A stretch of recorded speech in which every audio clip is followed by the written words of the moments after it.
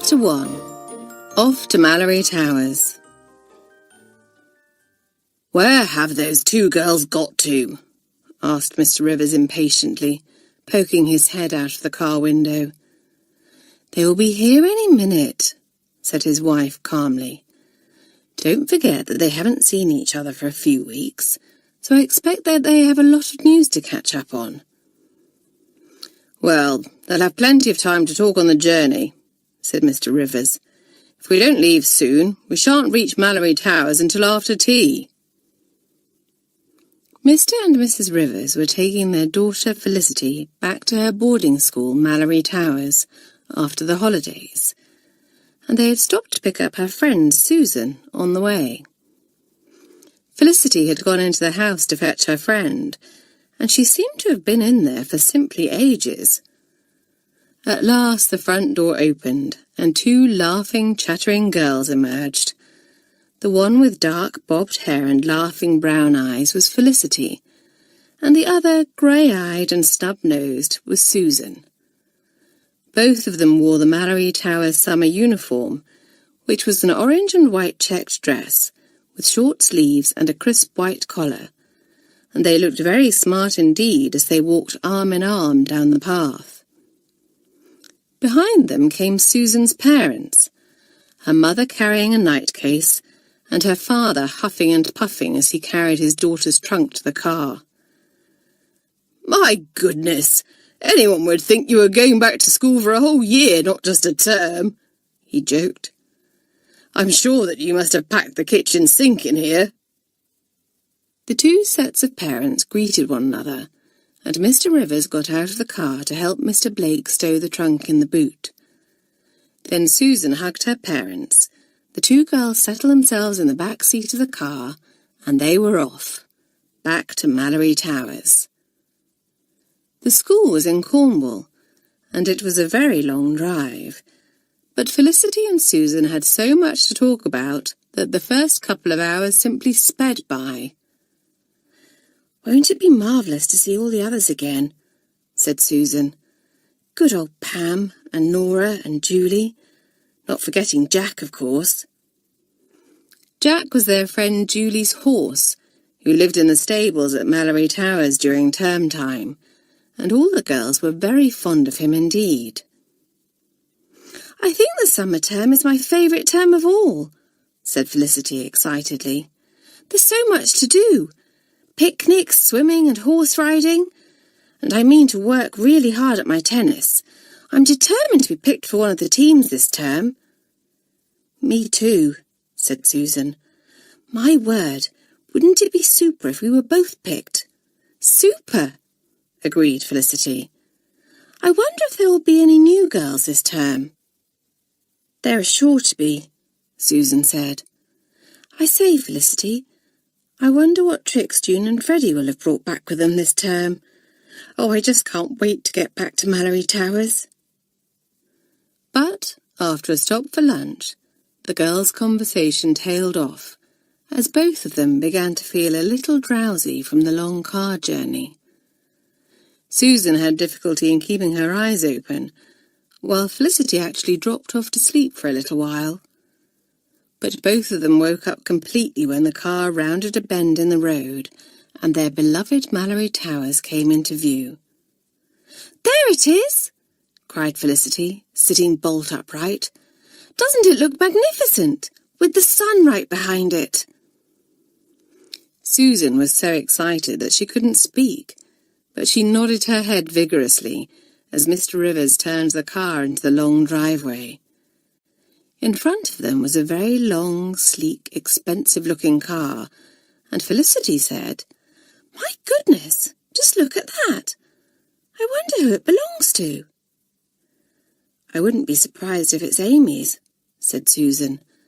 "It would be just like her to turn up to school in a showy car like that." "That's an American car, girls," Mr. Rivers informed them. "So I doubt very much that it belongs to your friend Amy's family." Just then the big car pulled in, and a pretty, smartly dressed woman emerged.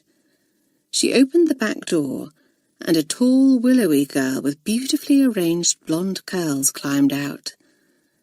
Felicity and Susan couldn't see her face, and were bursting with curiosity as she took the woman's arm and walked off gracefully with her.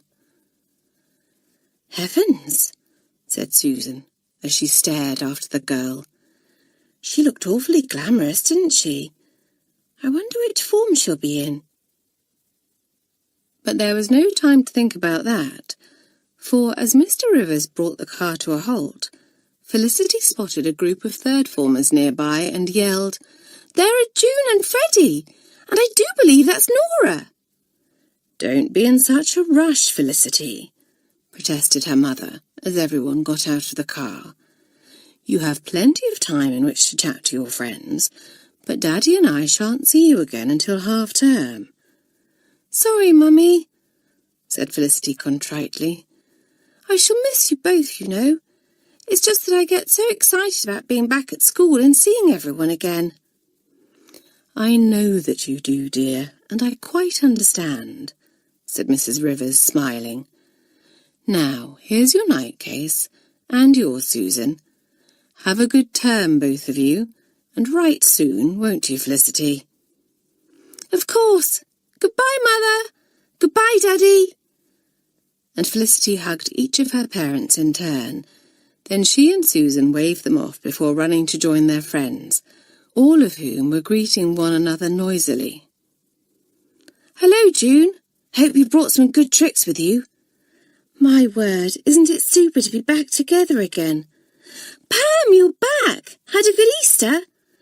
"And here are Felicity and Susan. Who's missing?" "I haven't seen Amy and Bonnie yet, and I wonder where Julie is," said Nora, looking puzzled. "She usually gets back early so that she can settle Jack in." "I bet she's still down at the stables," said June. "You know how she fusses over that horse of hers." "We'd better go and give our health certificates to Matron and unpack our night cases," said Felicity. "By the time we've done that, Julie will probably have satisfied herself that Jack isn't going to pine away if she leaves him for a few hours and decided to join us." But by the time the girls had seen Matron, their dormitory to unpack, there was still no sign of Julie, and even the placid Pam began to look worried, saying anxiously, "I do hope that she hasn't been taken ill or something. Wouldn't it be dreadful if she missed the beginning of term?" "I spoke to her on the telephone last week, and she sounded perfectly fine then," said Nora. "Well, it's no use standing around worrying," said Susan sensibly. "Let's take a walk down to the stables and see if she's there." So the group of third-formers made their way to the stables, where they found several girls settling their horses in, but Julie and Jack were not among them. "The stables are all full," said Felicity. "So even if Julie turns up with Jack now, there won't be room for him here." "How odd," said Freddie. "I say, you don't think the Miss Grayling has told Julie that she can't have Jack with her at school anymore, do you?" "The head wouldn't do that," said Nora. "Why, Julie's always brought him to Malory Towers with her." "But it is queer that there isn't a place left for him," said Susan, frowning, as the girls walked back up to the school. Then a thought occurred to her, and she gasped. "Oh, my goodness! What if something's happened to Jack?" The others turned pale at the thought, and Pam gave a shudder. What a dreadful thought! Why, Julie would be simply heartbroken. That horse means the world to her. But just then, the girls heard themselves being hailed, and they turned to see Julie herself coming towards them, dressed in her riding gear, and the broad smile on her freckled face was enough to tell them at once that Jack was safe and sound. There was another girl with her, who the others hadn't seen before, also dressed in riding clothes, and the third-formers looked at her curiously. "Hello, everyone," cried Julie. "Sorry I'm late, but I've just been stabling Jack at Five Oaks." The girls looked a little puzzled at this, for Five Oaks was a riding school not far from Malory Towers, which was run by two old girls, Bill and Clarissa. "We wondered where you were," said Felicity. "But why is Jack staying at Five Oaks, Julie? You always have him here with you." "Well, Miss Grayling telephoned me at home the other day and said that more girls than ever were bringing their horses to school with them this term. She said that there wouldn't be room for all of them in the school stables, and would I mind awfully taking Jack to Five Oaks instead? Well, I'm always glad of an excuse to visit Bill and Clarissa, and I know that they'll take jolly good care of Jack, so of course I said yes. Lucy is stabling her horse Sandy there as well." "Who is Lucy?" asked Nora. "Oh, of course. I haven't introduced you yet," exclaimed Julie, taking the new girl's arm. "This is Lucy Carstairs, and she's going to be in our form." Felicity, as head girl of the third form, introduced the others to Lucy, who smiled happily round and said a cheery, "Hello, everyone." She was a tall, slender girl, rather boyish in appearance, with a crop of short, dark hair, brilliant blue eyes, and a sprinkling of freckles across her nose. She and Julie seemed to have become firm friends, although they hadn't known one another for very long, and June said, "I suppose we'll have to listen to the two of you gabbling away endlessly about gymkhanas and pony treks and what-not now. That's if we ever get to see you, for I dare say the pair of you will spend all of your spare time at Five Oaks this term." "That's the idea," said Lucy with a grin. "I simply can't be away from Sandy for too long, or I'll just pine away." "Well, I've heard of horses pining for their owners, but never an owner pining for her horse," said Felicity with a chuckle. "Anyway, welcome to Malory Towers, Lucy. I hope you'll settle in and be happy here." "I'm sure that I shall," said Lucy with her ready smile, and the others warmed to her at once. "Well, it looks as if Julie has found a special friend of her own," said Felicity to Susan, as the girls made their way down to the swimming pool, which they were eager to show off to Lucy. "Which is a very good thing. I know that she's always had Jack, but even though he's lovely, you can't really have a conversation with a horse." "Well, you can, but they tend to be pretty one-sided," laughed Susan. "I know what you mean, though. Julie gets along well with everyone, but it's so nice to have a special person to share jokes and secrets with. We're all paired up now, aren't we? There's June and Freddie, Pam and Nora, Amy and Bonnie, Julie and Lucy. Oh, and not forgetting the two of us, of course." It was a glorious day, and the swimming pool, of which Malory Towers was justly proud, was at its finest. The pool was hollowed out of rocks and filled naturally by the sea, and as she watched the sun glinting on the surface of the water, Felicity longed to plunge in. So did June, who said, "It's so warm today. A dip in the pool would just cool me down nicely." "Jump in then," said Freddie, her eyes alight with mischief. "I bet you daren't." Of course, it simply wasn't in June's nature to refuse a dare, and before the others realised what was happening, she had jumped into the pool fully clothed, making a terrific splash and sending a shower of water over Freddie, who was standing nearest. "June!" cried Felicity, between shock and laughter. "Come out of there at once! My goodness, you'll get into the most terrific row from Matron if she sees you in those wet clothes. Freddie, you're absolutely soaked too." Lucy was staring at June as if she couldn't believe her eyes, and seeing her expression, Nora laughed and said, "June's a real daredevil. You never know what she'll do next, but she certainly livens things up in the third form." "I'll just bet she does," said Lucy, beginning to laugh as well. "My goodness, I'm so glad that my parents decided to send me to Malory Towers. I've only been here a short while, but I know already that I'm going to love it." "Glad to hear it," said Felicity. "I've a feeling you're going to fit in here just fine, Lucy." Then she gave a squeal as June, who was still fooling around in the swimming pool, sent a spray of water in her direction. Leaping back, she yelled, "That's quite enough, June. I don't want to get into trouble on my first day back, even if you do." "Yes, come on out now," said Susan. "It'll be time for tea soon, and you can't go into the dining room looking like a drowned rat." Grinning, June climbed out of the pool, shaking herself to get rid of some of the water, and Pam said, "You remind me of my dog, Monty. He shakes himself like that when he's had a bath."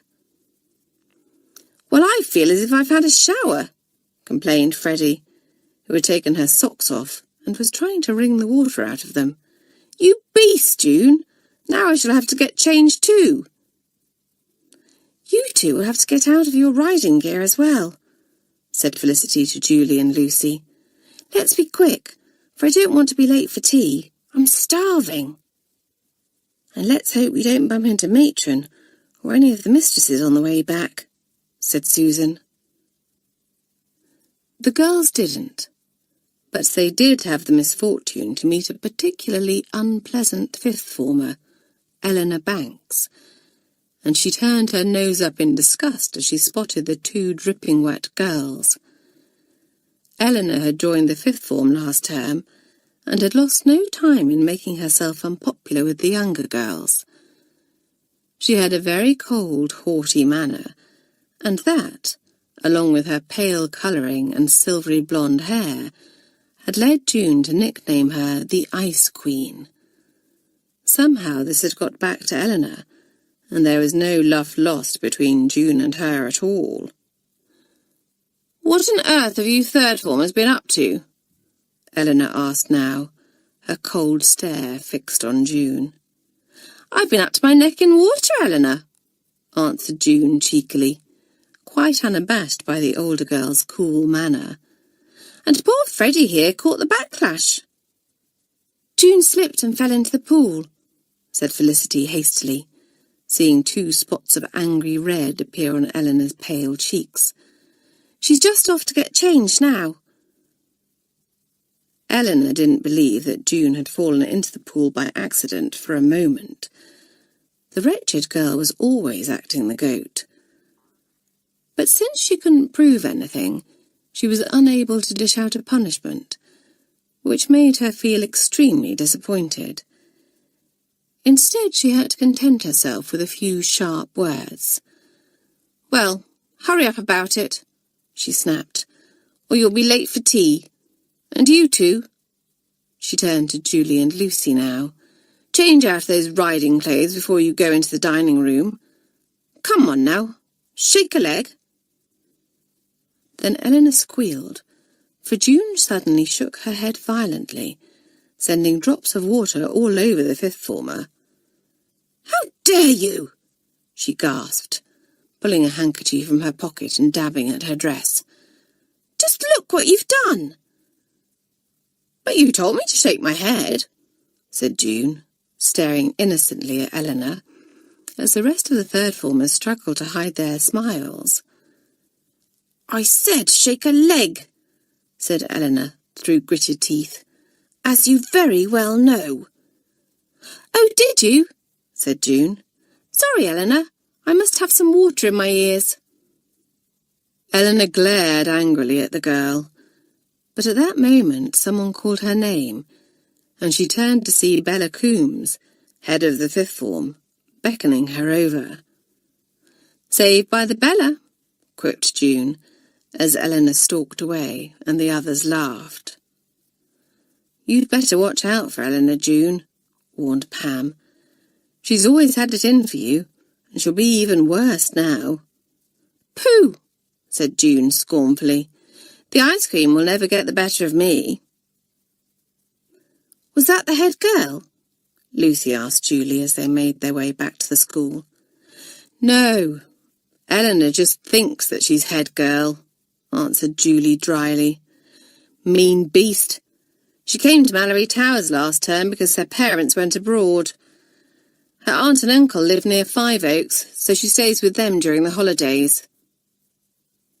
If you ask me, Eleanor's parents went abroad to get away from her, said June, and I can't say that I blame them. Still, I dare say that her pitiful attempts to make trouble for me will provide us with some amusement this term. I dare say they will, said Felicity, grinning. What a super term this was going to be. Oh, it was good to be back at school. Chapter 2. The New Girls. There was a surprise in store for the third formers as they poured noisily into their dormitory in the North Tower. Amy and Bonnie were there, unpacking, and with them was another new girl.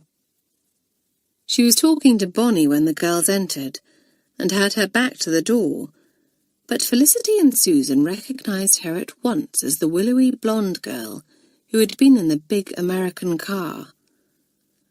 Then she turned, and the third formers gasped in astonishment, for her face was almost identical to Lucy's. It was the same shape, had the same bright blue eyes, and the same wide, generous mouth. But where Lucy looked boyish, this girl, with her blonde curls and sophisticated air, was very feminine indeed.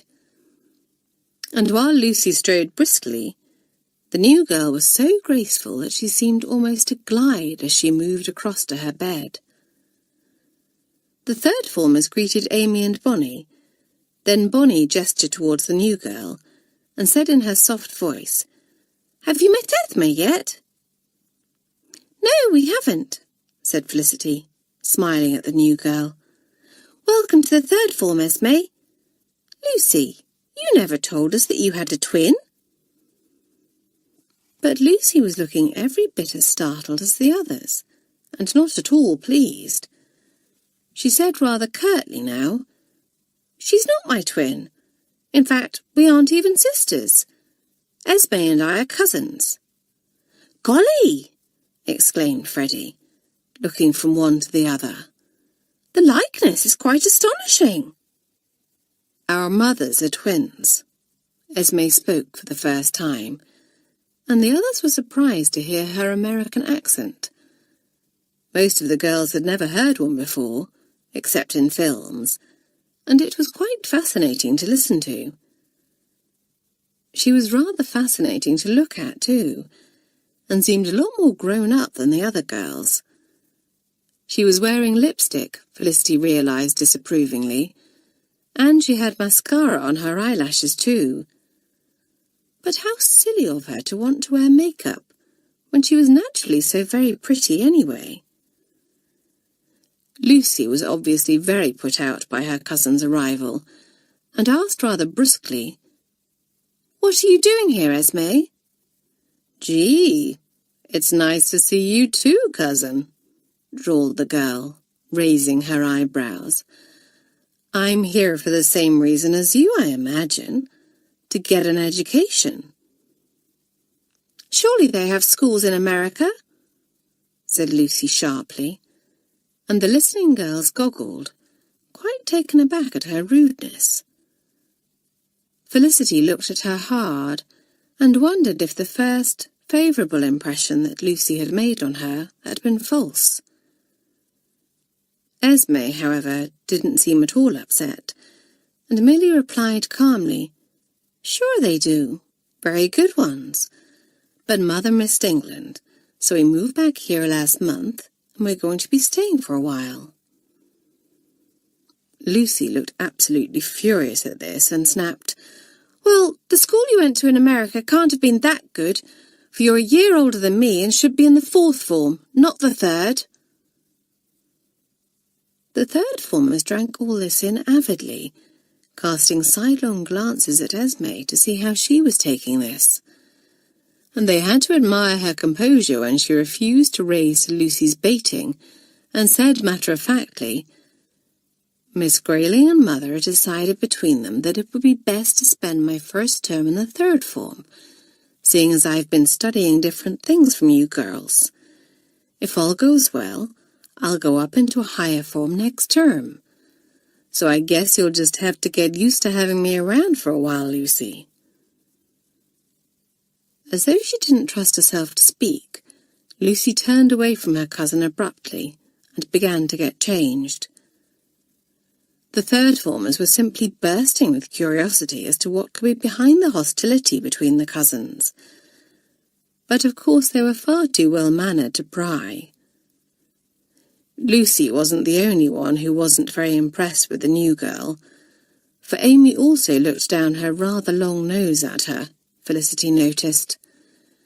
She felt quite sorry for Esme, who seemed very easy-going and good-natured, and asked, "How long have you lived in America?" "About 4 years," answered Esme.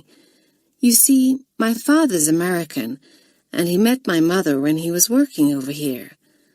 After the two of them married, they settled in England. They wanted to live here for good, but, well, things just didn't work out, so we all moved to America. I loved it there, but Mother always felt homesick. She was so happy to come back home." "How is Aunt Maggie?" asked Lucy unexpectedly, her expression softening a little. "She's fine," answered Esme. "Just fine." "And Aunt Janet?" "She's very well, thank you," said Lucy stiffly. There was an awkward little silence, which was broken by the sound of a bell ringing, and Nora cried, "Tea time! Thank goodness! I'm so hungry I could eat a horse." "Don't say that in front of Julie and Lucy," laughed Pam. "They'll have visions of you stalking Jack and Sandy with a knife and fork."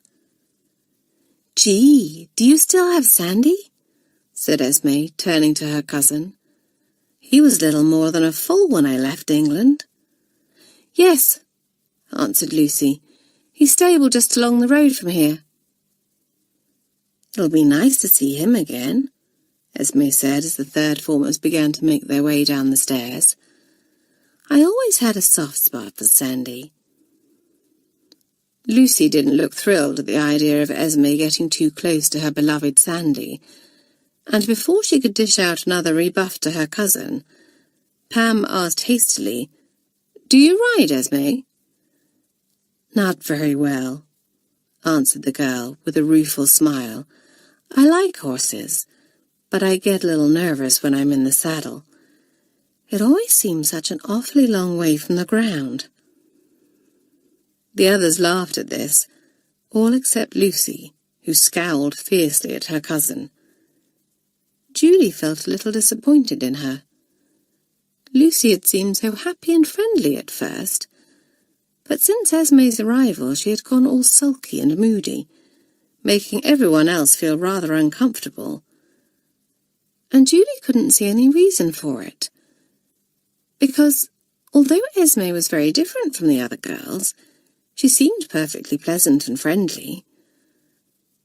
As though sensing that Julie was unhappy, Lucy took her arm and pulled her aside from the others as they entered the dining room.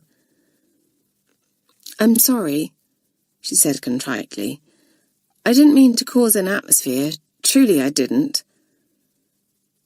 There was an earnest expression in her blue eyes, and suddenly Lucy looked much more like the nice, fun-loving girl Julie had been introduced to at Five Oaks.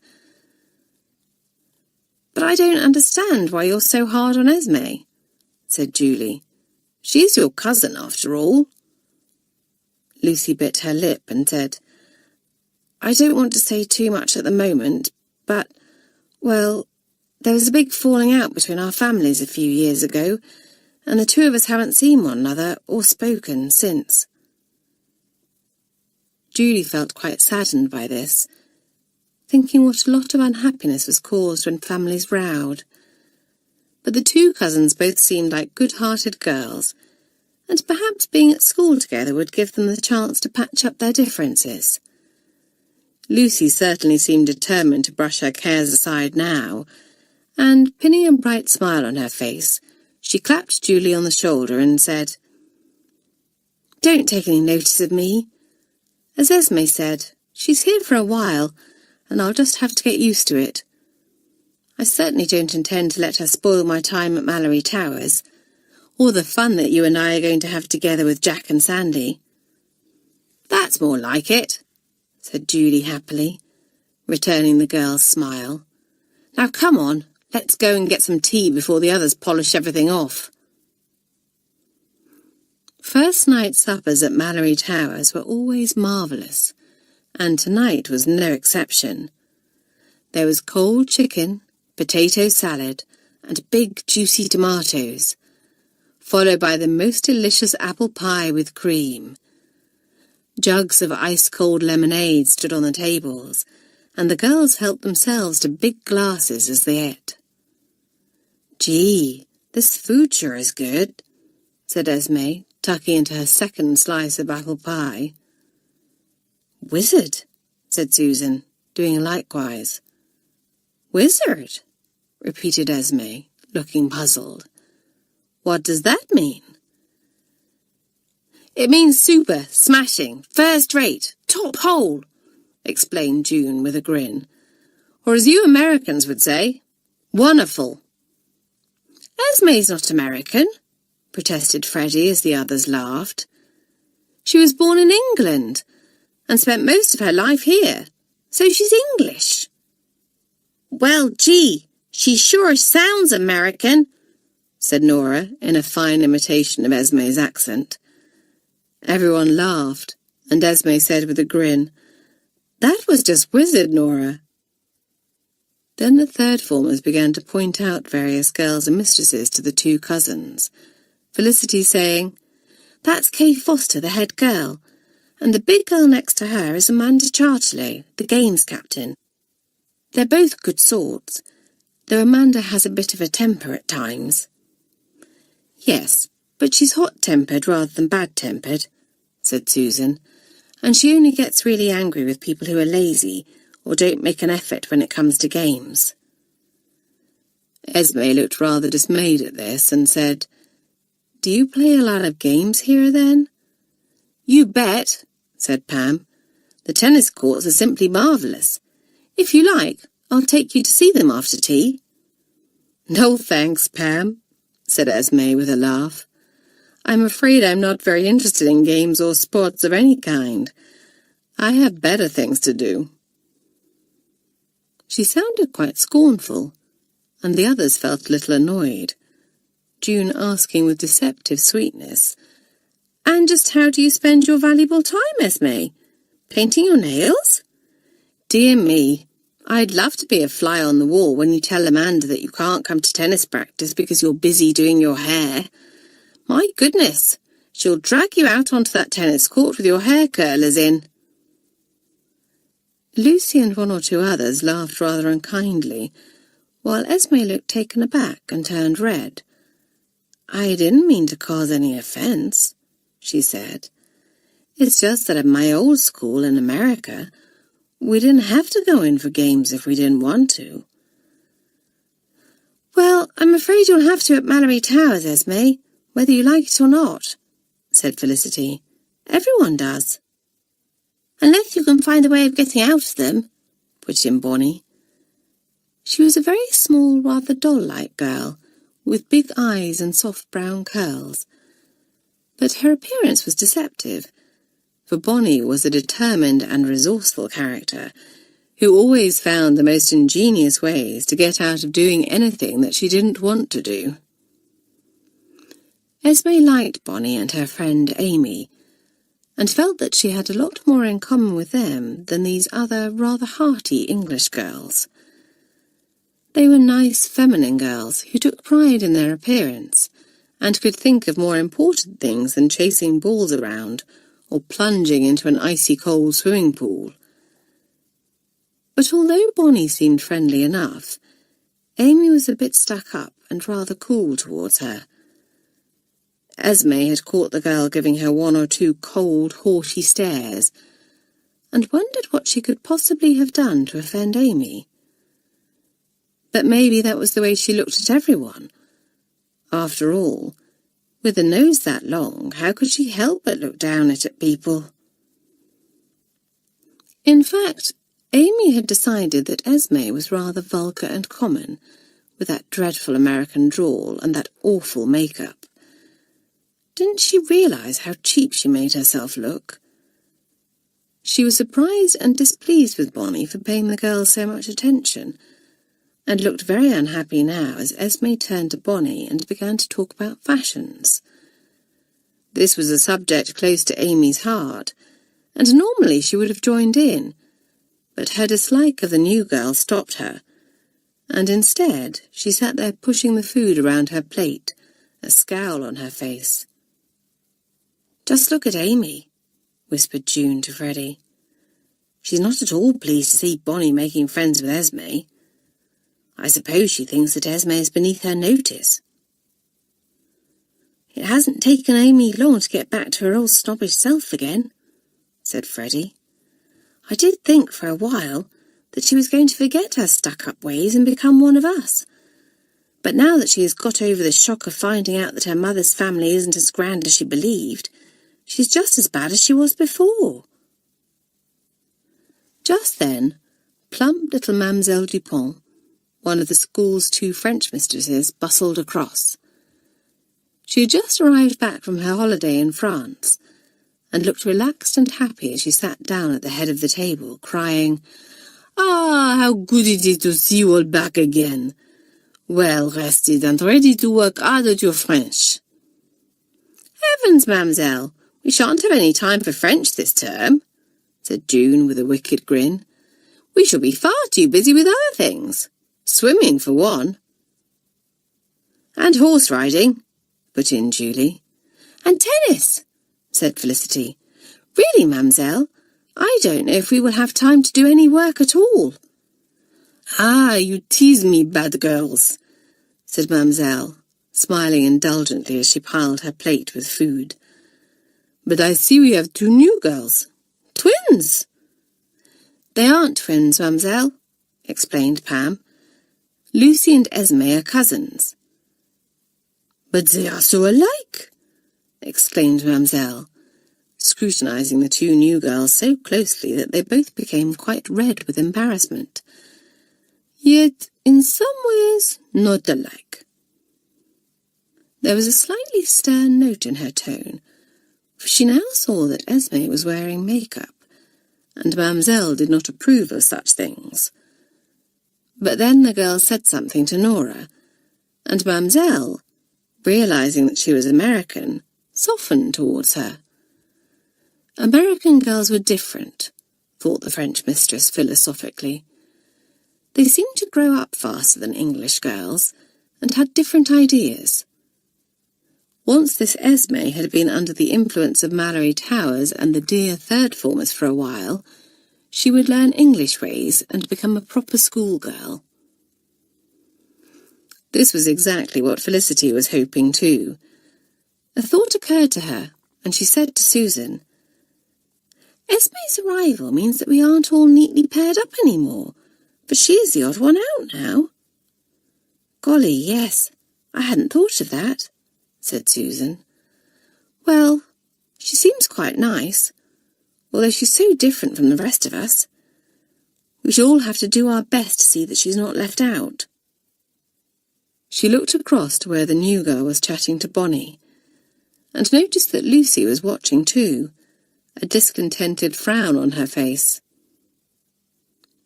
"I wonder why Lucy and Esme dislike one another so," she said. "Perhaps we'll find out one day," said Felicity. "I just hope that they manage to rub along together all right, and don't make everyone else feel uncomfortable." The 2 new girls managed to avoid one another in the common room that evening. Lucy and Julie sat in a corner together, chattering 19 to the dozen about horses, while Esme joined the others. "Gosh, I'm tired," said Nora with a yawn. "I don't know why the first day back at school is always so exhausting, for we don't do any work, but it always wears me out."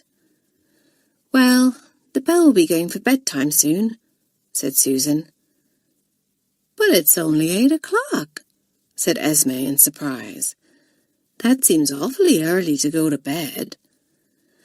"We only go at 8 on the first evening," explained Pam, "because we're all supposed to be jolly tired after our long journeys. Normally we stay up until 9. "Gee, we went up much later than that at my school in America," said Esme. "I'll never be able to get to sleep at 9 o'clock. "Oh, yes, you will," Felicity told her with a grin. "Once you've played a few games out in the fresh air." "Yes, a few lengths of the swimming pool tomorrow will tire you out," said Susan. "And if that doesn't do the trick, a few sets of tennis ought to help." Poor Esme looked horrified, and the others laughed at her. "Don't worry, Esme," said Freddie. "Amanda will understand if you tell her that you haven't played much sport before, and she won't expect too much of you to begin with. In fact, she'll probably arrange some extra coaching sessions for you."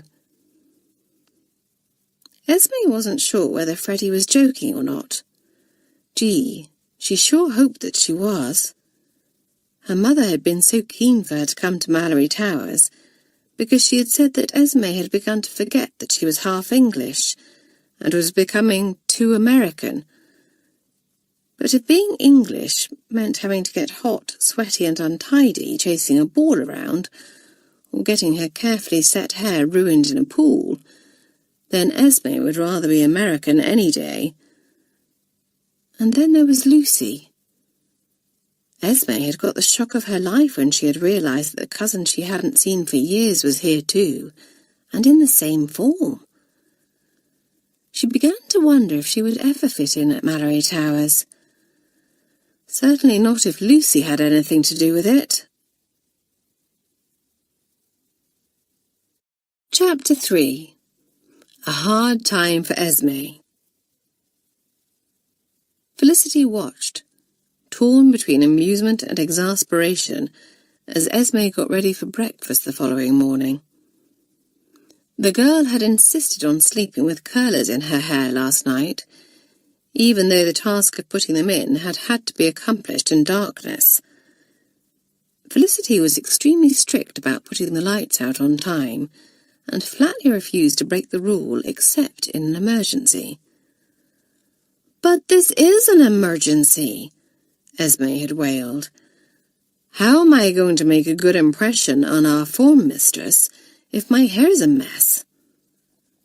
"My dear Esme, I can assure you that Miss Peters won't give a fig for how your hair looks," Felicity had informed the new girl, grinning to herself in the darkness at the thought of how the forthright, no-nonsense Miss Peters was likely to react to Esme.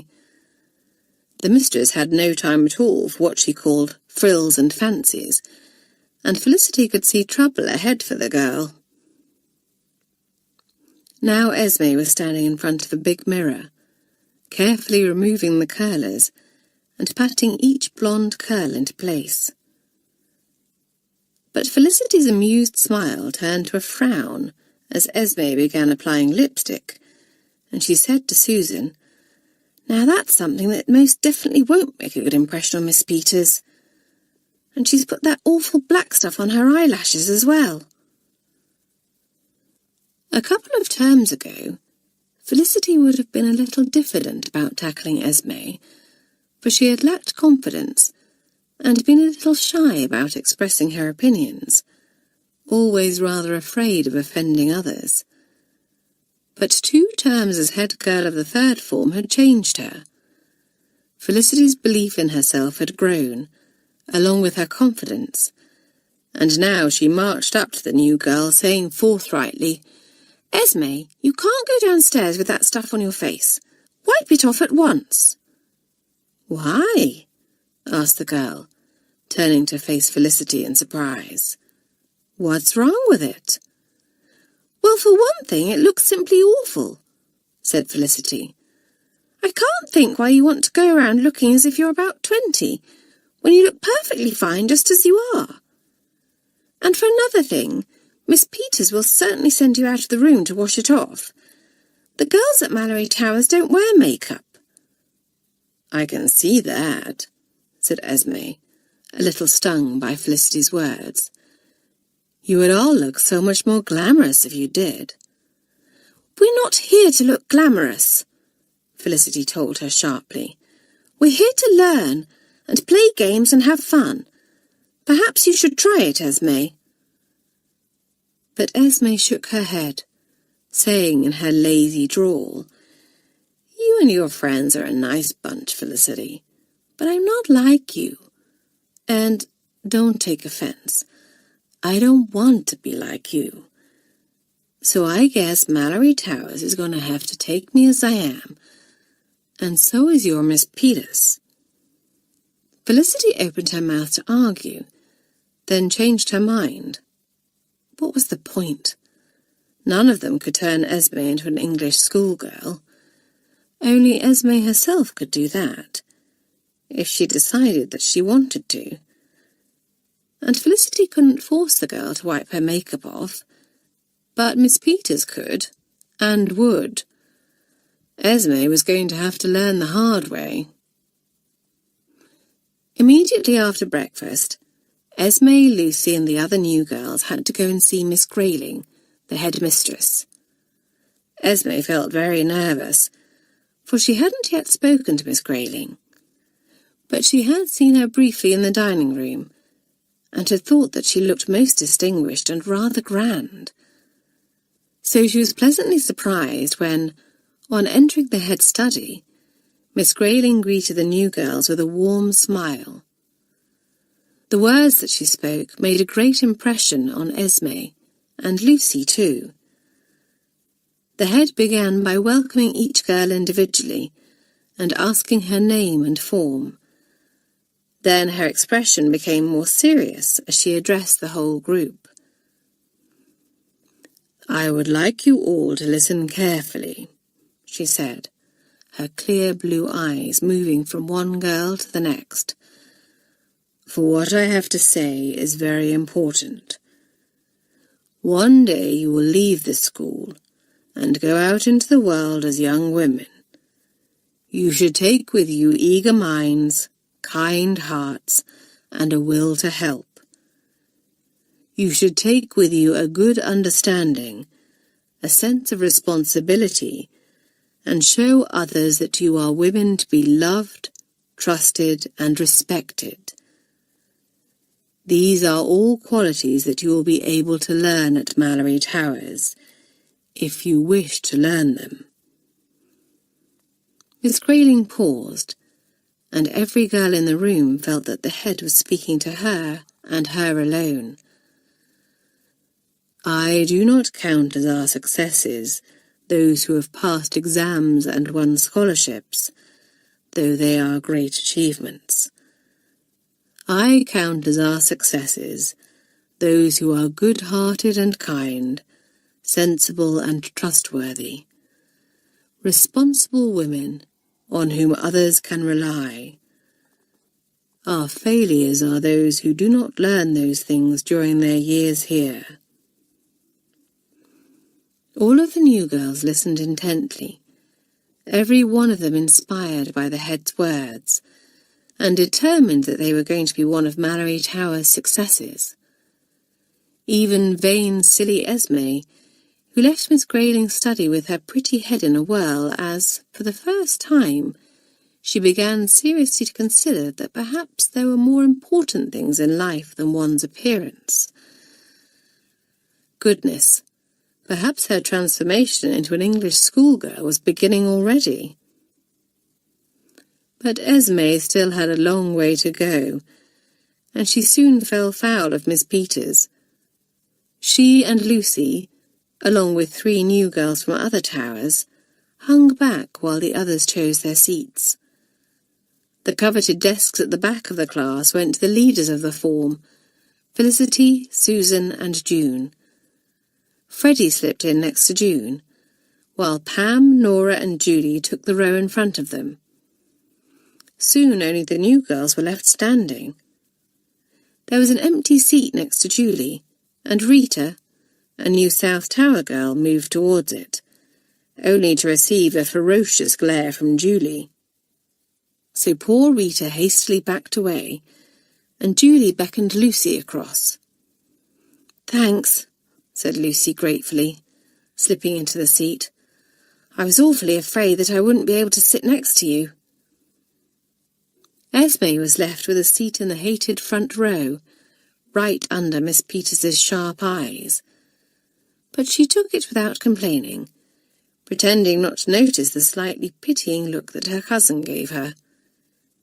In fact, Esme didn't mind at all being in the front row, for it would be all the easier for her to make an impression on Miss Peters. Alas for Esme! She certainly did make an impression on the mistress, but it wasn't a good one. The third formers got to their feet as Miss Peters strode in. She was a rather mannish young woman, with short hair and a rosy complexion, and Esme couldn't help staring at her, for she had never seen anyone quite like her before. Miss Peters always looked rather uncomfortable in the smart blouse and skirt that she wore while teaching, and felt far more at home in her riding gear. She smiled round at her class now and said, "Good morning, girls. Please sit down." The class sat obediently, and the mistress said, "I see that we have a few new girls, and I would like you all to stand up, one by one, and introduce yourselves to me and to the class." Rita from South Tower stood up first, her knees trembling, for it was quite nerve-wracking to stand up in front of all these girls. Her voice quavering a little, she introduced herself quickly, then sat down again, rather red in the face. It was Esme's turn next, and she was determined to make a better showing than Rita had. Eagerly she got to her feet, and began confidently, "Hello, Miss Peters. Hello, third formers. I'm Esme Walters, and—" "One moment," Miss Peters interrupted her, looking hard at the girl. "Esme, did you have jam for breakfast this morning?" "Jam?" repeated the girl, puzzled. "No, Miss Peters." "Then what is that red stuff all around your mouth?" asked the mistress. Esme blushed a fiery red as her lipstick, as muffled laughter ran round the classroom, and Miss Peters said firmly, "Quiet, please. Esme, I am waiting for an answer." "It's lipstick, Miss Peters," answered the girl. "Lipstick?" repeated the mistress, sounding quite horrified. "Go and wash it off at once, please. And is that mascara on your eyelashes? I thought so. Remove that as well. Quickly now." Esme was every bit as horrified as Miss Peters, but one glance at the mistress's grimly determined face told her that it would be useless to protest. So she walked from the room, head down so that she didn't have to face the mocking glances of the rest of the girls. She went into the nearest bathroom, where it took her a few minutes to remove her makeup. And how much younger and prettier she looked without it. Esme didn't see it like that at all, though, and thought that she looked very plain indeed, almost as plain as these jolly English girls. She felt rather humiliated too, certain that Lucy and a few of the others would crow over her. Gee, maybe she should have listened to Felicity after all. The class was busy making out timetables when Esme returned, and everyone looked up as the door opened. "Much better," said Miss Peters approvingly. "Sit down now, Esme, and begin copying the timetable from the blackboard." The girls thought that Esme looked much better too, and her resemblance to Lucy was much more striking now that the makeup had been removed. Felicity opened her mouth to say as much to Susan, but Miss Peters caught her eye, and she hastily shut it again. The third form mistress certainly didn't intend to stand any nonsense this term. Nor did Miss Maxwell, the games mistress, and poor Esme found herself in hot water again during tennis practice that afternoon. Miss Maxwell partnered the girl with June, and the two of them played doubles against Felicity and Susan. The games mistress was pleased to see that Esme had a graceful style and a good eye, but unless the ball was placed where she could reach it easily, she made no effort to hit it, and refused to exert herself at all. This did not please June, who was a ferociously competitive player, chasing after every ball, even when it seemed impossible to reach. "Esme!" she cried in exasperation, as one of Felicity's serves whizzed right past her. "If only you'd run to the baseline, you could have got that one back." "Gee, keep your hair on, June," said Esme with a comical expression. "It's only a game." Unfortunately for Esme, this was the worst thing that she could have said, for June hated to be beaten at anything.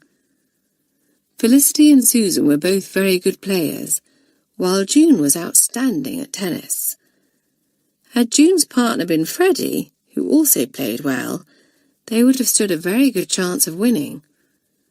As it was, June felt that she was taking on her two opponents single-handed, and she soon grew hot, out of breath and irritable. Felicity took pity on her and sent a few easy shots Esme's way, which the girl managed to hit back. But June knew that Felicity was going easy on her, and that just made her even crosser. Amanda Chartelow, who joined Miss Maxwell to watch the match, wasn't impressed with the new girl either. "My word, June just gets better and better," she said, a note of pride in her voice, for she had coached June herself. "Did you see how powerful that serve was, Miss Maxwell? And just look at the way she's putting herself at full stretch to reach that return." "Felicity and Susan are coming along very well too," said the games mistress. "There really are some very talented players in the third form this term." "And one extremely untalented one," said Amanda, glaring in Esme's direction. "Now there's a candidate for some extra coaching if ever I saw one." "The pity is that she could be quite promising, if only she would make the effort," said Miss Maxwell with a frown. "She places the ball well, and her service is good." After watching Esme for a few moments, Amanda had to agree and said, "But she's dreadfully lazy. She's leaving June to do all the hard work." And one thing Amanda had no patience with was laziness. She knew Esme's sort. She was the kind of girl who didn't like exerting herself in case it made her hair untidy or her face red. Well, Amanda vowed, she was jolly well going to make the new girl skip around a bit and think about something other than her appearance. So when the quartet of third formers came off the court, the games captain had a few words for each of them. "Jolly well played, Felicity and Susan," she said in her loud voice. "I must say, the two of you have improved no end. You must have been practicing like anything in the halls." "We were," said Felicity, thrilled at the bigger girl's words. "I say, Amanda, do you think there's any chance of either of us playing for the team this term?"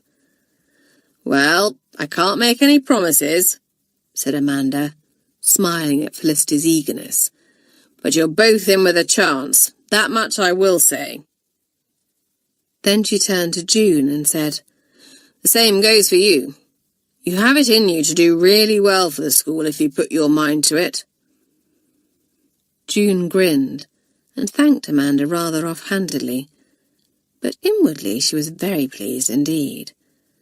She might appear don't-care-ish, but Malory Towers was beginning to have an effect on June, and she felt a sense of pride in it, and was starting to think that she might like to give something back.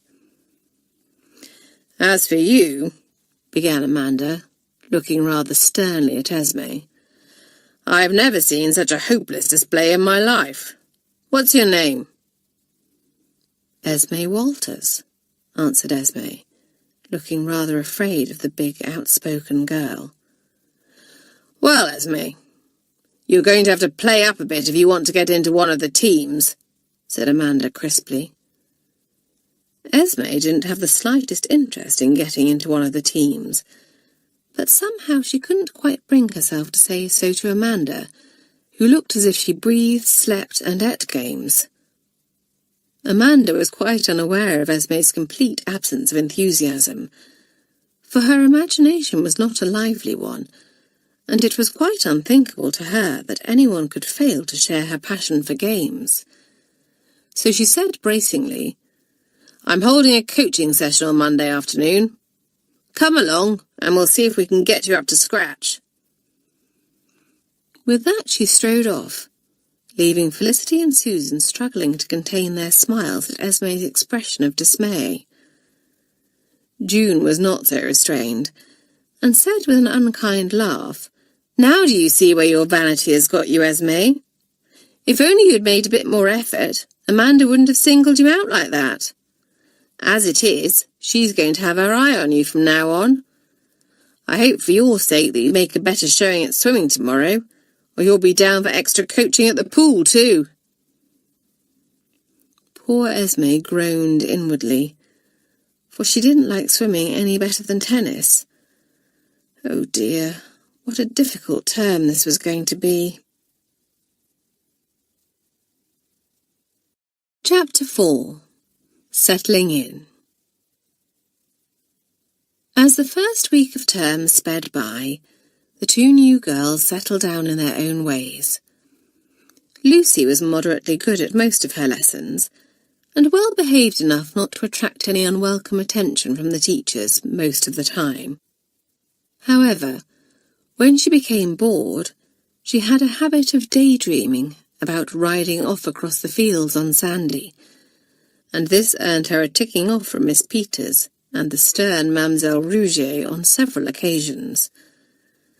On the whole, though, Lucy was very happy at Malory Towers, and enjoyed life there. She and Julie got on very well indeed, and, as Five Oaks was only a few minutes' walk from the school, the two of them managed to slip over there every day to check on their beloved horses and enjoy a ride together. Life was not so easy for Esme, however. The girl wasn't stupid by any means, but the lessons at Malory Towers were very different from what she had been used to in America, and she sometimes struggled to keep up with the others. Rather surprisingly, the one thing she excelled at was English. Miss Hibbert took the third formers for this lesson, and although Esme's way of pronouncing certain words drove the mistress mad at times, she produced some very good written work. I find it very strange that the only girl who managed to get top marks for her essay this week is someone who has spent the last few years living in a different country, Miss Hibbert had said at the beginning of one lesson. Very well done indeed, Esme. Jolly good show, Esme, Felicity had said after class, clapping the girl on the back, and Esme had turned red with pleasure. She turned red during games as well, but from exertion, not from pleasure. Amanda Chartelow had kept her word, and been most strict about ensuring that Esme attended her extra coaching. Amanda played a set against Esme herself, but instead of feeling honoured, as the others told her that she should, the girl just felt extremely nervous and made some silly mistakes. The games captain pointed these out to her in great detail, then proceeded to run her ragged. Poor Esme limped off the tennis court at the end of the set with blistered feet, a red face, and a very poor opinion of her ability. Nor did she fare much better at swimming. She wasn't afraid of the water, so long as she stayed in the shallow end, but complained that it ruined her hair. And when Felicity suggested that she wear a bathing cap, Esme didn't care for that idea either, as it would flatten her carefully set curls. The others found it very funny to watch Esme desperately trying to keep her head above the water as she swam around in the shallow end, and it soon became quite a sport among them to try to get the girl's hair wet. Esme was quite popular with the third formers, but felt that she had little in common with most of them. The two she felt most akin to were Amy and Bonnie, but although Bonnie seemed to like her, Amy showed all too plainly that she had no time for Esme. Which was a shame, for Esme felt that life at this no-nonsense English school would be much easier to bear if she had like-minded friends to talk to.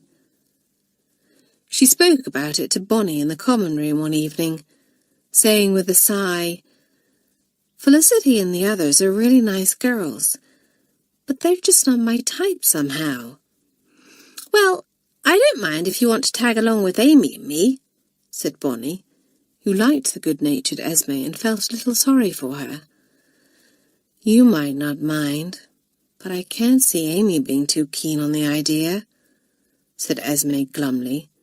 "Oh, it's easy enough to get round Amy," said Bonnie airily. "All you have to do is flatter her, admire her, and show her that you look up to her. She simply adores that sort of thing." "Really?" said Esme doubtfully, thinking that it sounded too simple to be true. "Really," said Bonnie firmly. "Look, here she comes now. Try it and you'll see that I'm right." Amy walked over to the two girls, smiling at Bonnie, but ignoring Esme. The early evening sun shining through the common room window glinted on her golden hair, and Esme exclaimed admiringly, "How lovely and shiny your hair is, Amy. I do wish that mine would gleam like that." Amy looked at the girl in surprise. Then she gave a faint, pleased smile and said, "You should brush it 100 times every night before you go to bed. That's what I do." Esme nodded, staring at the girl intently as though she were hanging off her every word, and said, "I shall try that. You know, Amy, I think that you and Bonnie are far and away the prettiest girls in the form, and the nicest." Amy unbent still more, her smile widening as she said, "Why, thank you, Esme." Bonnie's eyes danced as she picked up the sewing she was working on, and she said to Amy, "Esme was just saying that she doesn't really feel as if she fits in with the others." "Awfully hearty, aren't they?" said Amy, wrinkling her nose. "Yes, that's exactly the word to describe them," said Esme. "But my mother wants me to be a proper English schoolgirl, just like them, and I don't think I can be." "Well, Amy and I are English schoolgirls, and we are nothing like them," said Bonnie. "That's very true," said Esme, looking thoughtful. "You are just as English as they are, but in a different way. A good way.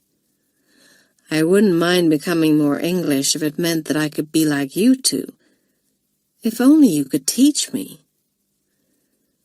"We can teach you," said Amy, looking excited all of a sudden. "We can teach you how to say wonderful instead of wonderful, and 20 instead of 20. And how to look pretty in a natural way, without sleeping in curlers and putting that dreadful makeup on your face," said Bonnie, staring hard at the girl. "You put that awful black stuff on your eyes again. Don't say that you haven't, for I can see it." "Well, I just put a little on," admitted Esme sheepishly. "I didn't think anyone would notice." Amy and Bonnie pursed their lips in disapproval, and Amy said, "Well, you must promise never to wear it again, and you must agree to do everything that we say."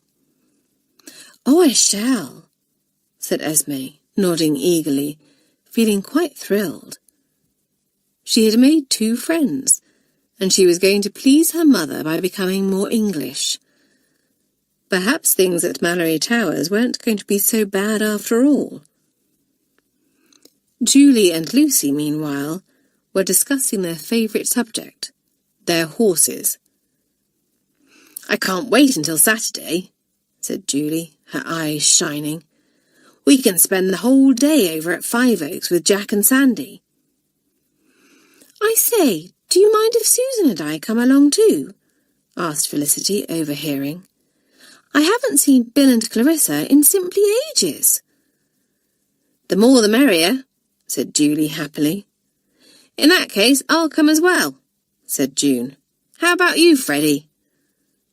Freddie nodded eagerly, and Pam said, "I say, why don't we all go and spend the day there? We could take a picnic along with us." "My word, what a super idea," said Nora, clapping her hands together. Then she called out to Esme, Amy and Bonnie. "I say, you three, we're all going to take a picnic to Five Oaks on Saturday. What about it?" Amy, who was absolutely terrified of getting freckles if she spent too much time in the sun, shook her head and said, "No, thank you. I don't want to ruin my complexion." "And I want to get on with the handkerchiefs I'm embroidering for Mother's birthday," said Bonnie. Esme hesitated. She wasn't afraid of going out in the sun, for her skin always turned an attractive golden brown, and she so wanted to see Sandy again. But she desperately wanted to keep in with Amy and Bonnie, and perhaps they wouldn't like it if she went off with the others. Amy solved her dilemma by murmuring in a low voice, "Actually, it's a very good thing that they're all going out on Saturday. Bonnie and I can give you your first lesson in Englishness, without them sticking their noses in and making fun of us." "Yes, we'll make an English rose of you yet, Esme," said Bonnie. "Gee, that's wonderful," cried Esme. "I mean, gosh, how wizard."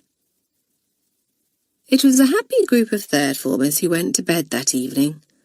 Most of them were looking forward with great anticipation to their day out on Saturday, while Esme was delighted to have been accepted by Amy and Bonnie.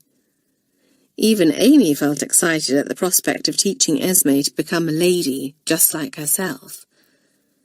She had never realized before just how much the girl looked up to her and wanted to be like her, and that kind of admiration was very pleasant to Amy.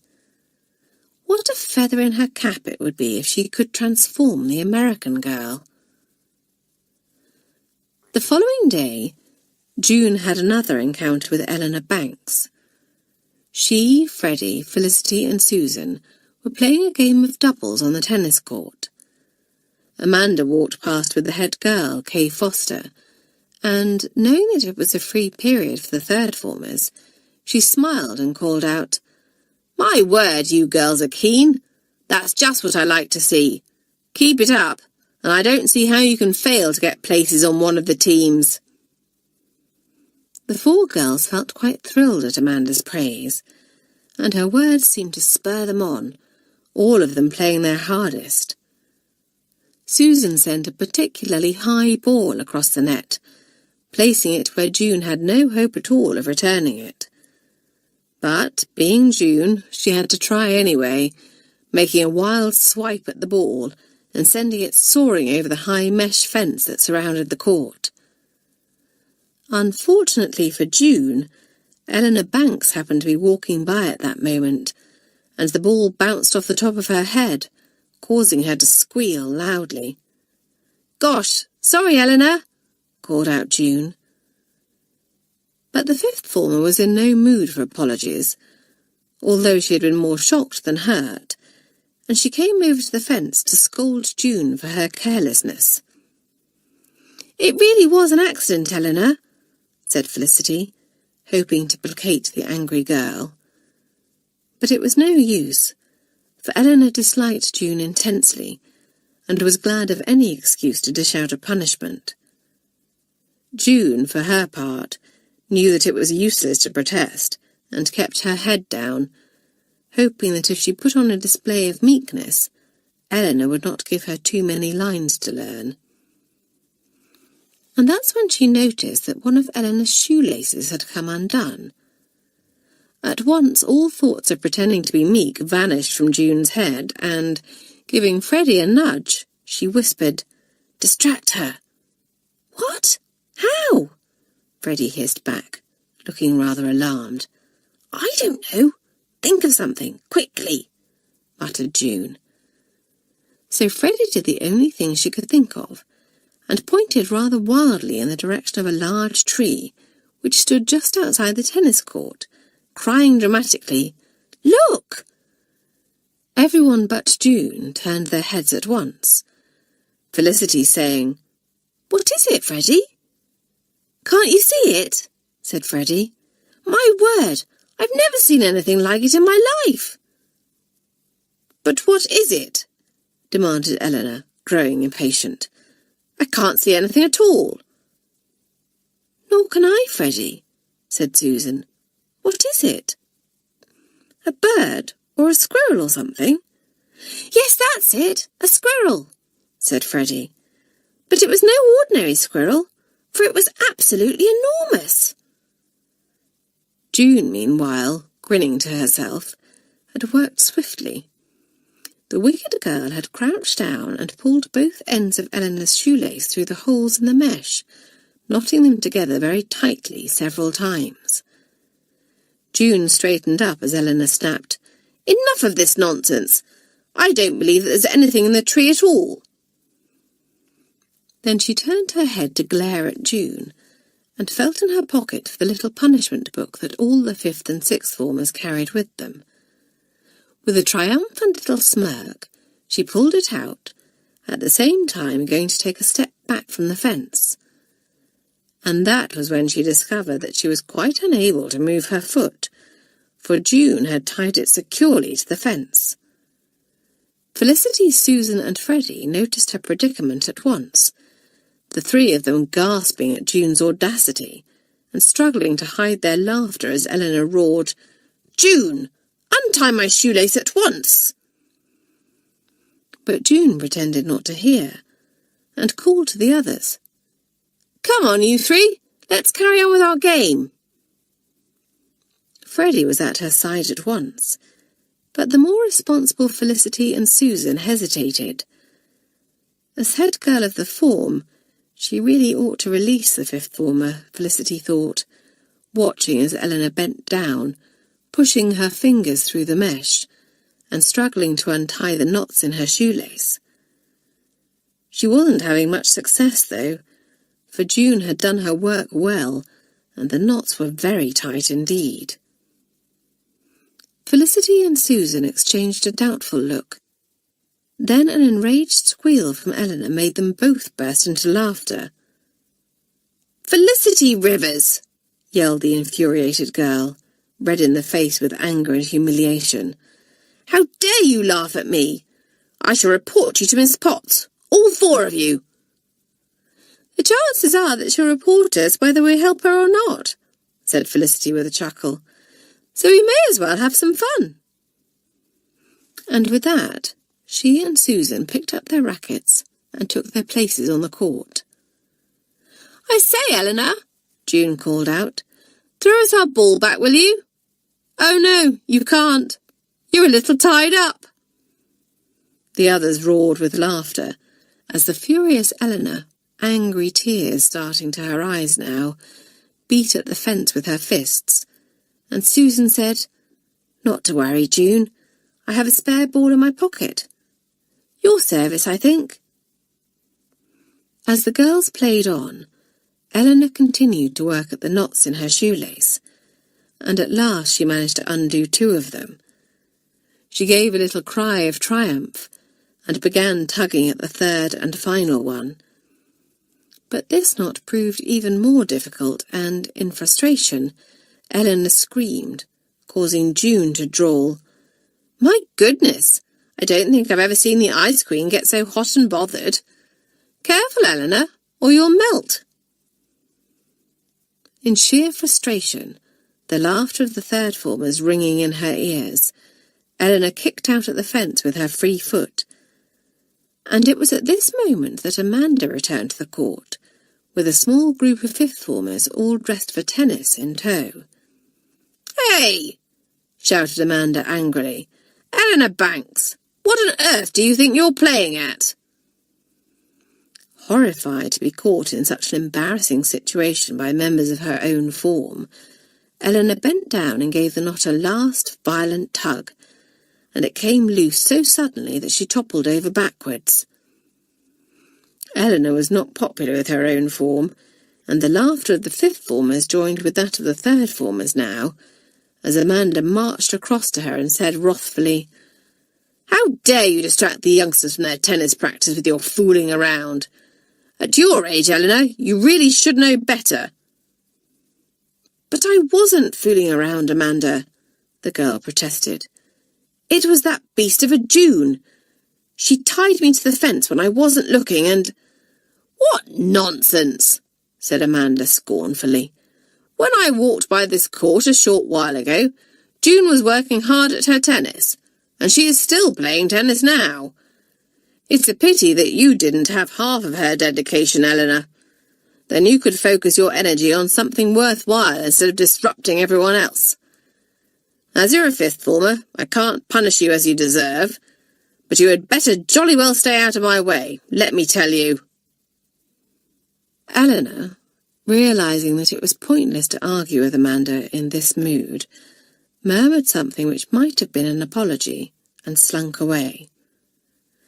June, meanwhile, looking the picture of goodness, shook her head sorrowfully at the departing girl, before finishing her game of tennis under the approving eye of Amanda. "And the best of it is that Eleanor didn't even get round to giving me a punishment," laughed June carelessly as the four girls walked off the court afterwards. "My goodness, I haven't laughed so much in ages," said Freddie, still chuckling to herself. "It was very funny," agreed Felicity. "But the Ice Queen is going to be out for revenge, June, so watch out." Chapter 5. A Visit to Five Oaks. Saturday dawned bright and sunny, and the third-formers leapt out of bed eagerly, apart from Nora, who always hated leaving her comfortable bed, even on a glorious morning like this. "Just 5 more minutes," she mumbled drowsily, as Pam tried to rouse her. "I know you, my girl," said Pam sternly. "Your 5 minutes will stretch into 10, then 15, and you'll end up being late for breakfast." "I know what will get her up," said June, coming over and winking at Pam. "A nice cold wet sponge. I'll just go and fetch one, shall I?" Had the speaker been anyone but June, Nora would have dismissed this as an idle threat. But there was no limit to June's daring, and one never knew what she would do next. So Nora sat up abruptly, a scowl on her face, and Pam swiftly grabbed the girl's arm, hauling her out of bed before she could lie down again. The girls got themselves ready in record time, and after breakfast went to the kitchen to collect the picnic baskets that the cook had promised to leave ready for them. "She's done us proud," said Felicity, lifting the lid of one of the baskets. "There are sandwiches of every kind, sponge cake, fruit, ooh, and 2 big bottles of lemonade. It makes me feel hungry already, although I've just finished breakfast."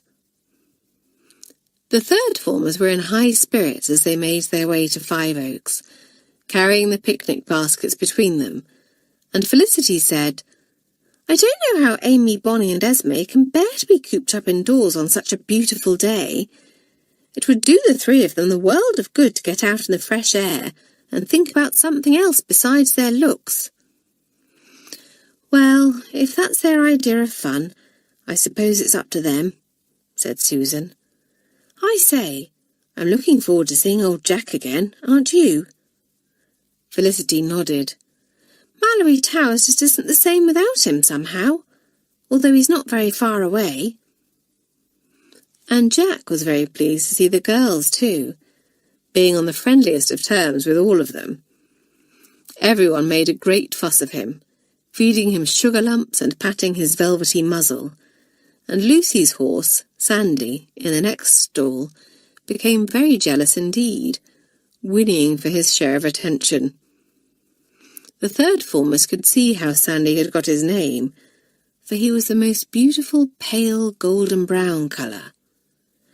"Just like the sand on the beach," as Nora said, stroking his broad neck. "He's adorable, Lucy." Julie turned to the young stable lad, who was busily cleaning some tack, and asked, "Where are Bill and Clarissa, Jim?" "Up at the house, miss," he answered, and Felicity said, "Well, let's pop in and say hello." The girls walked across the stable yard to the pretty little house that Bill and Clarissa shared, and Pam pushed at the door. To her surprise, it didn't budge, and she said, "That's odd. I've never known Bill and Clarissa to lock their door before. Normally we just walk straight in." She rapped sharply on the door, and after a few moments it opened slightly, and a pale, thin face with bright green eyes and a worried expression appeared at the crack. Then the worried expression cleared, replaced by a smile, and the door was pulled wide open. "Girls!" exclaimed Clarissa Carter. "How lovely to see you all! Do come in." She stood aside, and the third formers filed past her into the big, cosy kitchen, where a young woman with short, dark hair and a tanned complexion sat at a large wooden table, looking rather pensive. "Bill!" cried Felicity. "I do hope you don't mind us all turning up like this." "Of course not," said Bill, her face creasing into a smile. "It's wonderful to see you all. I say, you've brought a picnic too. How marvellous!" "Put your baskets over in the corner there, girls," said Clarissa. "It's in the shade, so everything will stay nice and cool." The girls did so. Then Bill said, "I'm afraid you'll have to take it in turns if you all want to ride, for we only have 4 horses free today." "I'm happy just to watch the others," said Felicity, who was fond of horses but wasn't a great rider. "The same goes for me," said Nora. "I'm just here for a day out and a picnic." "I say, Clarissa, why was the door locked?" asked Pam. "It's normally open house here." Bill and Clarissa exchanged worried glances, and Felicity asked, "Is anything wrong?" "Well, yes, actually," said Clarissa gravely. "I'm afraid a couple of things have gone wrong just lately." The third formers looked alarmed, and Bill said, "Clarissa and I were giving riding lessons to some of the children from the village a couple of days ago, and while we were in the paddock, someone simply walked into the house and stole our cash box." The girls were very fond of Bill and Clarissa, and knew how hard they had worked to make a success of the riding stables, so there was an immediate outcry at this. "That's simply dreadful! I wish I could get my hands on whoever did it. Mean beasts!" "Was there much money in the box? Did you call the police?" "Luckily there wasn't an awful lot of money in the box," said Clarissa. "But the thought that someone just walked in and helped himself, or herself, is most worrying, as you can imagine. That's why we have started to get into the habit of locking the door." "And we called the police," added Bill. "But the thief didn't leave any clues at all, so they weren't able to be of much help. There's something else too." Bill looked very serious indeed, and the third formers looked at her anxiously. Then she went on. "Last night, while we were in bed, someone let Merrylegs out, and they left the gate open too. We got the horse back, but if he had got onto the road, it could have ended very badly indeed." The girls exchanged horrified glances. Merrylegs was Clarissa's own horse, and the girls knew how dearly she loved him. "I wish she had gone for my thunder instead," said Bill grimly, her eyes glinting. "He's not as friendly with strangers as Merrylegs, and would certainly have given the intruder a rough time." "Are you sure that someone let Merrylegs out deliberately?" asked Freddie. "I mean, isn't it possible that one of you didn't lock the stable door properly?" Clarissa shook her head. "Bill and I always go round and check everything thoroughly before we go to bed. And everything was just as it should be last night. Besides, I saw someone in the yard." The third formers gasped, and Clarissa continued. "I was asleep, and something woke me, some sort of noise from outside. I got up and went to the window, and saw someone in the yard." "Did you recognise them?" asked Susan, her eyes wide.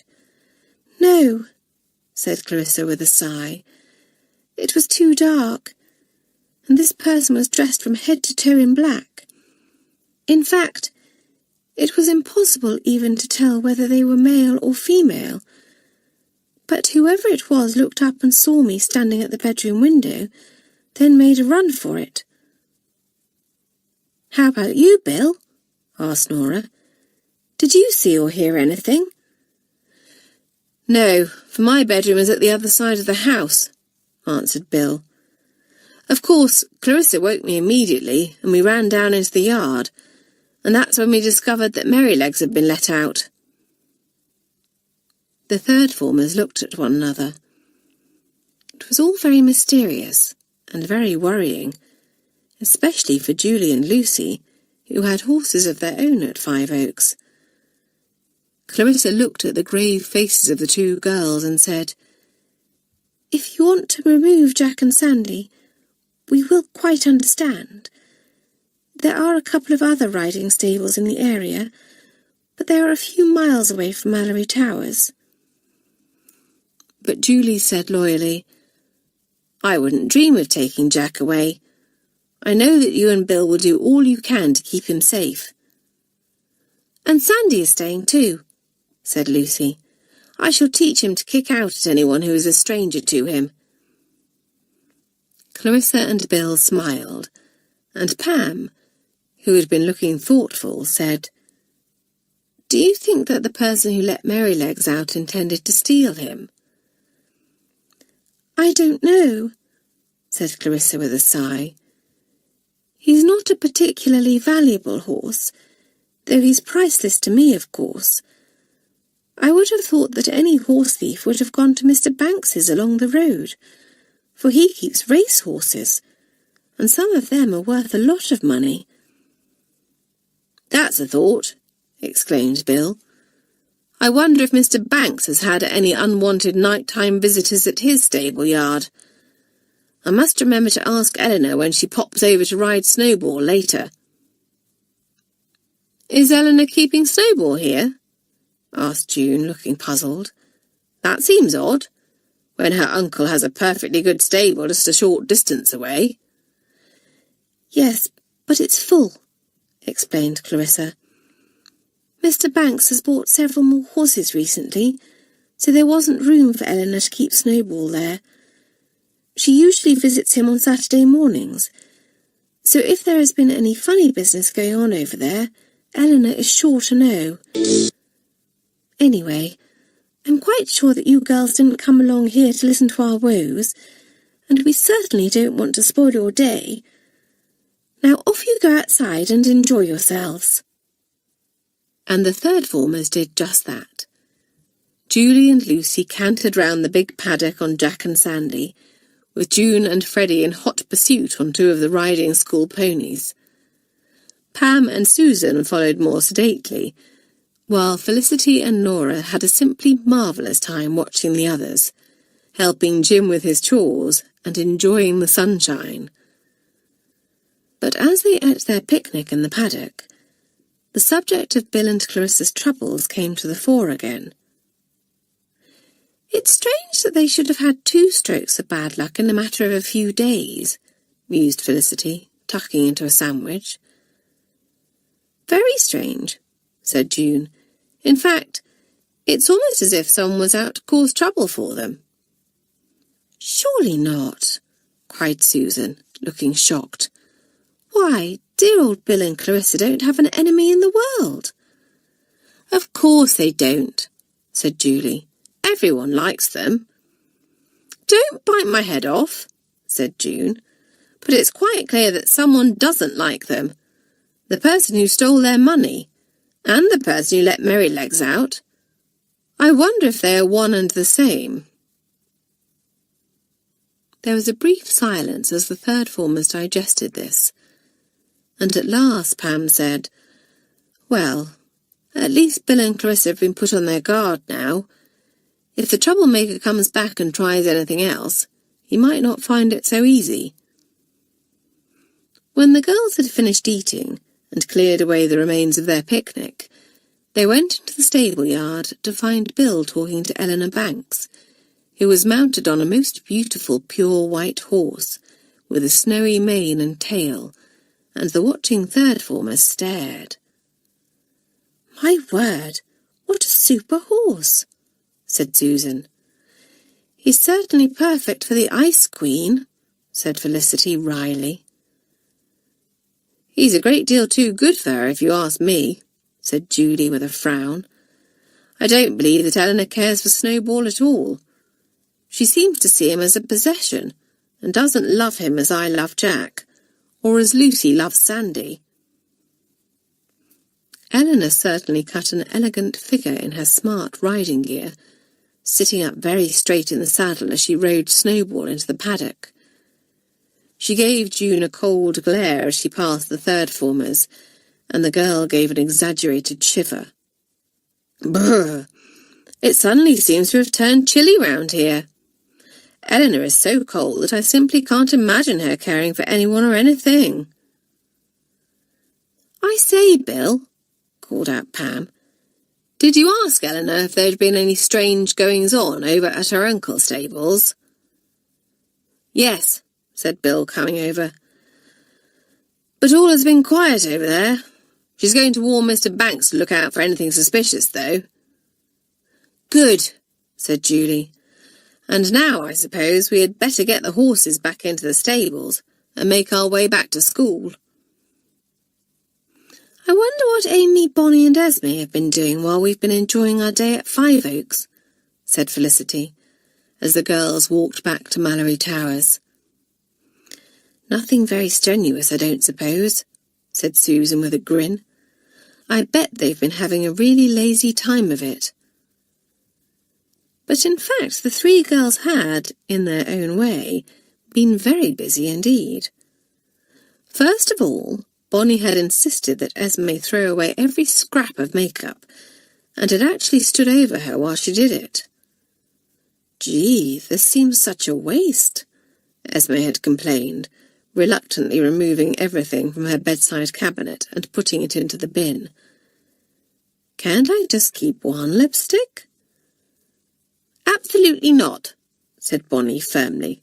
"And don't say gee."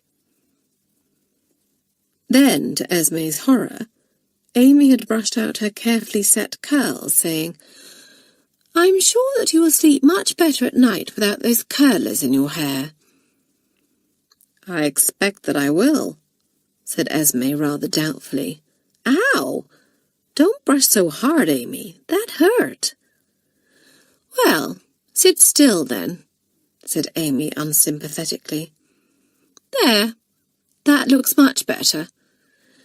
And when you've got into the habit of brushing it 100 times every night, it will soon start to shine, just as mine does." "I sure hope so," said Esme, staring at herself rather glumly in the mirror. "At the moment it just looks kind of strange." "Kind of, not kinda," said Bonnie, clicking her tongue. "And it just looks strange because you're not used to it yet." Then she looked down at Esme's hands and gave a little squeal. "Take that nail polish off at once! If Miss Peter sees you wearing it, she'll have a fit." But it took me simply ages to paint them, moaned Esme. Do I have to take it off? Yes, said the two girls in unison, eyeing her severely, and sighing heavily, Esme obeyed. Now you're really beginning to look like an English schoolgirl, said Bonnie happily. Isn't she, Amy? Amy, looking Esme over critically, nodded and said, But we really need to set to work on your speech. Now repeat after me. Wonderful. Wonderful, said Esme. Wonderful, said Bonnie. It has a D in the middle, you know. Esme took a deep breath, a very determined look on her face, and said, Wonderful. Amy and Bonnie shook their heads in despair, and Amy said, Oh dear. Perhaps you should just avoid saying wonderful altogether. Try super or wizard instead. But this wasn't good enough for Bonnie, who said firmly, No, that's just avoiding the problem instead of solving it. Esme, try saying 20. 20, said Esme obligingly. Bonnie frowned. I don't know why you should find it difficult to pronounce words with T or D in the middle, but it's quite obvious that you do. Well, we can't do much about it now, for the others will be back soon, but I shall think of a way to overcome your problem. Do you think you can?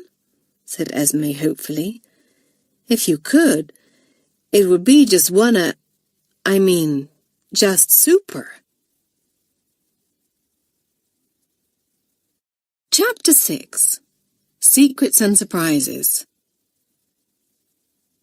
Of course, it wasn't easy to keep a secret in the third form, and the girls soon found out that Amy and Bonnie were taking Esme in hand, as they called it. Everyone approved wholeheartedly of the change in Esme's appearance, and thought that she looked very nice indeed. And they were much amused by her attempts to imitate Amy's high, well-bred voice. It really did sound very funny, especially when the girl used English phrases that she had picked up from the others, then suddenly lapsed back into her American drawl. I say, she said to June, in what the girls had come to call her Amy voice, over breakfast one morning. Would you pass me the salt, old girl? June, her eyes narrowing with amusement, had passed her the salt cellar, and Esme went on. My word, these scrambled eggs are simply top hole. Yes, sir, they sure are mighty fine. Then she looked completely bewildered when the girls burst into laughter, for poor Esme didn't seem to realize that she was switching from one way of speaking to the other. She's absolutely priceless, chuckled Felicity, as she and Susan discussed it later that day. Well, they do say that imitation is the sincerest form of flattery, said Susan with a grin, but Amy didn't seem awfully flattered by Esme's attempt to mimic her accent. I hope that she doesn't try to copy Amy and Bonnie too slavishly, said Felicity, wrinkling her brow. That would be an awful shame. Yes, said Susan thoughtfully. I know that none of us is perfect, but the two of them have more faults than most, Amy especially. It would have been much better if Esme had decided to model herself on someone down-to-earth and friendly and jolly, like you or Pam or Julie. I think it would be best if Esme didn't copy anyone at all, said Felicity thoughtfully. Her own personality is very pleasant and unique, and it would be a terrible pity if she lost her individuality through trying too hard to be something that she isn't. You're quite right, of course, old girl, said Susan. It must be awfully difficult for Esme, though, for I know that she wants to please her mother by learning English ways. I expect that she will, after she's been here for a while, said Felicity. "But she must learn them in her own time and in her own way.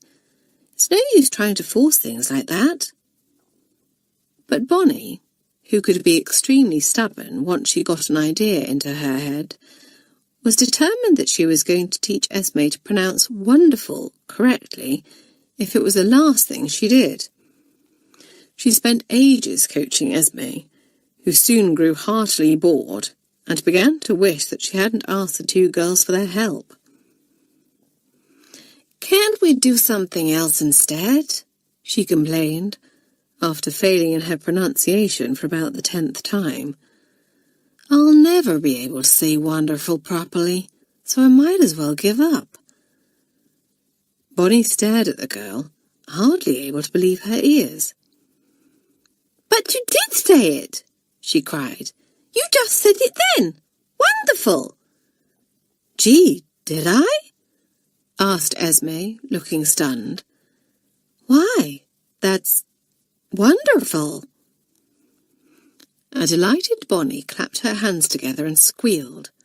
"Well done, Esme! Oh, how I wish that the others were here to listen to you!" But the two of them were alone in the common room. Amy had been called to Matron's room over the matter of some badly darned stockings, while the rest of the third form were outside enjoying the sunshine. Just then Lucy came in to fetch her plimsolls from her locker, and Bonnie cried, "I say, Lucy, isn't it marvellous? Your cousin has learned to say wonderful properly."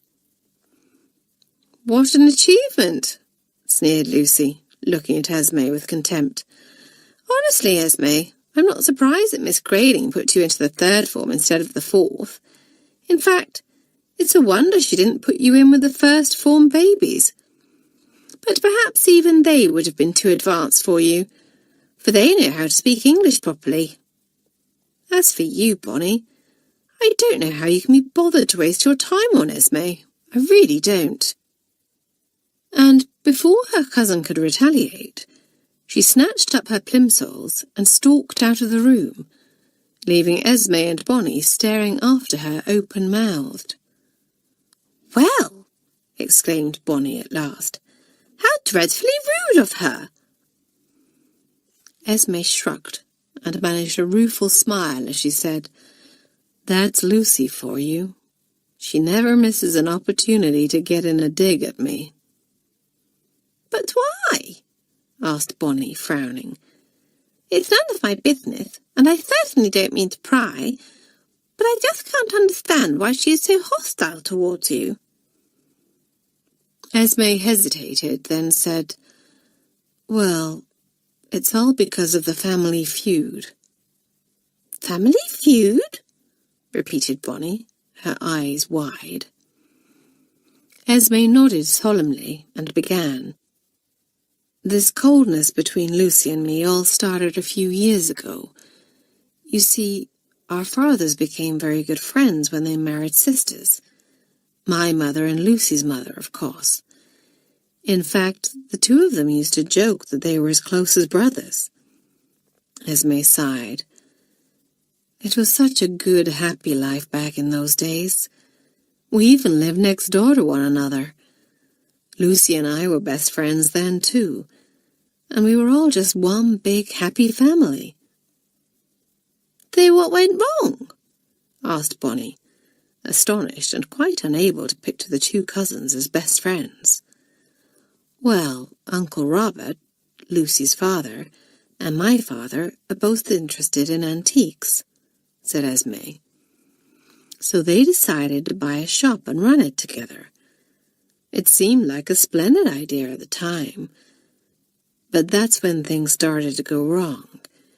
You see, my father and Uncle Robert are both very strong personalities, and each of them had quite different ideas about the way the shop should be run. Both of them wanted to take charge, and they began to argue quite dreadfully, but neither of them would consider the other's point of view or agree to any kind of compromise." "Goodness," said Bonnie, her eyes like saucers. "That must have put a terrible strain on their friendship." "It did," said Esme, for it was quite impossible for them to switch off their feelings of anger once they had finished work for the day. Soon Father and Uncle Robert were barely on speaking terms with one another. Of course, it started to affect our mothers, for mine felt that she had to take Father's side, while Aunt Janet took Uncle Robert's. It was horrible for them, because twins are so close and they had spent their whole lives together. I know that my mother was awfully upset about it, and I'm quite sure that Aunt Janet felt the same. To be fair, though, they did try to keep Lucy and me out of it, and never tried to stop the two of us from seeing one another. But we couldn't help overhearing things, and we soon figured out what was going on. And then, one day, we quarreled as well. Lucy was trying to blame my father for things going wrong, and made some very hurtful remarks about him. Of course, I stuck up for him and said some pretty awful things about Uncle Robert. Esme shuddered at the memory and said, "It was a dreadful row, really horrible and vicious. Lucy said that she would never forgive me, but the things that she said about my father were just as cruel and nasty." "Your friendship with Lucy was spoiled too," said Bonnie, looking very grave. "It just goes to show how family rows can get out of hand." "Well, this one certainly did," said Esme, sighing. "The next thing that happened was that Father announced that he couldn't work with Uncle Robert any longer. He told Mother and I that the shop was going up for sale, and that we were moving to America." "Heavens!" said Bonnie. "That must have been a shock."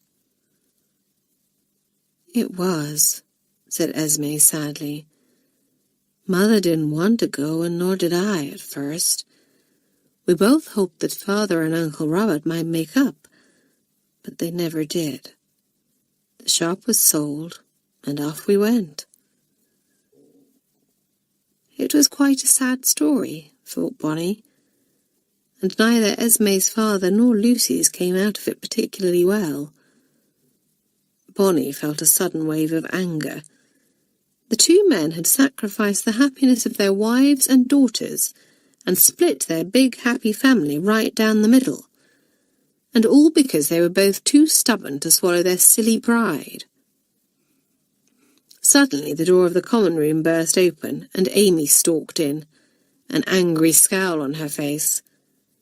She was carrying a pile of stockings, and she flung them down crossly before flopping down in an armchair. "Matron is a mean beast," she declared. "She's told me that I have to darn all these stockings again because I haven't done them properly."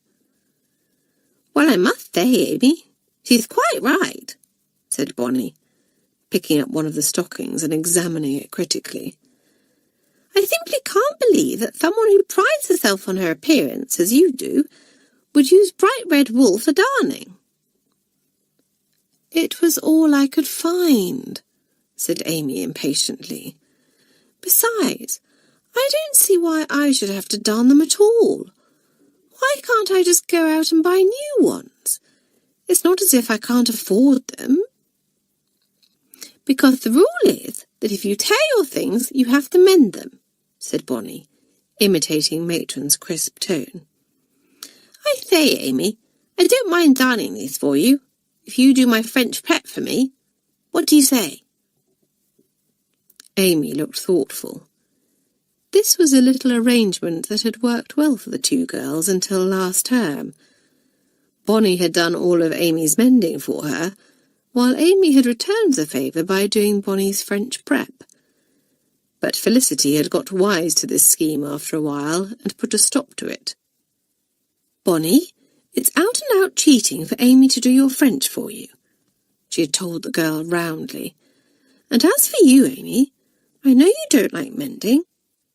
Nor do I, come to that. But sadly, we all have to learn to do things that we don't like at times."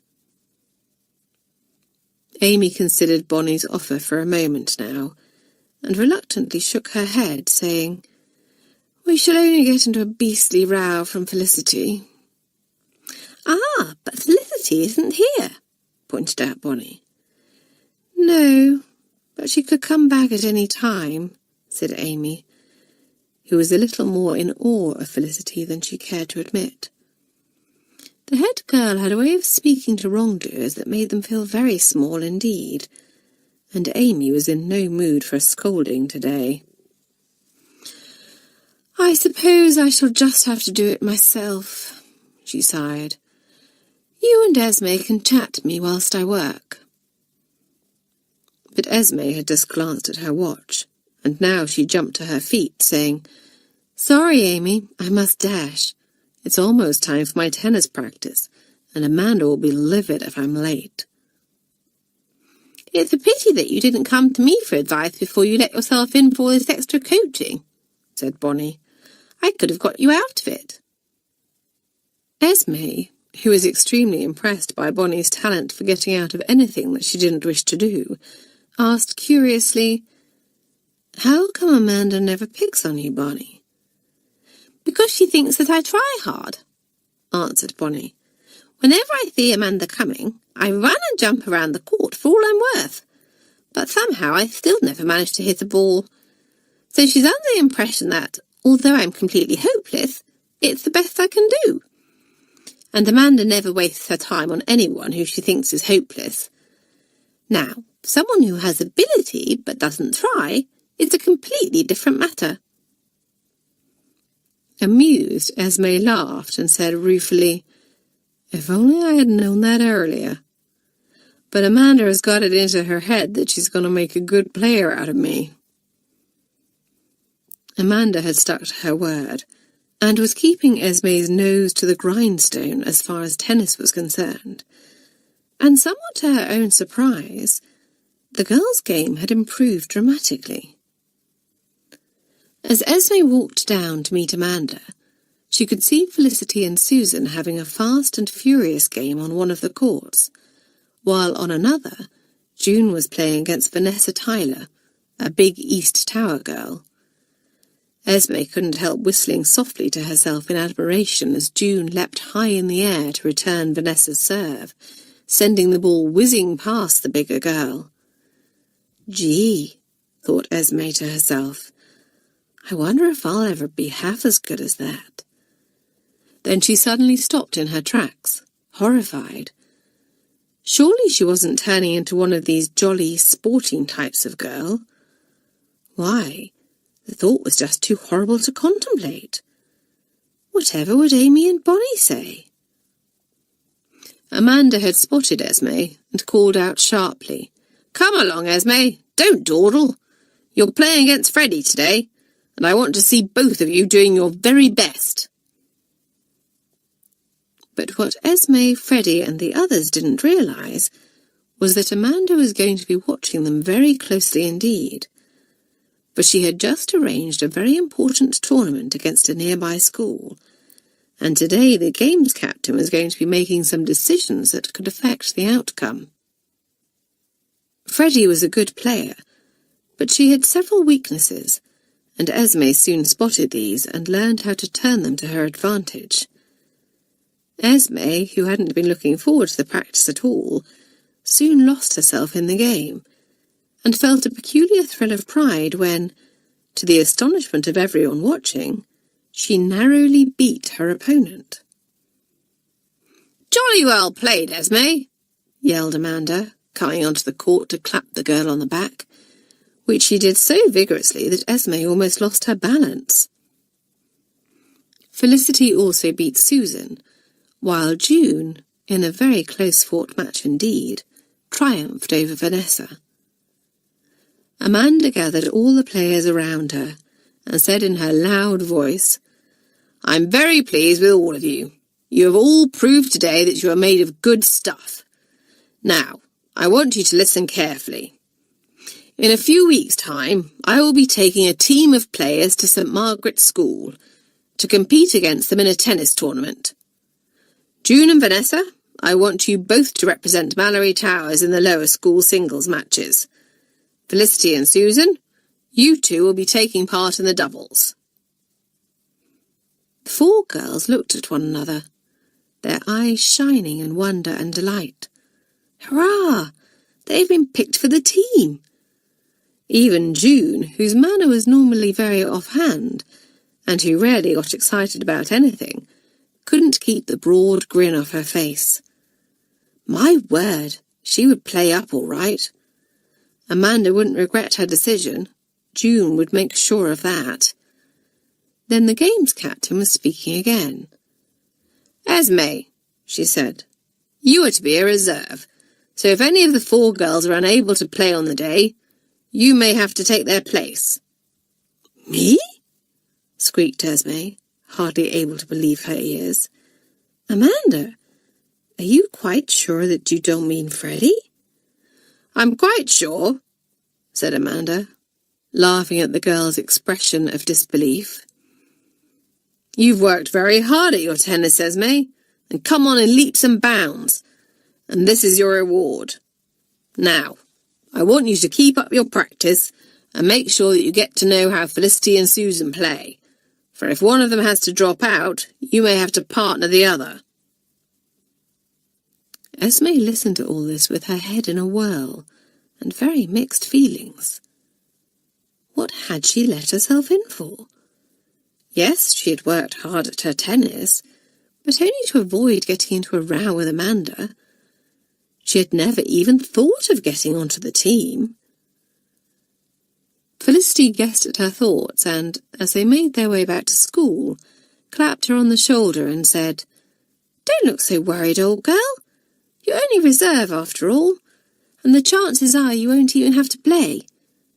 I have no intention of getting ill or breaking my leg or anything silly like that, and nor has Susan. And I shall be there all right too, said June, a determined look on her face. Come on, everyone. Let's find the others and tell them the news. I say, where are Pam and Nora? The 3rd formers couldn't find Pam and Nora, but they did spot Julie and Lucy, who had just returned from a ride at Five Oaks and were walking across the courtyard. Susan hailed them, calling out, Hi, you 2. My word, you'll never guess what has happened. June, Susan and I have been picked for the tennis team, yelled Felicity, rushing up to them, and Esme is reserve. Then she stopped, for Julie and Lucy didn't seem to be listening to what she was saying at all. And now that she looked at them properly, the expressions on their faces were unusually grave. Heavens! Whatever could have happened? Chapter 7.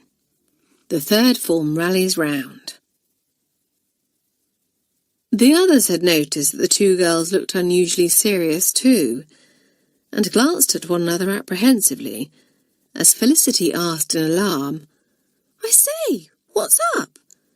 Don't tell me there has been more trouble over at Five Oaks. I'm afraid that there has, said Julie, her open, freckled face looking troubled. Someone has been hurt. No, gasped Susan. Who? Let's go and sit under that tree, said Julie, as a noisy group of first formers began playing with a ball nearby, and we'll tell you all about it.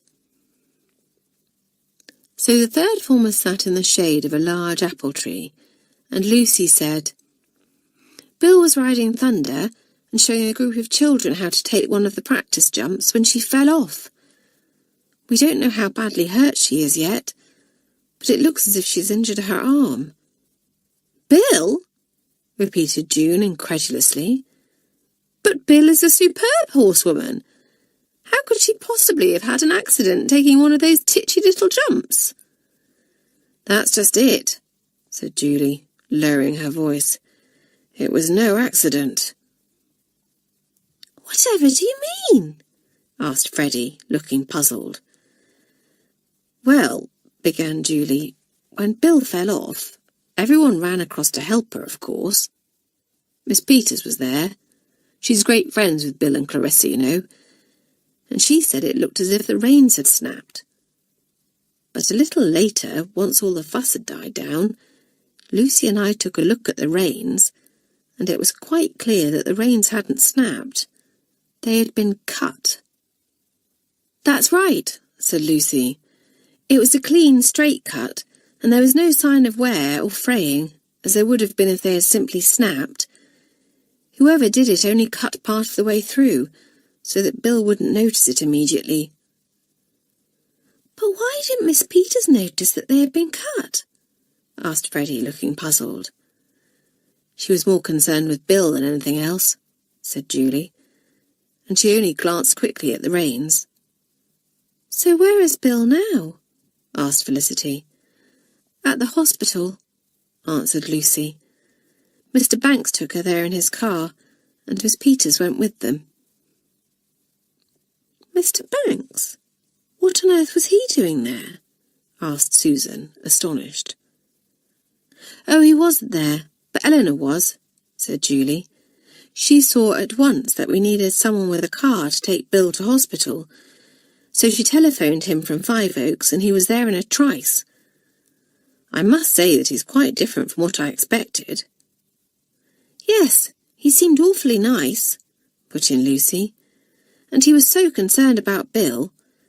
He said that he would wait at the hospital for her and Miss Peters, and bring them both home again." "Quite different from Eleanor, then," said June dryly. "I say, Julie, who else was over at Five Oaks?"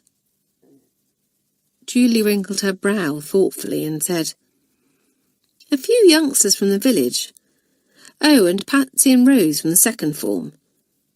They've just started taking riding lessons. Then, of course, there was Jim, the stable boy." "Well, I can't imagine that any of them would have cut through Bill's reins," said Felicity. "We can certainly rule Miss Peters out. Patsy and Rose are fond of the odd joke, but they're good-hearted kids and wouldn't do anything so dangerous." "And it can't have been one of the village children, for they are hardly more than babies," said Julie. "What about Jim?" said Lucy suddenly. "I know that Bill and Clarissa are fond of him, but—" Her voice tailed off as the others shook their heads, Felicity saying firmly, "Jim has been working at Five Oaks since the girls opened the riding stables. It's quite unthinkable that he could have done such a thing." "That leaves Julie, Lucy and Eleanor, who could have carried out the dark deed, then," said June smoothly. "I can assure you that Lucy and I are innocent," said Julie stiffly, turning an angry red and glaring at June. "Ass," laughed June, giving her a push. "Of course I know that you and Lucy are innocent, but I'm not so certain about Eleanor." "Surely she couldn't be responsible," said Susan.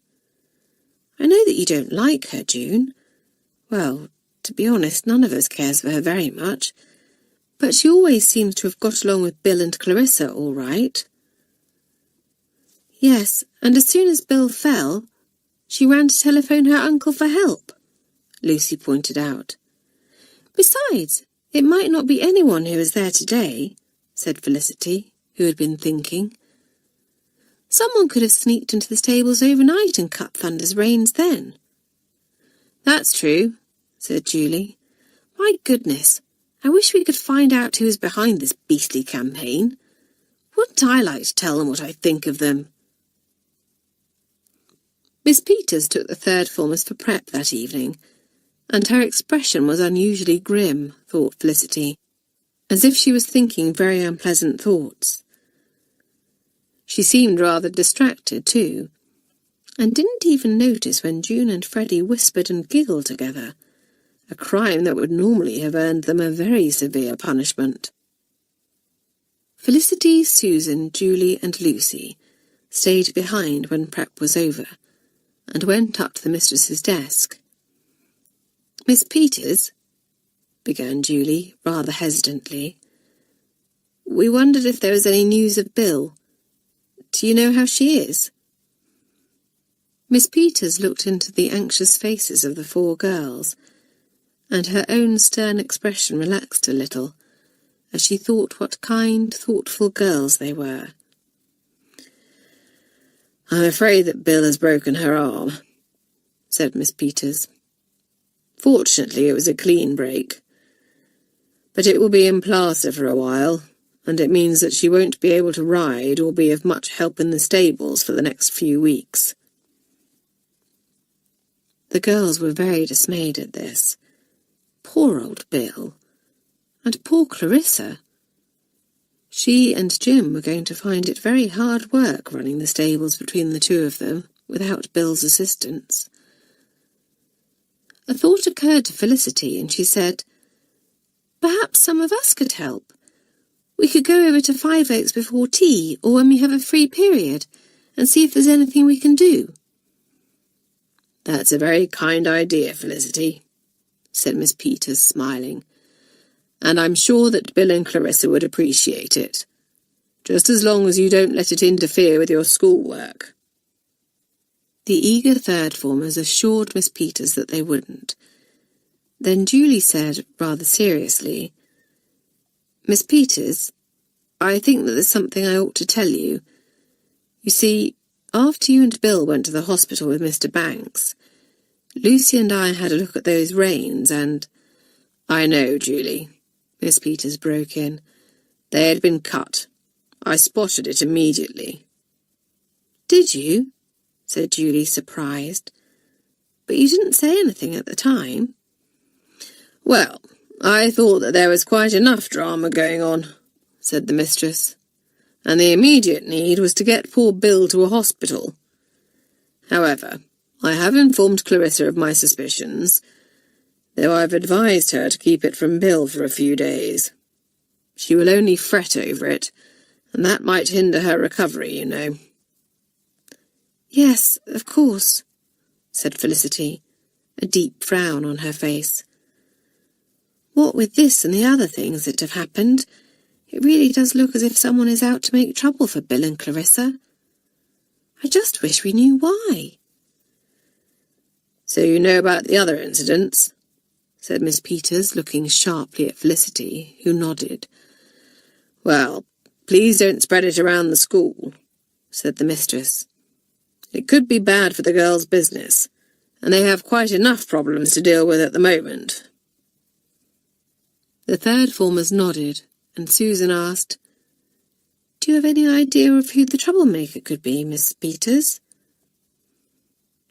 Miss Peters shook her head, and said with a sigh, "I only wish that I did, Susan, but I've racked my brains and simply can't think of anyone who has a grudge against Bill and Clarissa." The third formers went to the common room to tell Pam and Nora, who hadn't heard about Bill's accident, the latest news. They were both very shocked, of course, and Nora said, "I think it's a very good idea of yours, Felicity, for all of us to see if we can help out at Five Oaks. I certainly don't mind doing my bit." "You can count me in as well," said Pam. Esme, who was sitting nearby with Amy and Bonnie, looked up and wondered if she should volunteer as well. She didn't know this Bill and Clarissa that the girls were always talking about, and she certainly didn't relish the idea of getting her carefully manicured hands dirty, but it sure sounded like the two of them could do with all the help that they could get. Would Amy and Bonnie offer their services, she wondered, glancing at Amy. The girl was poring over a fashion magazine and didn't seem to have heard a word the others had said. No, helping out at the stables would be too much like hard work for Amy. Bonnie had also taken no part in the conversation, but she had been listening intently and said now, "Surely the most useful thing you can do for Bill and Clarissa is to catch the troublemaker." "Brilliant," said June sarcastically. "Why didn't we think of that? And just how do you suggest we go about it, Bonnie?" "You set the trap," replied Bonnie simply. June opened her mouth to make a scathing retort, then shut it again abruptly. Actually, that wasn't a bad idea. In fact, it was a jolly good idea. The other third formers obviously thought so too, for they were looking at one another excitedly, and Nora said, Bonnie, you never cease to amaze me." Bonnie smiled, while Felicity said thoughtfully, "We must plan it really carefully if it's to work. Come on, girls, let's put our thinking caps on." There was silence in the common room for a while, as the girls thought hard, but it seemed that it was all in vain. Even the ingenious June had to admit defeat, something she didn't like at all. "I can't come up with a single idea," she said, frowning. "Nor can I," sighed Pam. "Perhaps we should sleep on it, and tomorrow we can get to work on it when our minds are fresh." "Good idea," said Felicity. "A few of us should pop over to Five Oaks after tea as well, to see how Bill is, and offer our help. As long as we are back in time for prep, it will be all right." "I shall come with you," announced Bonnie rather grandly. The third formers looked at one another in surprise. Felicity, amused at the way Bonnie sounded as if she was bestowing some great honour on them all, grinned, and even Amy looked up from her magazine, startled. "Don't tell me that you're going to muck out a stable or groom a horse," she said, wrinkling her nose in distaste.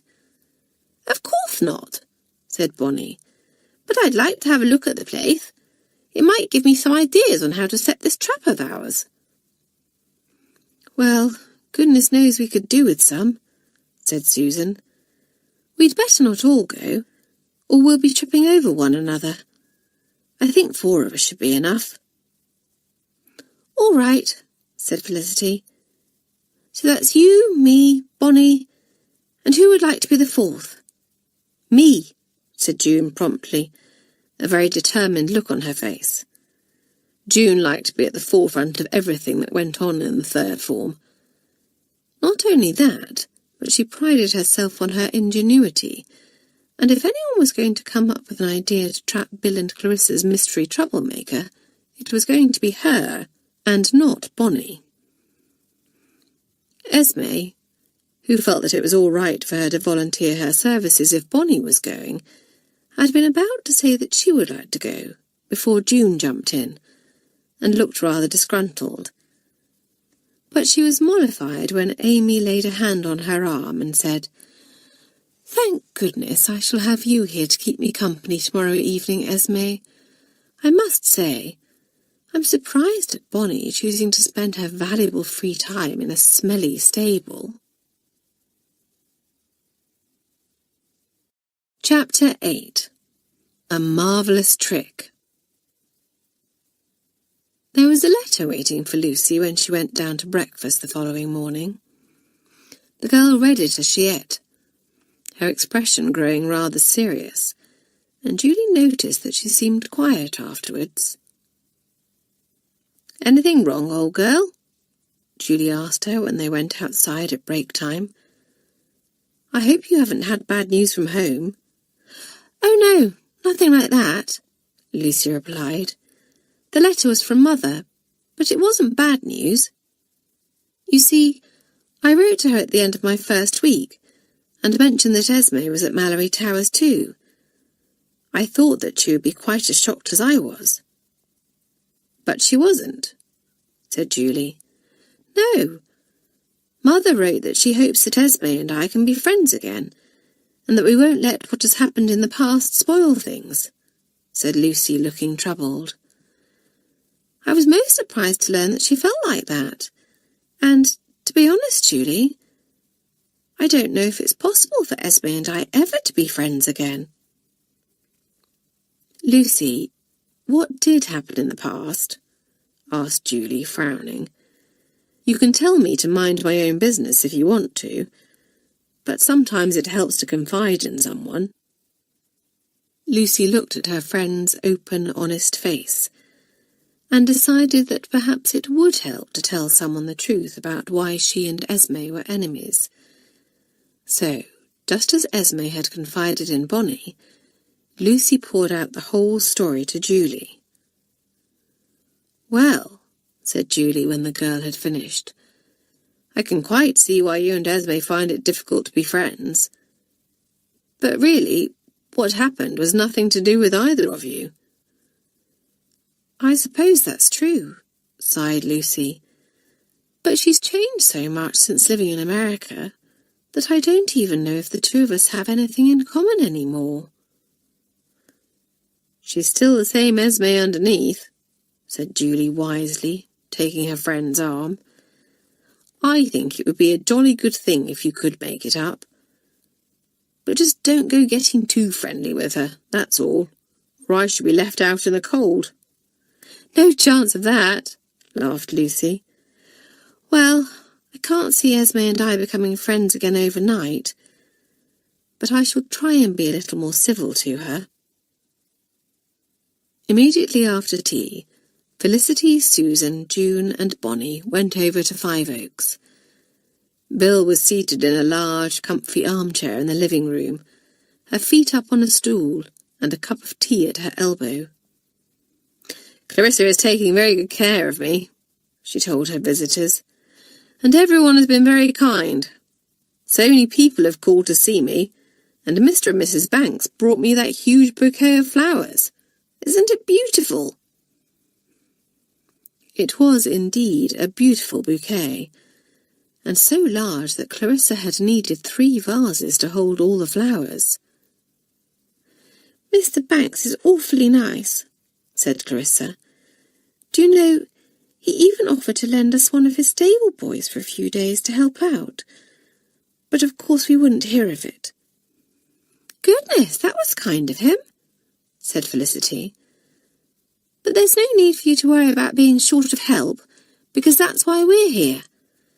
A few of us third formers are going to come over and do what we can every day, until Bill's arm is healed."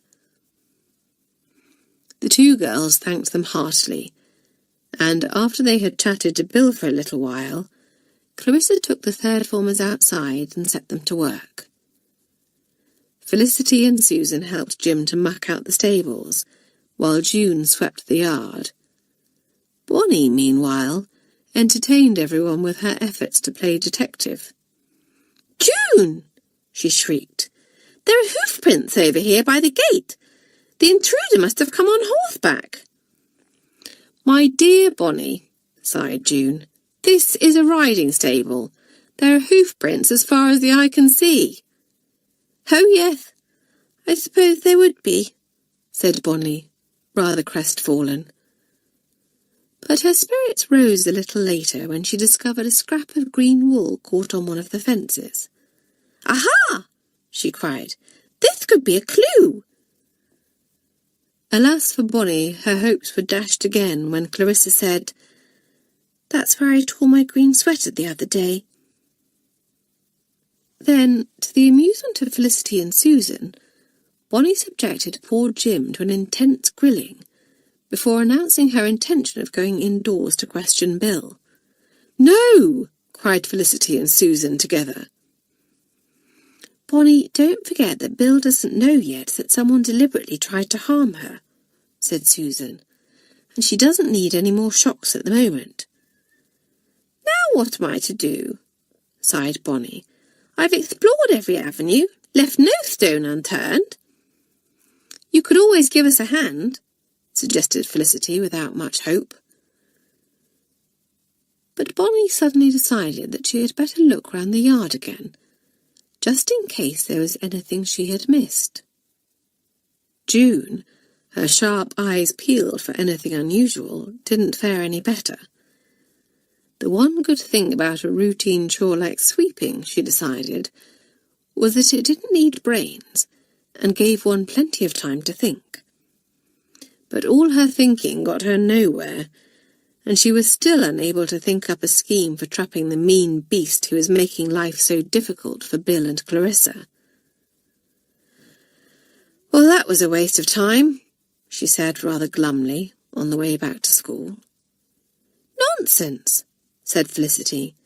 "We were able to be of help to the girls, so I don't think it was a waste of time at all." "But we're no nearer to finding out who the culprit is," said Bonnie.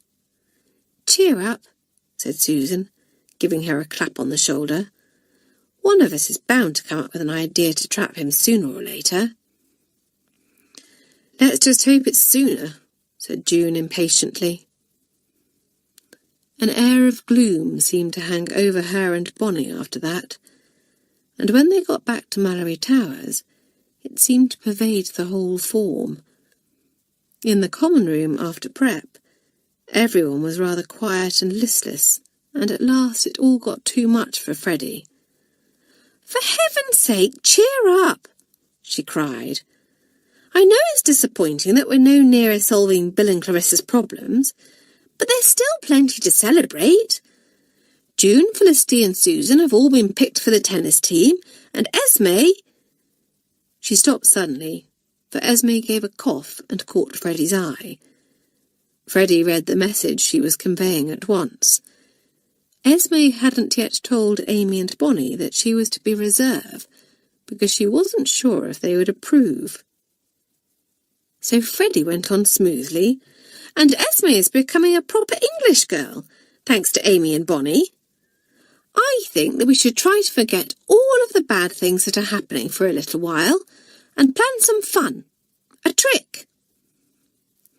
This lifted everyone's spirits at once, and an excited murmur ran round the room. "A trick! Marvellous! What a super idea! Just what we need to take our minds off things." "June and Freddie's tricks are always so hilarious. I say, I wonder if they'll play it on Mademoiselle Dupont." "All right," said June, a grin replacing her frown. "I've got some things in the dorm that I ordered from one of my trick booklets. If we go up a few minutes before bedtime, we can take a look." June had a simply enormous collection of trick booklets, and she was forever studying them, and sending away for sneezing powder or invisible ink, or some other ingenious product which she could use to trick the hapless Mamselle. As Miss Potts, the stern head of North Tower, remarked, "If June put half as much energy into her schoolwork as she does into her jokes and tricks, she would probably be the most brilliant pupil Malory Towers has ever had." But June, with her quick brains and amazing memory, managed to do extremely well at her schoolwork with the minimum of effort. It was very galling, both to the mistresses and to the other girls, who had to work far harder to obtain respectable marks. And, of course, it meant that June could reserve all of her energy for games, jokes and tricks, all of which she was superlative at. The third formers trooped up to the dormitory 10 minutes before the bell for bedtime went, which surprised Matron very much. She said suspiciously to Mademoiselle Dupont. "It's most unlike the third formers to go to bed early. I hope that they aren't planning a midnight feast, or some other mischief. I shall check on them later." But when Matron quietly opened the door of the third form dormitory shortly after midnight, all of the girls were fast asleep. For, of course, the mischief that they had been planning had nothing to do with a feast. The girls had gathered round as June produced a bewildering array of jokes and tricks from her bedside cabinet. "My word, June!" exclaimed Lucy. "You must spend all of your pocket money on this stuff. Why, there's enough here to start your own shop." "Itching powder!" cried Nora, snatching up a small pot. "Goodness! Just imagine poor old Mademoiselle Dupont scratching away for all she's worth." "I have something better in mind than that," said June, rummaging around in her cabinet. "Ah, here it is." She stood up, a small box in her hand, and Felicity peered over her shoulder, reading aloud. "Disappearing chalk! I say, that sounds exciting. How does it work, June?" Grinning, June took what appeared to be an ordinary stick of chalk from the box and answered, "Well, it works in a similar way to the invisible ink that I used on Julie in the second form. Remember that, Julie? "I remember all right," said Julie darkly. "Miss Parker gave me some lines to do for talking in class," she explained to the new girls. "But dear June filled up my pen with her invisible ink, so that by the time I got to the end of the page, the lines that I had written at the top had disappeared." The others laughed as they recalled the trick, and Pam said, "It took you all evening to write those lines, until June finally confessed what she had done." "Yes, I was simply furious at the time, though I saw the funny side afterwards," grinned Julie. "But the ink wasn't completely invisible, was it, June? I seem to remember that if you looked at the writing in a dark room and shone a torch on it, you could see it." "That's right," said June. "Well, the chalk works in a similar way. When someone writes on a blackboard with this, it works just like normal chalk. But after a few minutes, it disappears, and the board appears blank again. Just watch." And under the astonished gaze of the third formers, June scrawled a big white zigzag pattern on the door of her cabinet. Everyone stared at it. Then Nora cried, "It's beginning to fade! Look!" So it was, and after a few minutes there was no trace of the pattern at all. Freddie, her lively mind seeing all sorts of possibilities, gave a laugh and said, "We can trick Mamselle properly with this. Let's make some plans." So the third formers plotted and schemed, and Felicity even allowed the rule about no talking after lights out to be broken, though she was normally very strict about sticking to it. "Only for a few minutes, though, and for goodness sake keep your voices down," she warned. "If any of the mistresses come along and hear us, we shall be in hot water."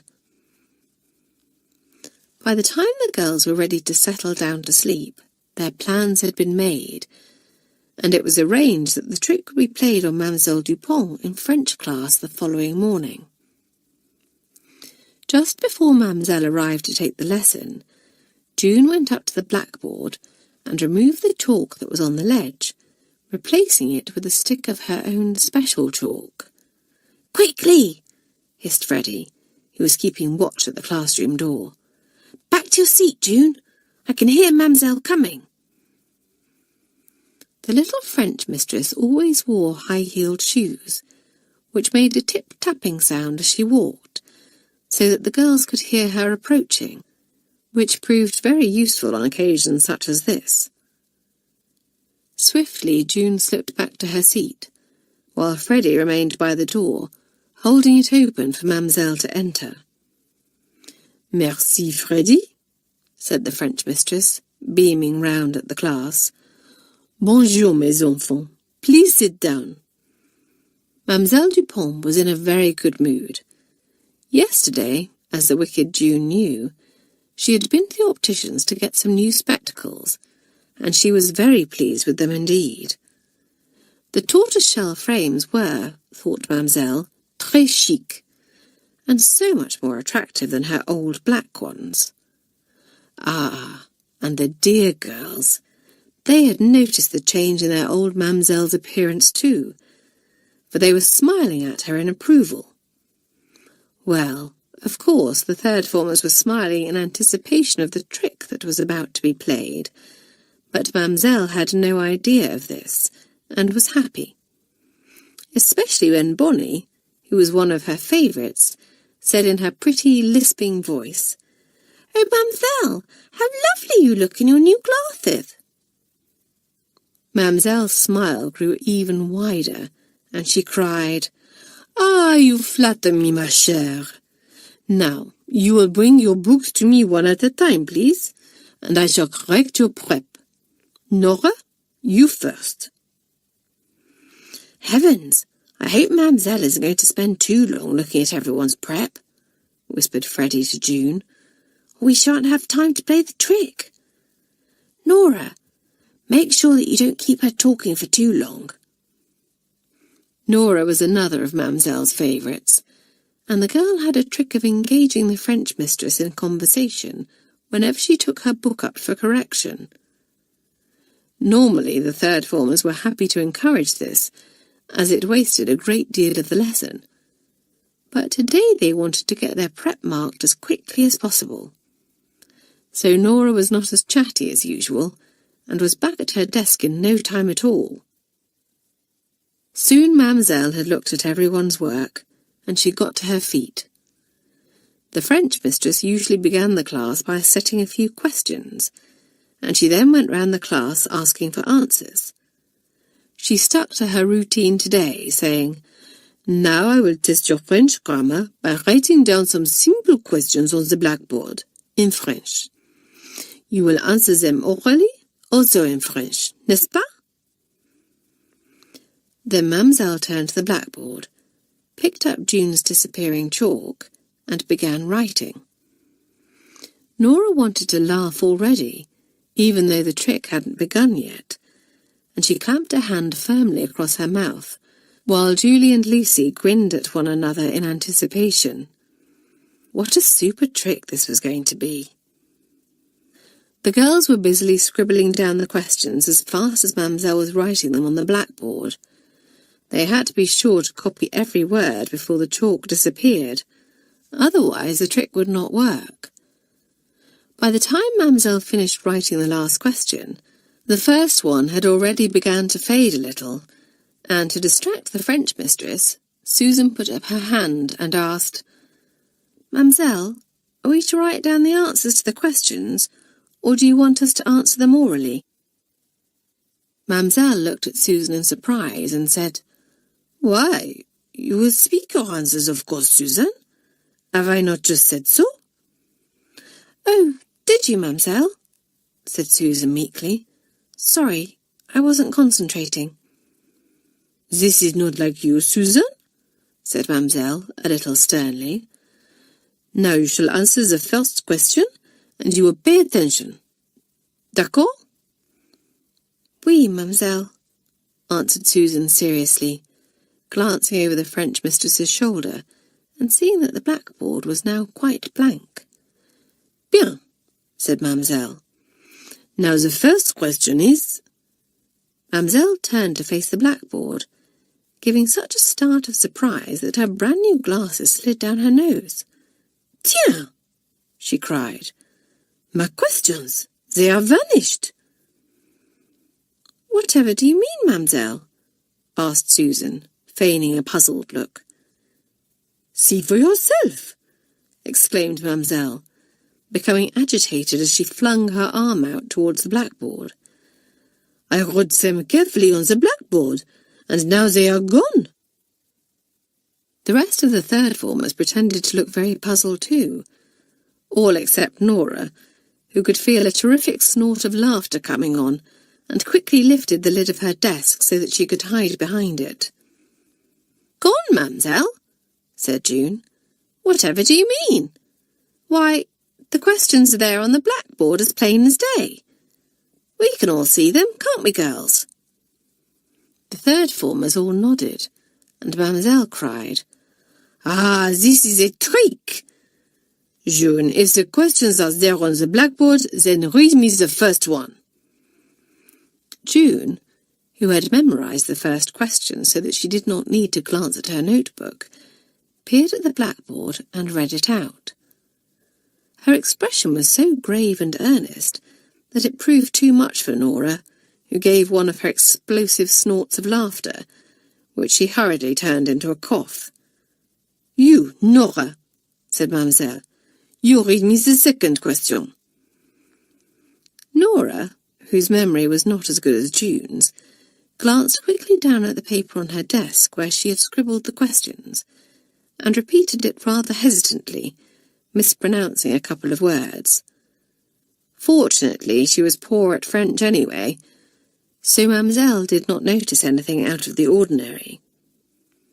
"It is a trick," she muttered to herself. "Either that, or my poor eyes are deceiving me." The French mistress asked Amy, Felicity and Susan to read out the next 3 questions, which they all did most convincingly, so that poor Mademoiselle was quite at a loss.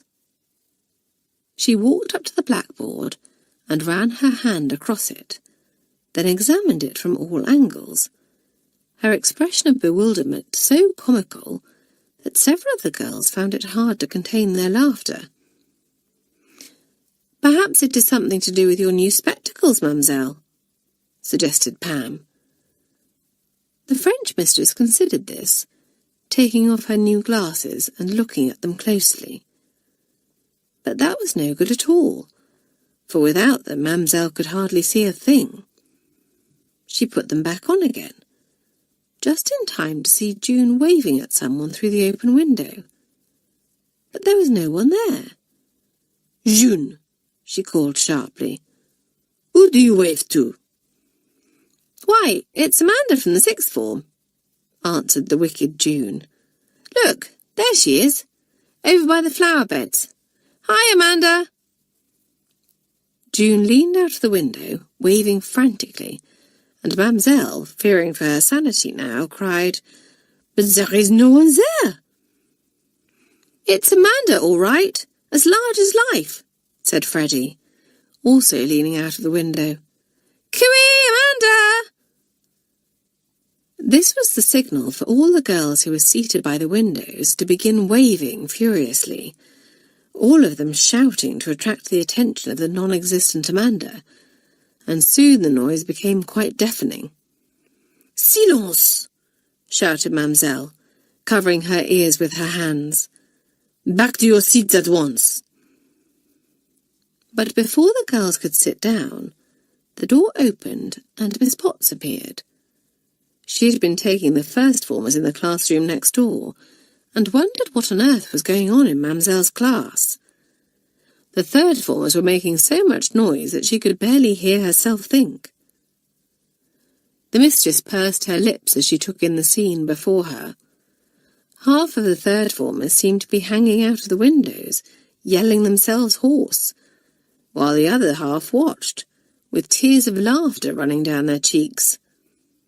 As for mademoiselle herself, her attempts to restore order were having no effect at all.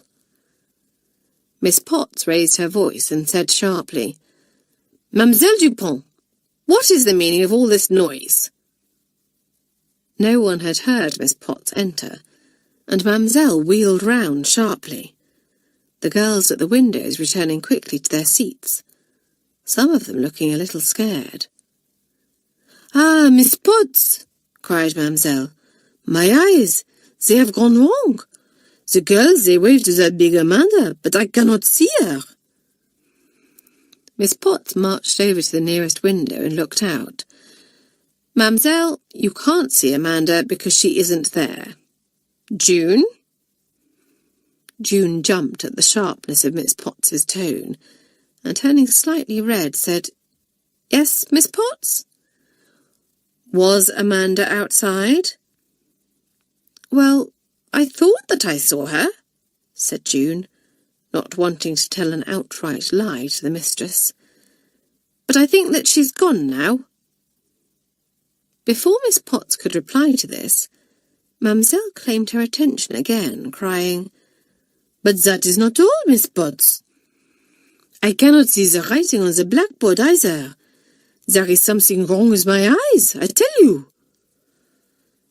Miss Potts looked at the blackboard, and then at Mademoiselle Dupont, wondering if the French mistress was in her right mind that morning, and said crisply, "Well, there is nothing wrong with my eyes, mademoiselle, and I can see no writing on the blackboard either." Mademoiselle stared at Miss Potts and said, "But this is impossible. The dear girls, they can see the writing." "Can they indeed?" said Miss Potts, sounding very sceptical indeed. "I think, mademoiselle, that the girls have been playing a trick on you.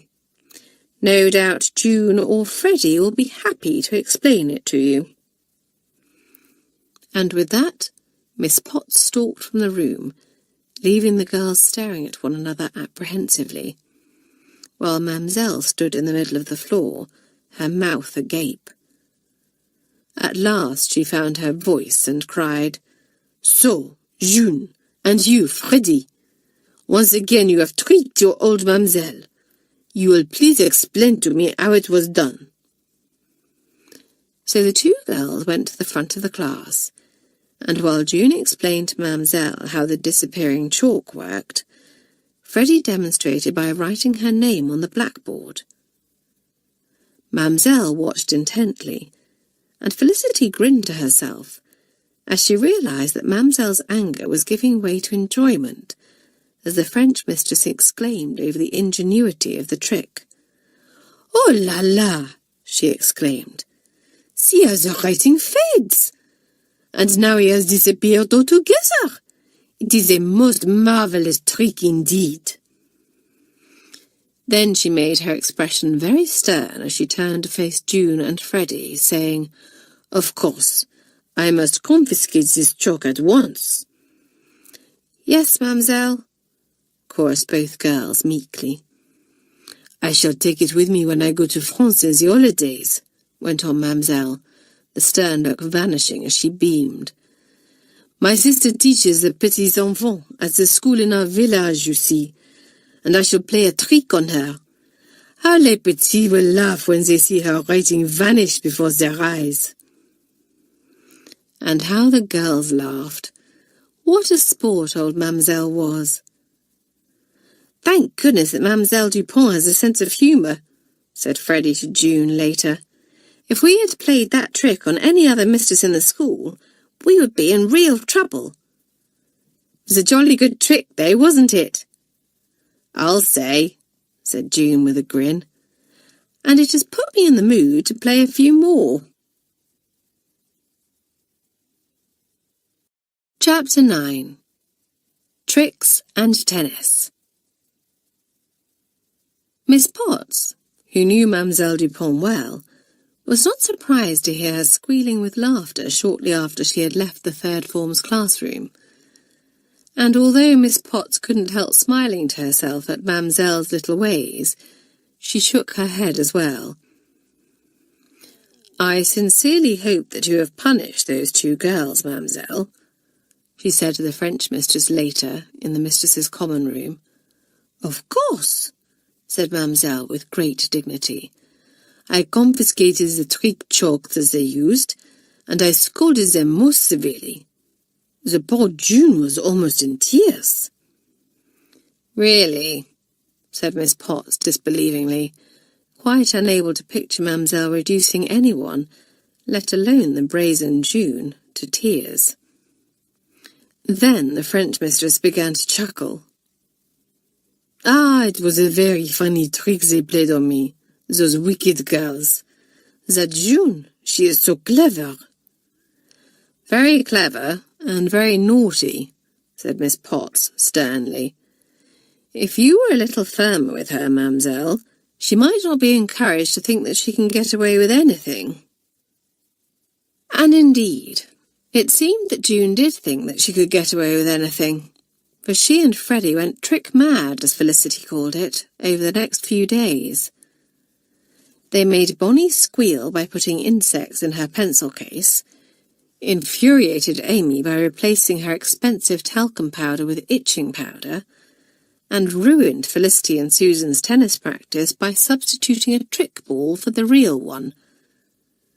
June also managed to sneak a bottle of invisible ink into Eleanor Banks's satchel, laughing as she said to Freddie, "I'd love to see Miss James's face when Eleanor hands her prep in, after she's used my special ink." But Felicity called the two to order after they put a frog in Esme's bed, and the girls screamed so loudly that both Matron and Miss Peters appeared on the scene. Neither of the grown-ups was amused at being dragged from their beds, but they accepted Esme's explanation that she had had a nightmare, and Esme went up in everyone's estimation for not sneaking on the two culprits, for she hated frogs, and really had been very frightened indeed. Lucy, with her mother's letter in mind, went up to her cousin the next morning and said, "It was jolly decent of you not to split on June and Freddie." Esme, surprised and rather pleased at being spoken to in such a friendly way by Lucy, smiled and said, "Well, I didn't want to get them into trouble, and they only meant it as a joke. I guess they weren't to know that I'm scared stiff of frogs." "I don't like them much either," said Lucy with a shudder. "But of course, you know that already, don't you? Do you remember that time when we were little and we found one by the pond in your garden?" Bonnie and Julie, standing nearby, exchanged glances, and Julie said in a low voice, "Let's hope that this is the start of a better understanding between those two." Bonnie nodded and said, "It must be difficult for both of them, after what's happened in the past." "Oh, so Esme told you about that, did she?" said Julie. "Lucy confided in me as well." Said Bonnie, looking thoughtful. "It's an awful shame. If only we could think of a way to get the family back together again. If you ask me—" "Hush," hissed Julie. "They're coming over, and they won't be very pleased if they think that we have been gossiping about their private business." So Bonnie immediately changed the subject and began talking about the forthcoming half-term. "I'm so looking forward to it," said Julie, as Lucy and Esme joined them. "My parents and brother are coming on horseback, and we're going for a picnic on the cliff tops." "How super!" said Lucy enviously. "My mother will be coming alone on the Saturday, as father can't get away until Sunday. She doesn't care for horses, I'm afraid, so I won't be getting such a marvellous treat. I expect we'll be going to a restaurant instead." "Well, I think that's much nicer than a picnic, with the sun ruining your complexion and insects buzzing around all the time," said Bonnie. "What about you, Esme? Are your parents coming?" "I don't know yet," said Esme. "They're going on holiday the week before, and they may not be back in time. I sure hope they can make it, though." All of the girls were looking forward to half-term enormously. Most of them had parents, or brothers and sisters, coming to take them out for the day, and to watch the tennis and swimming displays. Felicity and Susan were both taking part in the diving, while June had been chosen to play against one of the fourth formers in an exhibition tennis match. "It's a tremendous honour for the third, June," Felicity told her when they were in the courtyard one day. "You're the only girl in the school who is playing against someone from a higher form. Has Amanda told you who you're going to be playing against yet?" "Well, it was to have been Penelope Turner, but she sprained her wrist last week," said June. "So she's not fully recovered. I shall be playing Hilda Fenwick instead." "Golly," said Susan, coming up just in time to hear this. "Penelope's a marvellous player, but Hilda is quite superb and very aggressive. She came jolly close to beating Amanda herself once, and no one else has ever done that before. I hope for your sake, June, that Penelope is better in time." "Well, I'd rather play Hilda, thank you very much," retorted June, "and I'd rather lose against her than beat Penelope." "You must be mad," said Susan roundly. "Just think of the glory that you would bring to the third form if you beat Penelope." "To my mind, there's not much glory in beating someone who has just recovered from an injury," said June. "If I win against Penelope, people will say that she only lost because her wrist wasn't quite right. Now, if I'm up against Hilda, I can really give it everything I've got. And, win or lose, no one will be able to say I didn't do my very best and put up a good fight." "Well," said Susan as June went off to find Freddie, "wonders will never cease. If anyone had told me a few terms ago that June would one day go all out to win a tennis match for the honour of her form, I would have said that they were quite mad." Felicity laughed, but said thoughtfully, "Do you really think that she's doing it for the third form, Susan? Or for herself?" "Whatever do you mean?" asked Susan. "Well, June has certainly knuckled down to swimming and tennis since Amanda started taking an interest in her. But those are sports where one plays as an individual and not as part of a team. And June still doesn't have any team spirit. Do you remember what happened when Amanda put her in the lacrosse team last term? Yes, said Susan. We drew when we could so easily have won. Because June was determined to shoot a goal herself and hogged the ball. Elizabeth Jenkins from West Tower was in a perfect position to shoot in the last few minutes and would probably have won the match for us. But June simply had to try and score herself, even though she was too far away. Exactly, said Felicity. June wanted to be the heroine of the hour, and that was more important to her than whether the team won or lost. Miss Maxwell was absolutely furious with her, and gave her a thorough ticking off afterwards. I remember, said Susan, but Amanda didn't scold her at all.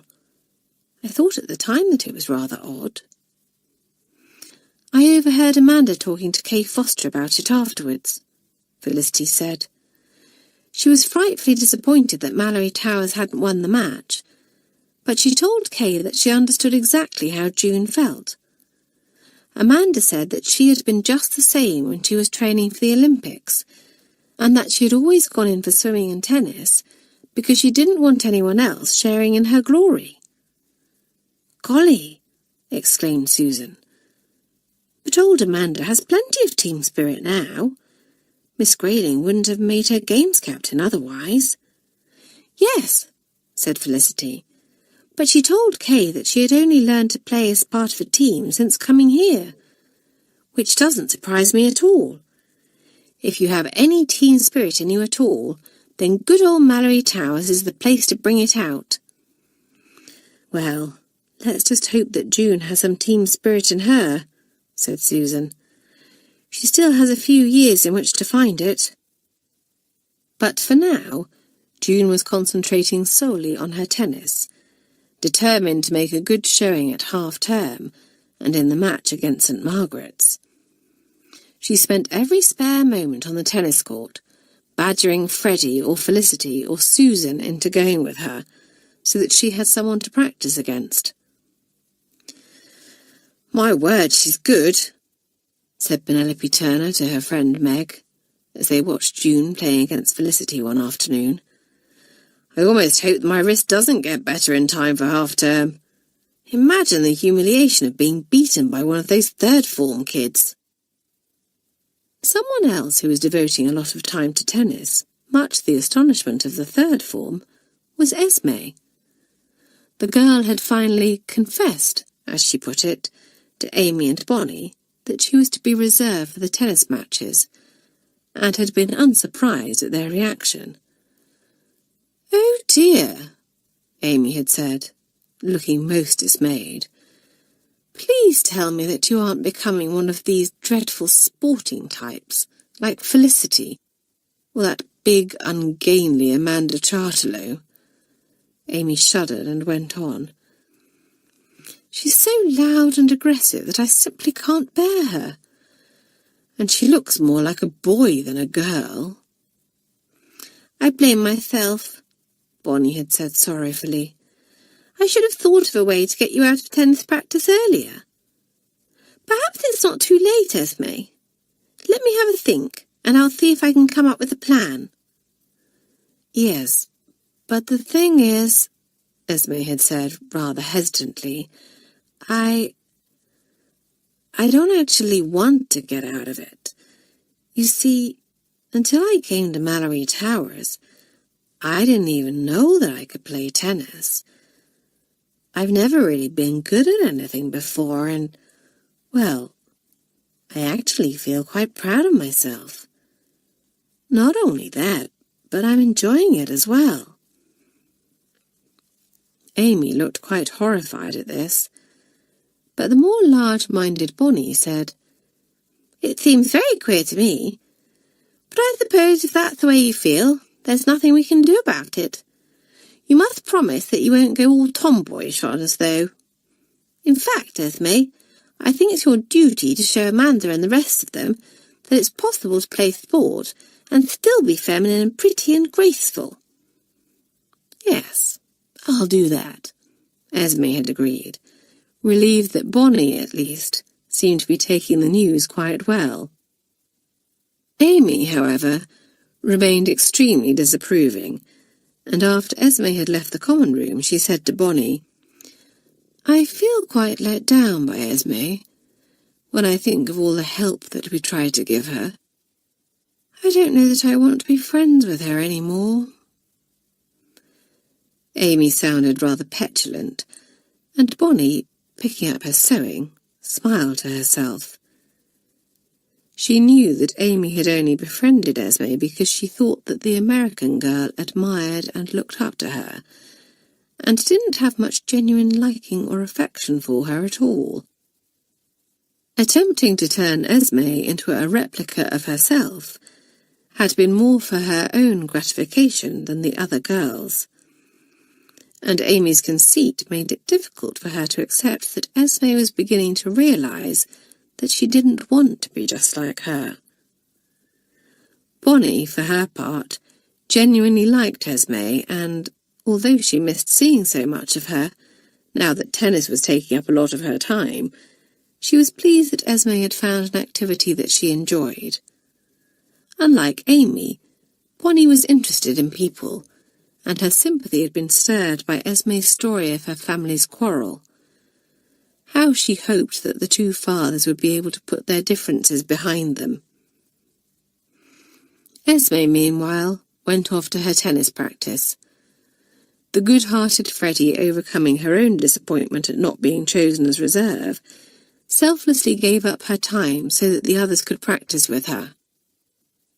Today, she and Esme were playing doubles against Felicity and Susan. The weather was extremely warm, and by the end of the first set, all four girls felt uncomfortably hot. "Phew!" said Freddie, flopping down on the grass and fanning herself with her racket. "I'm worn out after just one set." "Me too," said red-faced Susan. "I'm roasting. Perhaps we should stop now."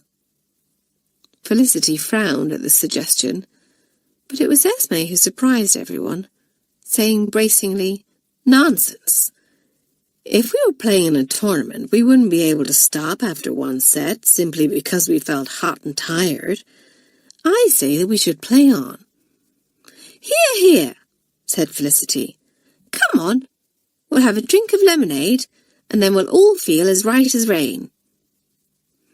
The girls had all brought bottles of lemonade with them, and they moved to the side of the court now, drinking thirstily. Felicity was right, and they all felt refreshed once their thirst had been quenched, playing on with new heart. Felicity and Susan won the match, but it was a close thing. As they walked off the court, Felicity said to Susan, "I think Freddie was off her game a little today. Otherwise we might have lost. Esme played superbly." "Didn't she just?" said Susan. "Who would have thought at the beginning of term that she had it in her?" "She really seems to be finding her feet at Malory Towers," said Felicity, pleased. "Doing well at tennis seems to have given her confidence in other ways. She doesn't copy Amy so much now. She's trying much harder at her lessons. If she carries on like this, there's the chance that she might go up into the 5th form next term, while we go into the 4th. "Golly, that would be a shame," said Susan, looking a little dismayed. "A shame for us, I mean, though of course it would be a jolly good thing for Esme. I suppose that Lucy will be pleased to see the back of her too." "Perhaps, although the two of them do seem to be making an effort and getting on a little better now," said Felicity. "In fact, the only fly in the ointment at the moment seems to be this beastly business with Bill and Clarissa." "I should be glad when Bill's arm is better," said Susan. "What with helping out at Five Oaks, tennis, swimming and lessons, I feel absolutely exhausted." "Yes, it's been quite a busy term," agreed Felicity. "We shall all be jolly glad of a break when half-term comes." The girls were so busy that the last few days before half-term simply flew by. Then on Saturday morning, Felicity woke early. She knew that she was excited about something, but at first she couldn't think what it was. Then a little thrill of joy ran through her as she remembered, and she sat up in bed. "Wake up, everyone!" she cried happily. "It's half-term!" Chapter 10. A Super Half-Term. The parents seemed to arrive slowly at first, in dribs and drabs, as Pam said. Then, as the morning wore on, more and more arrived, and soon the grounds were filled with groups of laughing, chattering girls and their families. Felicity was thrilled that her mother and father were among the first to arrive. She flew to meet them, hugging first her mother, then her father. "Did you get my letter, Mother?" she asked eagerly. "I'm taking part in the diving later, and so is Susan." "Yes, I got it, dear," said Mrs. Rivers, beaming happily at her excited daughter. "Daddy and I were awfully proud to hear that you had been chosen. So was Darrell, of course. She telephoned me the other evening and said to wish you luck." "How I wish that she could have come with you," said Felicity. "Well, she's working awfully hard at the moment," said Mr. Rivers. "But the summer holidays aren't too far away, so you will see one another then." Nearby, Felicity could see Pam with her parents, and Nora with her mother and young sister. And in the distance, she could see Susan, chattering 19 to the dozen with her big jolly father, while Bonnie enjoyed being fussed over by her doting parents. "I wonder if Esme's parents are here too," thought Felicity. "I do hope so." Sadly for Esme, they weren't. She had received a message to say that her parents wouldn't be returning from their trip until late this afternoon, by which time it would be too late for them to travel to Malory Towers. But they meant to set off early the following morning, so that she would be able to spend tomorrow with them. All the same, the girl couldn't help feeling a little forlorn as she saw the happy time that the others were having. There was Julie, dressed in her riding gear, ready to go off with her parents and brother for their picnic. And there, looking so like her beloved mother that Esme gave a gasp, was Aunt Janet with Lucy. Esme hadn't seen her aunt since the families fell out, and for a moment she stood rooted to the spot, hardly knowing what to do. But the problem was solved by her aunt, who spotted Esme and came over at once, a delighted smile on her face. "Esme, my dear," she said, kissing the girl on the cheek. "How wonderful to see you again." "Hello, Aunt Janet," answered Esme, her voice a little shaky. "I'm so pleased that you could come and see Lucy." Lucy, who had been hovering a little awkwardly in the background, said, "I was just telling Mother that you weren't sure whether your people would be able to come, Esme." "No, they telephoned Miss Grayling this morning and said that they wouldn't be able to get here today," said Esme. "But they are coming tomorrow." "Well, that's good," said Mrs. Carstairs. "But you can't possibly stay here alone today, while everyone else is off enjoying themselves. I insist that you come out to lunch with Lucy and me." Esme glanced at her cousin, sure that she wouldn't be too happy about the invitation, but Lucy was smiling. So Esme smiled too and said happily, "Thank you, Aunt Janet. That will be a treat, after I was expecting to stay here for school lunch." The restaurant that Mrs. Carstairs took the girls to was a very good one, and they had a slap-up meal. But even more than the delicious food, Esme enjoyed the company of her aunt and cousin, There were a few awkward moments when the girls mentioned their fathers, but on the whole they had a very pleasant time, recalling childhood incidents and telling Lucy's mother about life at Malory Towers. Mrs. Carstairs teased Esme good-naturedly about her American accent, and Lucy laughed, saying, "You should have heard it when she first started at Malory Towers, Mother. It was much stronger then." "Was it really?" said Esme, looking surprised. "Oh, yes," said Lucy. "You seem to have lost some of it as the term has gone on. And you don't say G half as much as you used to. Why, at times you sound quite English." "Heavens!" exclaimed Esme. "Mother will be pleased." "How is your mother, Esme?"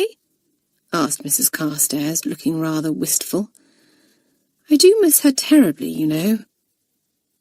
"Well, I know that she misses you as well," said Esme.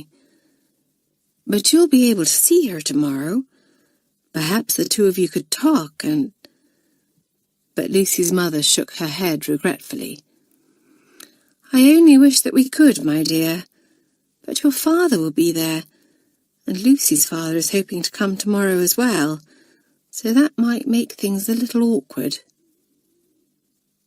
Both girls looked uncomfortable now, so Mrs. Carstairs hastily changed the subject, saying, "Well, we've a little time to spare before the diving and swimming at Malory Towers, so what would you girls like to do now?"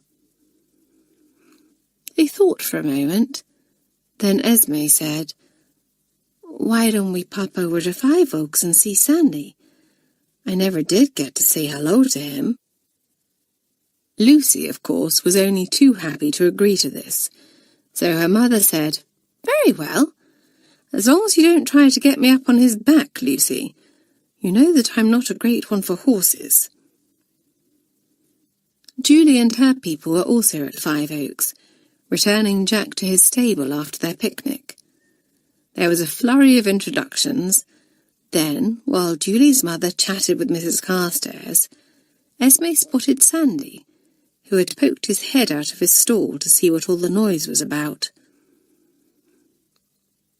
"Sandy!" she cried joyfully, going up to stroke the horse's nose. "How marvellous to see you again, boy!" Sandy whinnied softly and nudged Esme, who laughed and said, "I really believe that he remembers me." "Perhaps he does," said Lucy with a smile. Just then Bill and Clarissa appeared, and there were yet more introductions, for neither Esme nor Mrs. Carstairs had met the two girls before. Esme, who had heard so much about them that she felt as if she knew them very well indeed, looked at Bill and Clarissa with interest. Bill's arm was still in plaster, and she said, "I have to go back to the hospital next week, and I'm hoping that the doctor will say that the plaster can come off. And won't I be glad when I can get up on old Thunder again? Not being able to ride has been simply dreadful for both of us." Soon it was time for the Malory Towers girls and their families to return to the school in time for the swimming and tennis. But before they left, Julie found an opportunity to take Clarissa aside. "I don't seem to have had the chance to talk to you or Bill in private just lately," she said. "How are things? Have there been any more strange happenings?" "No, thank heavens," said Clarissa. "Jim did catch a strange man prowling round here the other night, just before he went home for the evening. But he turned out to be one of Mr. Banks's grooms. Mr. Banks had sent him over to have a scout round and check that everything was all right." "That was thoughtful of him," said Julie. "Yes, he's been very good to us," said Clarissa. "Of course, Bill knows now that her accident was no accident. Now that she's feeling stronger, I thought it best to tell her so that she could be on her guard." "Good idea," said Julie. although it sounds as if whoever was behind it may have decided to stop these rotten tricks." "I certainly hope so," said Clarissa with a sigh. "It's been an awfully difficult time. Of course, we've tried to keep the whole business quiet, but somehow word has got out and some of the children from the village have stopped coming for riding lessons. Their parents are afraid that they may be hurt too, so they won't allow the children to come until they're certain that it's quite safe." "Oh, Clarissa!" cried Julie in dismay. "I had no idea." "Well, I suppose one can't blame them," said Clarissa, suddenly looking rather strained. "But of course, it means that we don't have as much money coming in as we used to." Julie, guessing that Clarissa was a lot more worried than she was letting on, said stoutly, "Well, you may be sure that all the Malory Towers girls will continue to come, Clarissa.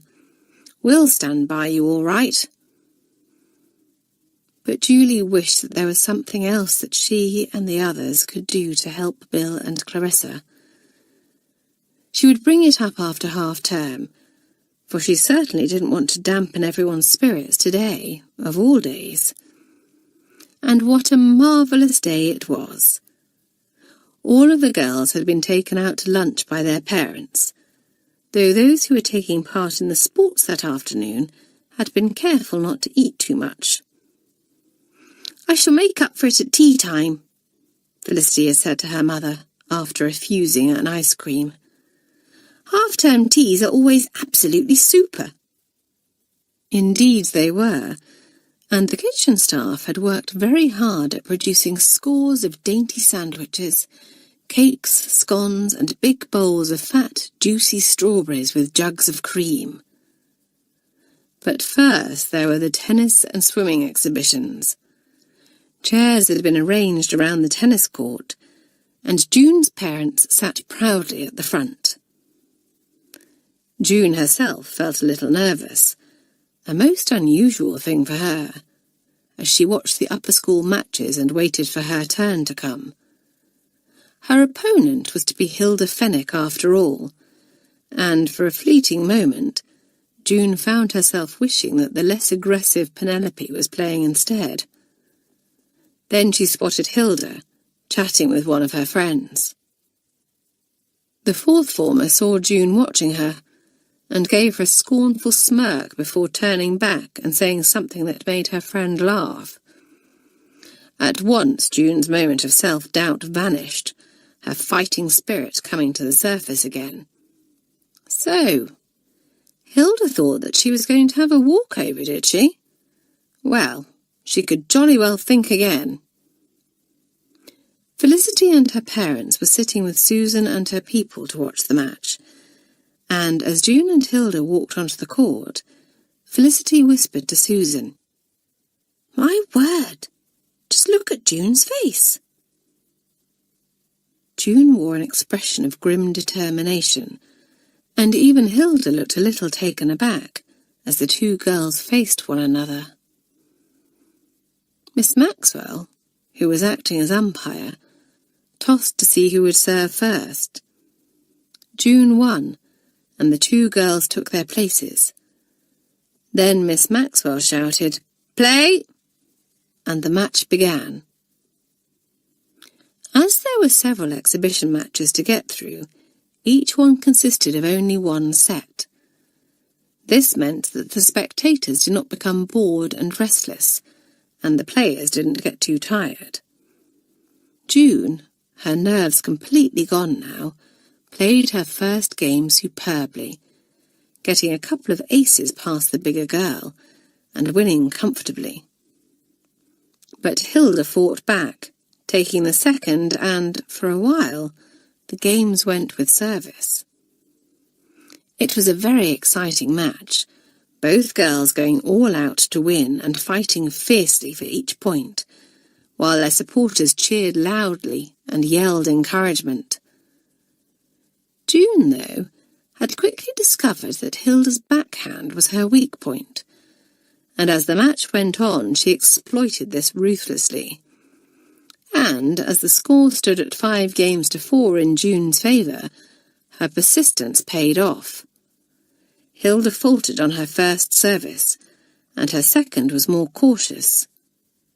Too cautious, for June slammed the ball back, placing it where the fourth former couldn't hope to reach it.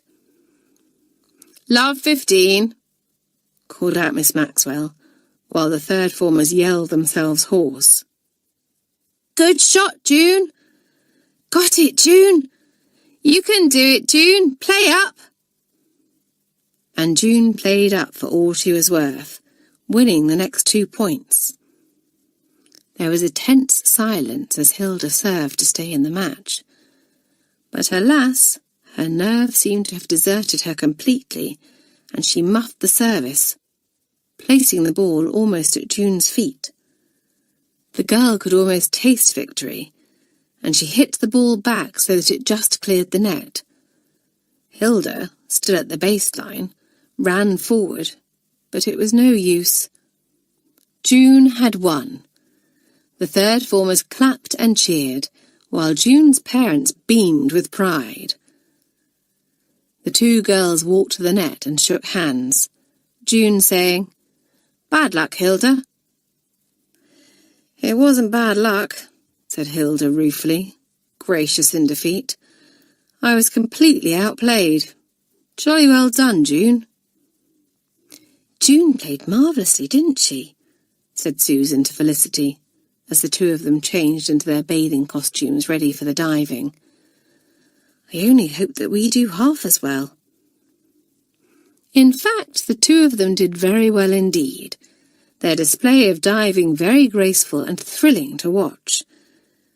Felicity's beautiful swallow dive from the top board brought oohs and ahs from the first formers, and gasps of admiration from the parents. And Susan received a round of applause for her daring somersault, which she had practised to perfection. "Simply marvellous, darling," cried Mrs. Rivers when Felicity joined her parents afterwards. "Yes, I was proud of you," said Mr. Rivers, giving her a hug. "And I managed to take some good photographs as well. I shall send some to Darryl once I've had them developed."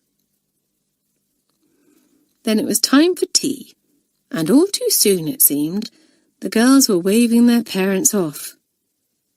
Most of them were staying in nearby hotels, so that they could come back tomorrow, while others, who lived nearer to Malory Towers, were going home for the night. "Well, what a perfectly super day," said Nora, as the third formers gathered in the common room. "First rate," agreed Pam, and June beating Hilda at tennis, and Susan and Felicity doing so splendidly in the diving was the icing on the cake. "And talking of cakes, wasn't that a simply wizard tea?" said Freddie. "I've eaten so much today that I feel as if I never want to eat again." "I dare say you'll feel differently tomorrow," laughed Felicity.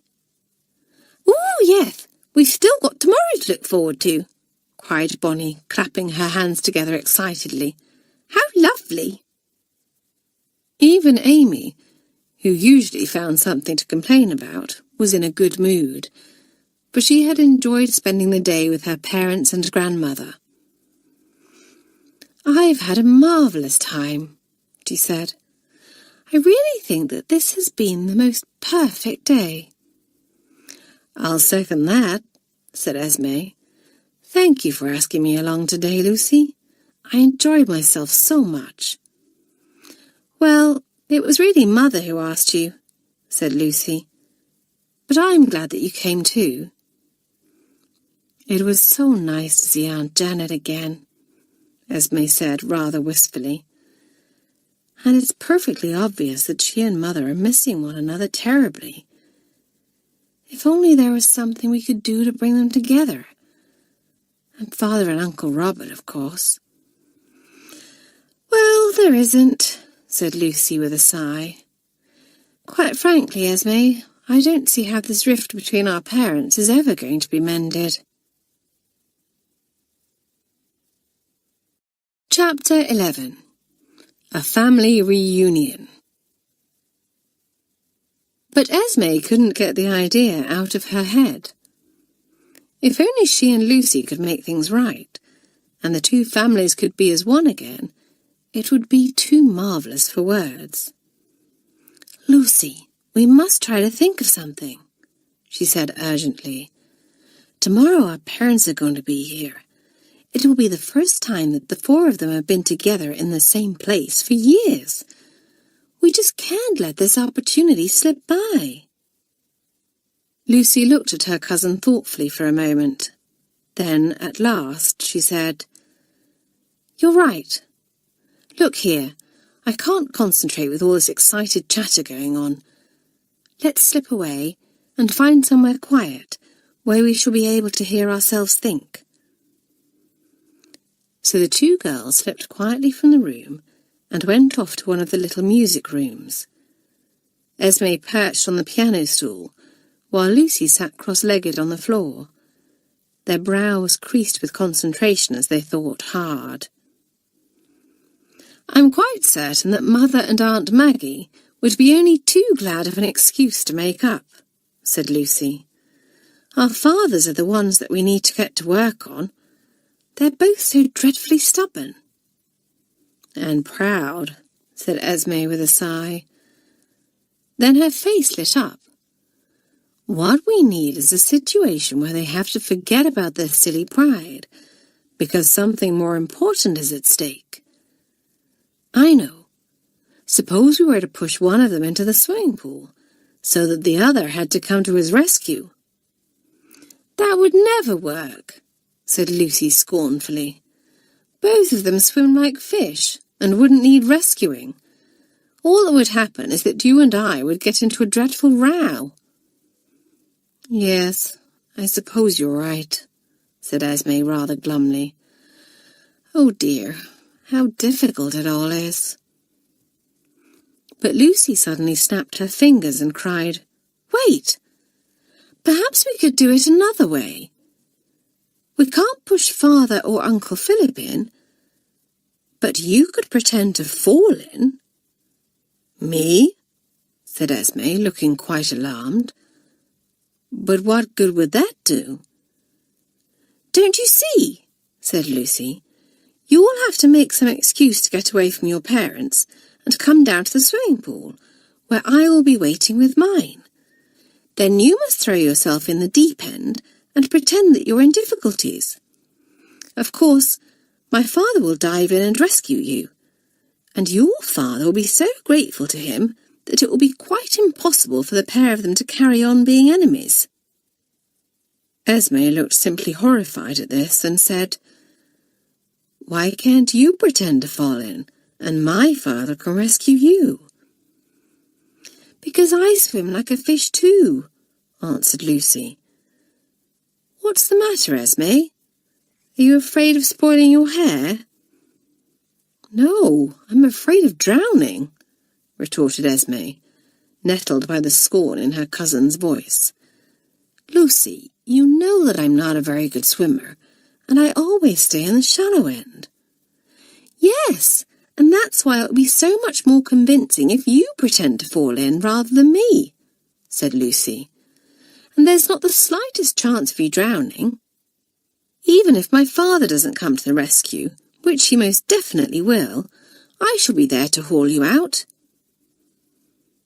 Esme digested this in silence for a moment, then said, "But suppose someone else rescues me? That would simply ruin everything.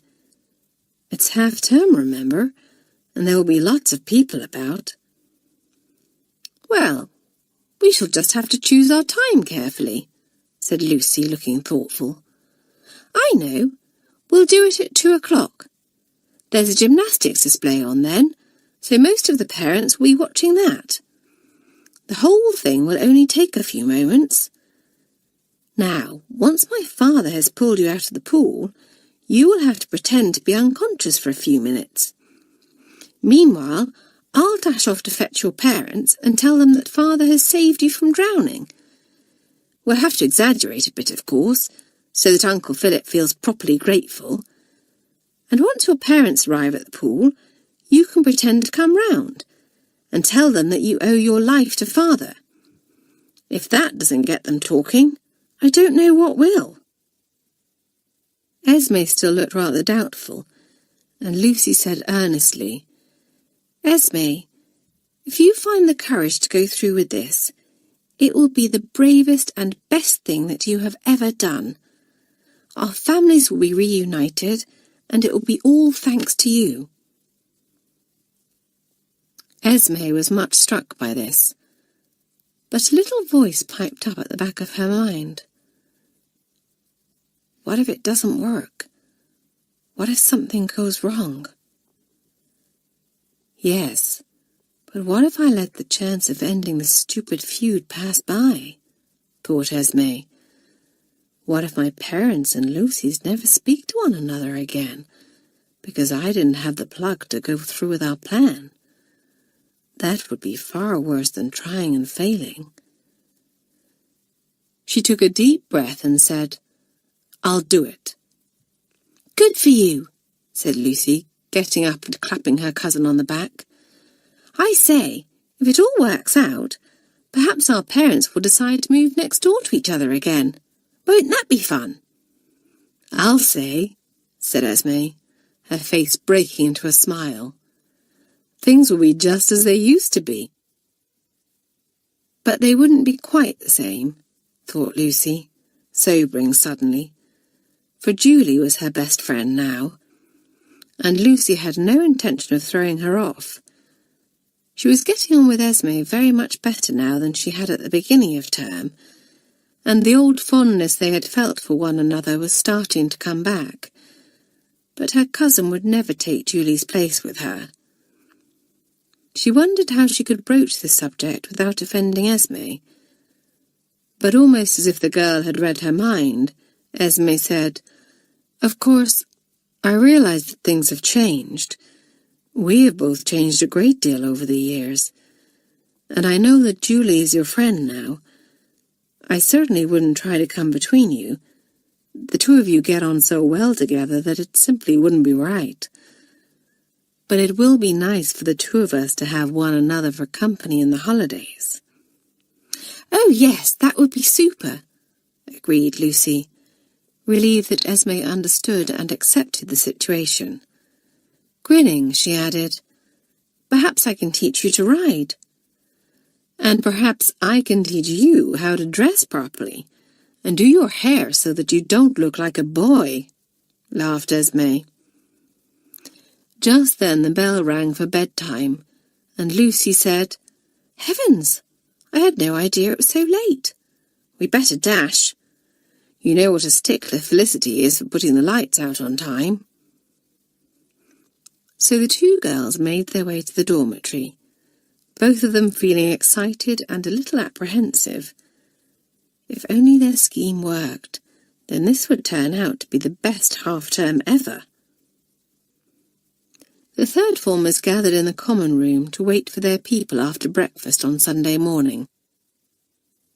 "Your parents won't arrive any sooner because you're standing there watching, you know," June called out to Freddie, who had stationed herself at the window.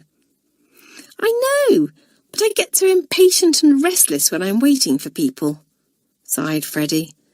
"I just can't seem to settle to anything. Oh, here comes a car. Does it belong to anyone here?"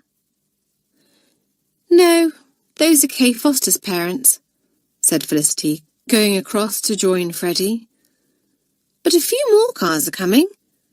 Bonnie, I do believe one of them belongs to your people." As Bonnie gave a squeal and ran from the room, Freddie said, "Your parents are here too, Lucy. Or are they Esme's? Your mothers look so alike that I can't tell one from the other." The two cousins went across the window, and Esme said in a rather hollow voice, "They're mine." "Well, you don't sound very pleased to see them," said Nora, surprised. In fact, Esme's feelings were very mixed. Of course she was pleased to see her parents, but she was also feeling extremely nervous about the scheme that she and Lucy had come up with. She glanced at her cousin, who gave her a reassuring smile, then went off to greet her parents.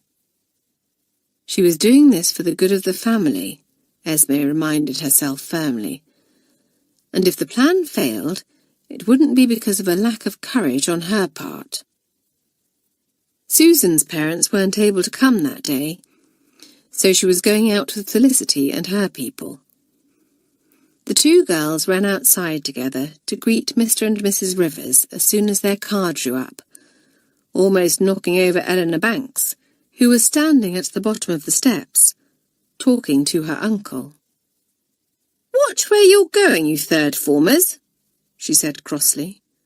"Sorry, Eleanor," chorused Susan and Felicity, both of them glancing at Mr. Banks rather curiously. He was a tall man, very pale, like Eleanor herself, with hooded eyes and thin lips, which seemed to be curved into a permanent smile. "Is that Eleanor's uncle?" murmured Felicity to Susan. "He looks rather sinister, don't you think? I never trust people who smile all the time." Susan laughed and said, "You shouldn't judge a book by its cover. Mr. Banks has been jolly good to Bill and Clarissa in their time of need." "Of course, I had forgotten about that," said Felicity. "Well, he must be quite decent after all, and I suppose you can't help the way that he looks." Esme and Lucy, meanwhile, were having a grand time with their respective parents, though there was a tricky moment when the two families came face to face in the courtyard. The two mothers greeted one another rather awkwardly, while Mr. Walters and Mr. Carstairs merely nodded unsmilingly and rather stiffly before walking on. Lucy, unseen by the grown-ups, gave her cousin a wink, and Esme grinned back.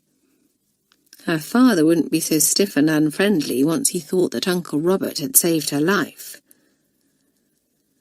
But once the time came for Esme to carry out her part in this daring plan, she didn't feel like grinning at all. There were butterflies in the girl's stomach as she led her parents to a bench under the shade of a tree in the courtyard.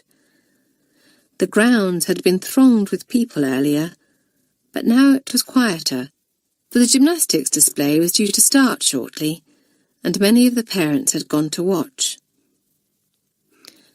"How pleasant it is just to sit quietly for a few moments," said Mrs. Walters. "We've had such a busy morning with so much to see. I must say, dear, Malory Towers seems a splendid school." "And that games mistress of yours was telling me that you're beginning to shine at tennis," said Mr. Walters, looking proudly at his daughter. "It sure looks like this English school is bringing out some hidden talents in you." Normally Esme would have basked in her parents' praise, but now she was on tenterhooks, for it was time for her to go down to the swimming pool. "Are you quite all right, dear?" asked her mother, looking at her in concern. "You look a little flushed." "I'm fine, Mother," said Esme. "It's just that I'm a little hot and thirsty. I might go to the kitchen and see if Cook can spare us some lemonade." "Good idea," said her father. "Shall I come and help you carry it?" "Oh, no, I can manage, Father," Esme assured him hastily. "You sit here and relax with Mother."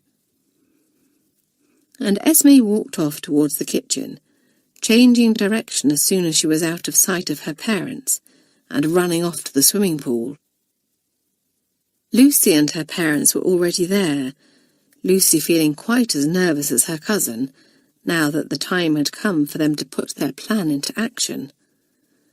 She glanced round as Esme approached, but Mr. and Mrs. Carstairs had their backs to the girl, and didn't spot her until she was on the ledge of rock surrounding the pool. "Hello, Esme," said her aunt, sounding surprised. "What are you doing here?" "Oh, I thought I saw Felicity here," answered Esme, a little flustered. "I just needed to ask her something. "Hello, Uncle Robert," "Hello, my dear," answered her uncle, a little gruffly. Lucy gave her cousin a meaningful look, which Esme knew meant that she was supposed to fall into the pool. But how was she to do it in a convincing way? If she just threw herself in, it wouldn't look realistic at all. As it turned out, though, Esme's fall was very realistic indeed. The rocks around the pool were extremely slippery and, as the girl stepped forward, her feet suddenly slid from under her, and she tumbled headlong into the pool, her scream of fright quite genuine. Lucy stood rooted to the spot, as Esme disappeared onto the water, while Mrs. Carstairs gave a little cry of horror. And Mr. Carstairs sprang into action immediately, throwing off his jacket and plunging into the pool after Esme. For a moment he, too, vanished beneath the surface. Then he came up, gasping for air, an unconscious Esme in his arms. "I think she may have banged her head on the rocks," he called to his wife. "Help me to get her out. And Lucy, run as fast as you can and find Esme's parents. And you better fetch Matron too." Scared now, Lucy ran like the wind towards the school. Why had she thought up this stupid idea? If Esme turned out to be badly injured, it would be all her fault, and she would never forgive herself. And where on earth was she supposed to start looking for her aunt and uncle? For she didn't have the faintest idea where Esme had left them. Perhaps she had better go and fetch Matron first, for there was no time to waste. But as she reached the courtyard, Lucy spotted her aunt and uncle sitting on a bench and raced up to them. "Why, Lucy," said Mrs. Walters, alarmed at the girl's panic-stricken expression. "What on earth is the matter?" It's Esme," gasped Lucy, trying to catch her breath. "There's been an accident. She's fallen into the swimming pool and hit her head." Mrs. Walters turned pale, while Mr. Walters was on his feet immediately, a look of horror on his face. "My father dived in and pulled her out," Lucy said, "and he sent me to fetch you both, and Matron." "We shall go there at once," said Mr. Walters, trying to speak calmly as he helped his wife to her feet. "Lucy, you carry on and find Matron, will you? Tell her to come to the pool immediately. Good girl." Lucy sped off into the school and up the stairs to Matron's room. She burst in without pausing to knock, giving Matron a terrific start. "My goodness!" she cried, looking most displeased at the third former's lack of manners. But before she could begin to scold, Lucy's face crumpled and, between sobs, she cried, "Matron, you must come quickly. There's been a dreadful accident, and Esme is hurt." Matron was on her feet at once, putting a comforting arm about Lucy's shoulders, and saying in her brisk but kindly manner, "There now, Lucy, do try to keep calm, my dear, or you won't be able to tell me what has happened.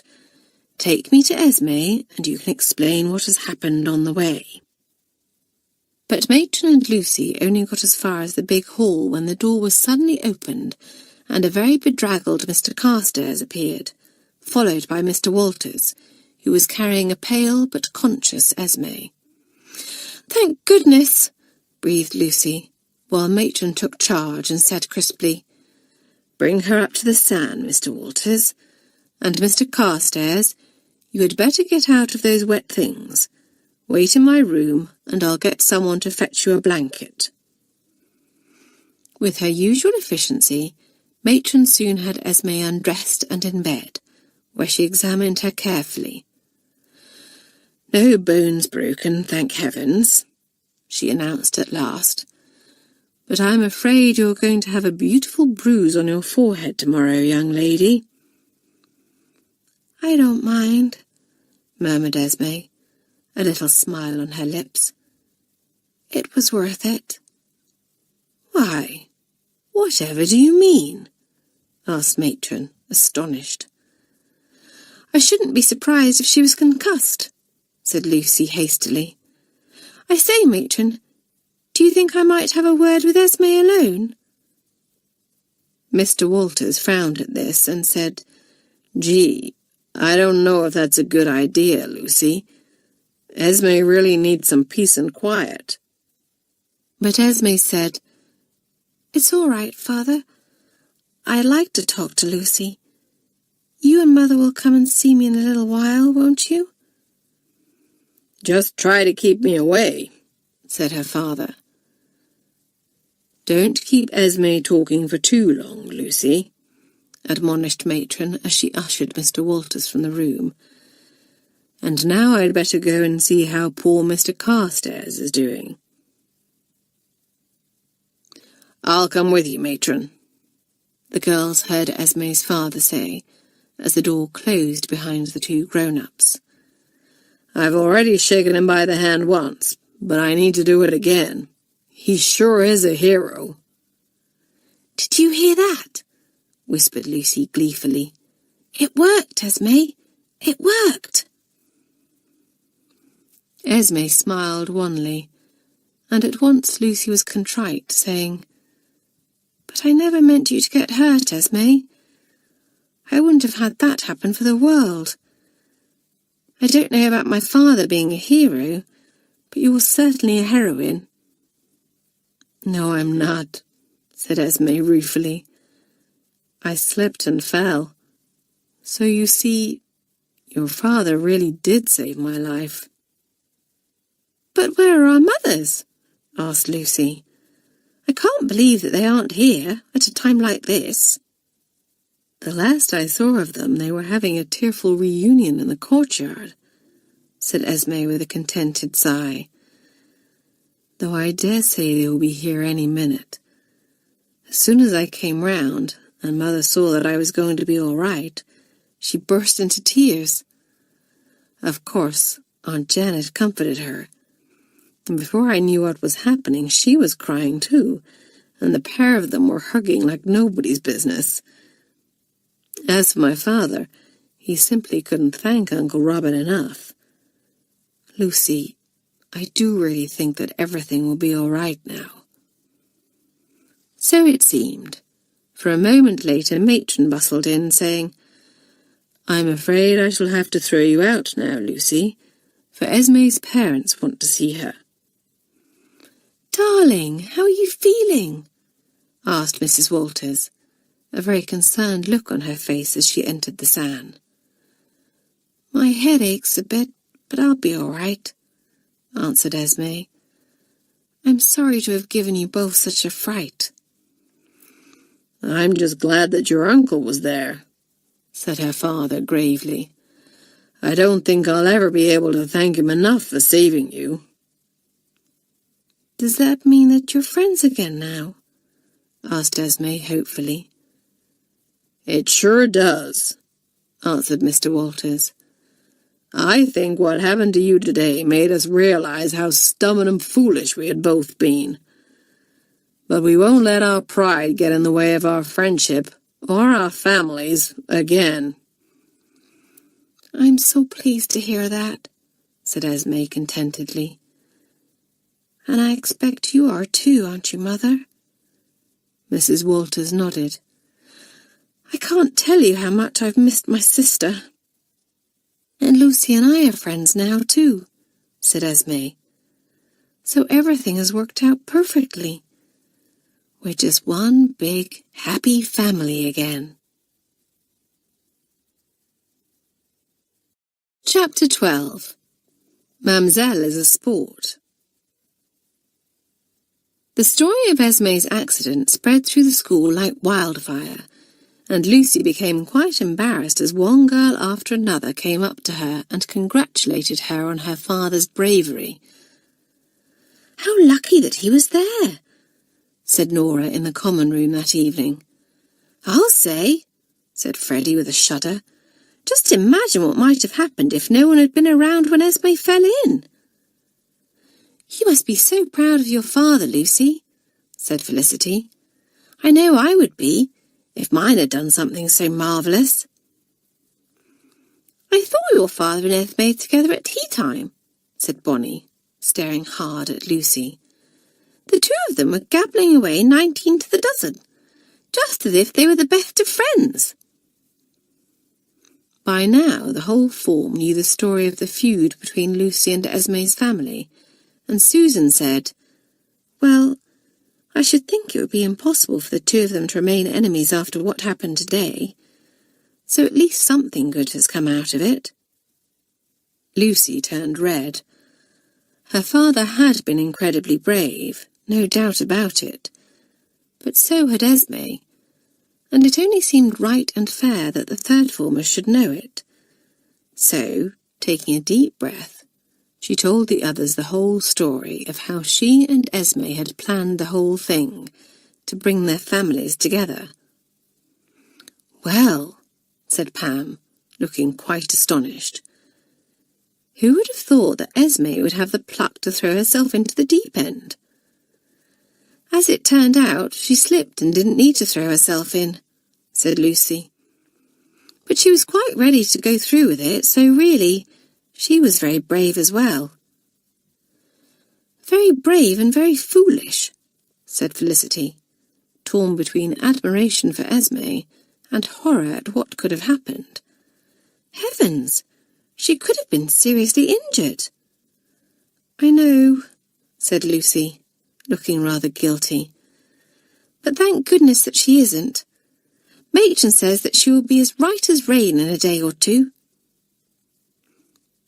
To Esme's dismay, Matron insisted on keeping the girl in bed the following day. "But I feel absolutely fine," protested Esme. "Really, I do." After a dose of medicine and a good night's sleep, Esme's headache had completely vanished. As Matron had predicted, she had a simply enormous bruise on her forehead, and had been rather looking forward to going back to class and showing it off to the others. But Matron was adamant, and said firmly, "It won't do you any harm to have an extra day's rest, just to be on the safe side.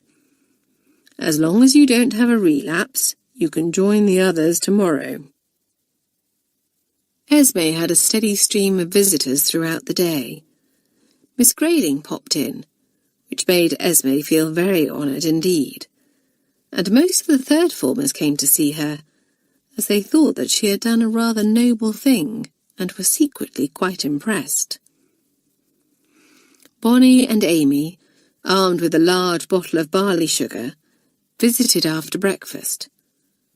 Pam and Nora spent their lunch break gathering a huge bunch of the most beautiful wild flowers, which they presented to the invalid, and Felicity and Susan went along to the San after tea, taking a book for Esme to read, in case she was bored.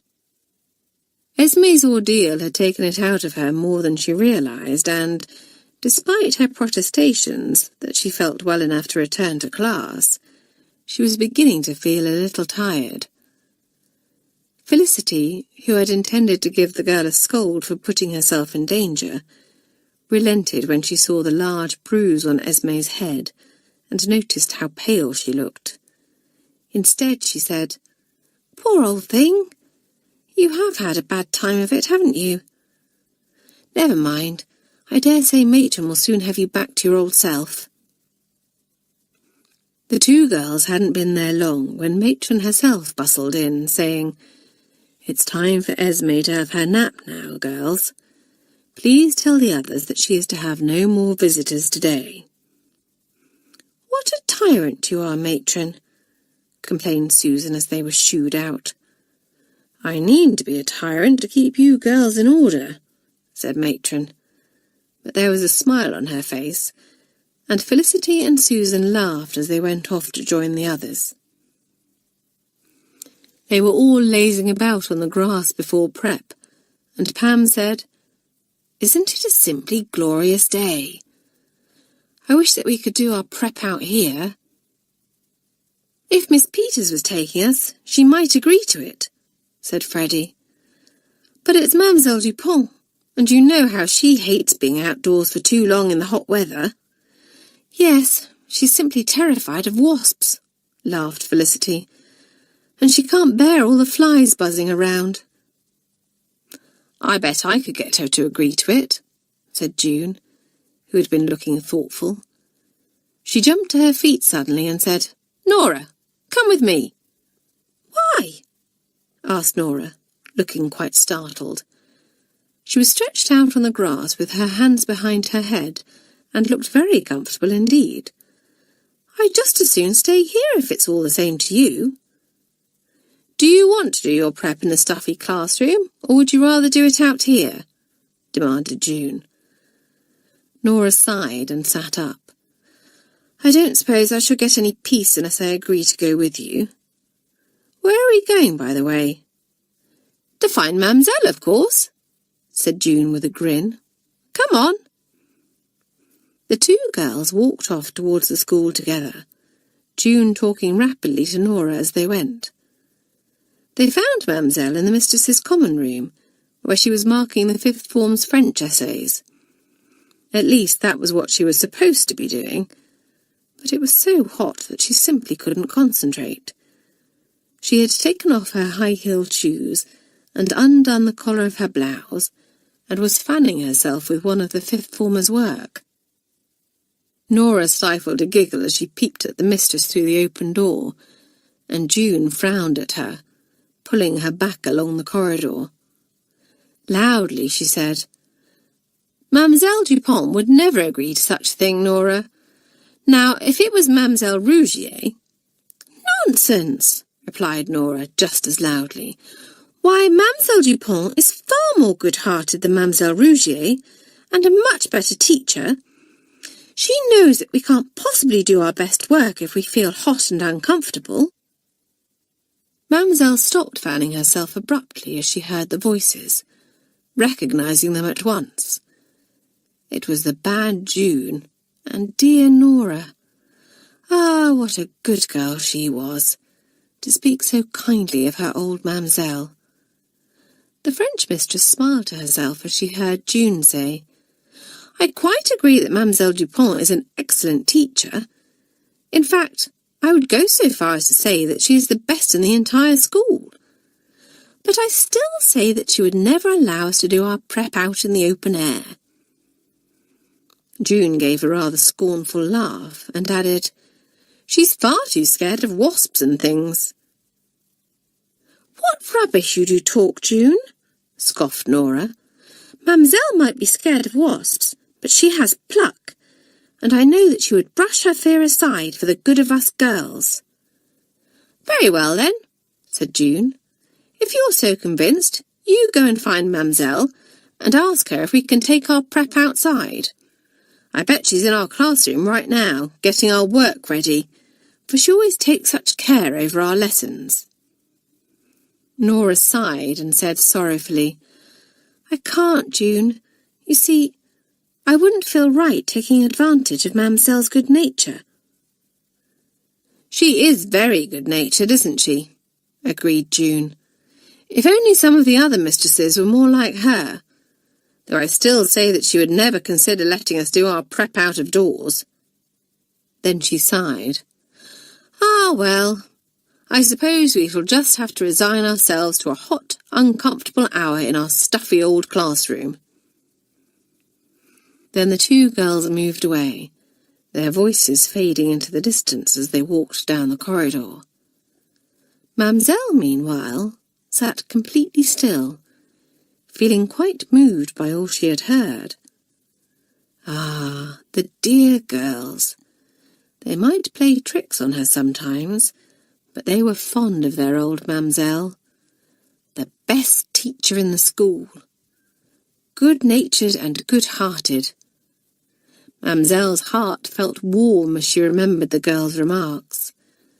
And Nora had said that she had the pluck.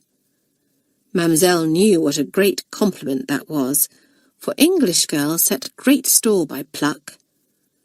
They were good girls, these third formers, and they deserved a treat. And she, Mademoiselle Dupont, would give them one. Ah, yes, she would prove to them that everything they had said about her was true. So when the third formers trooped rather dispiritedly into their classroom for prep that afternoon, they were in for a surprise.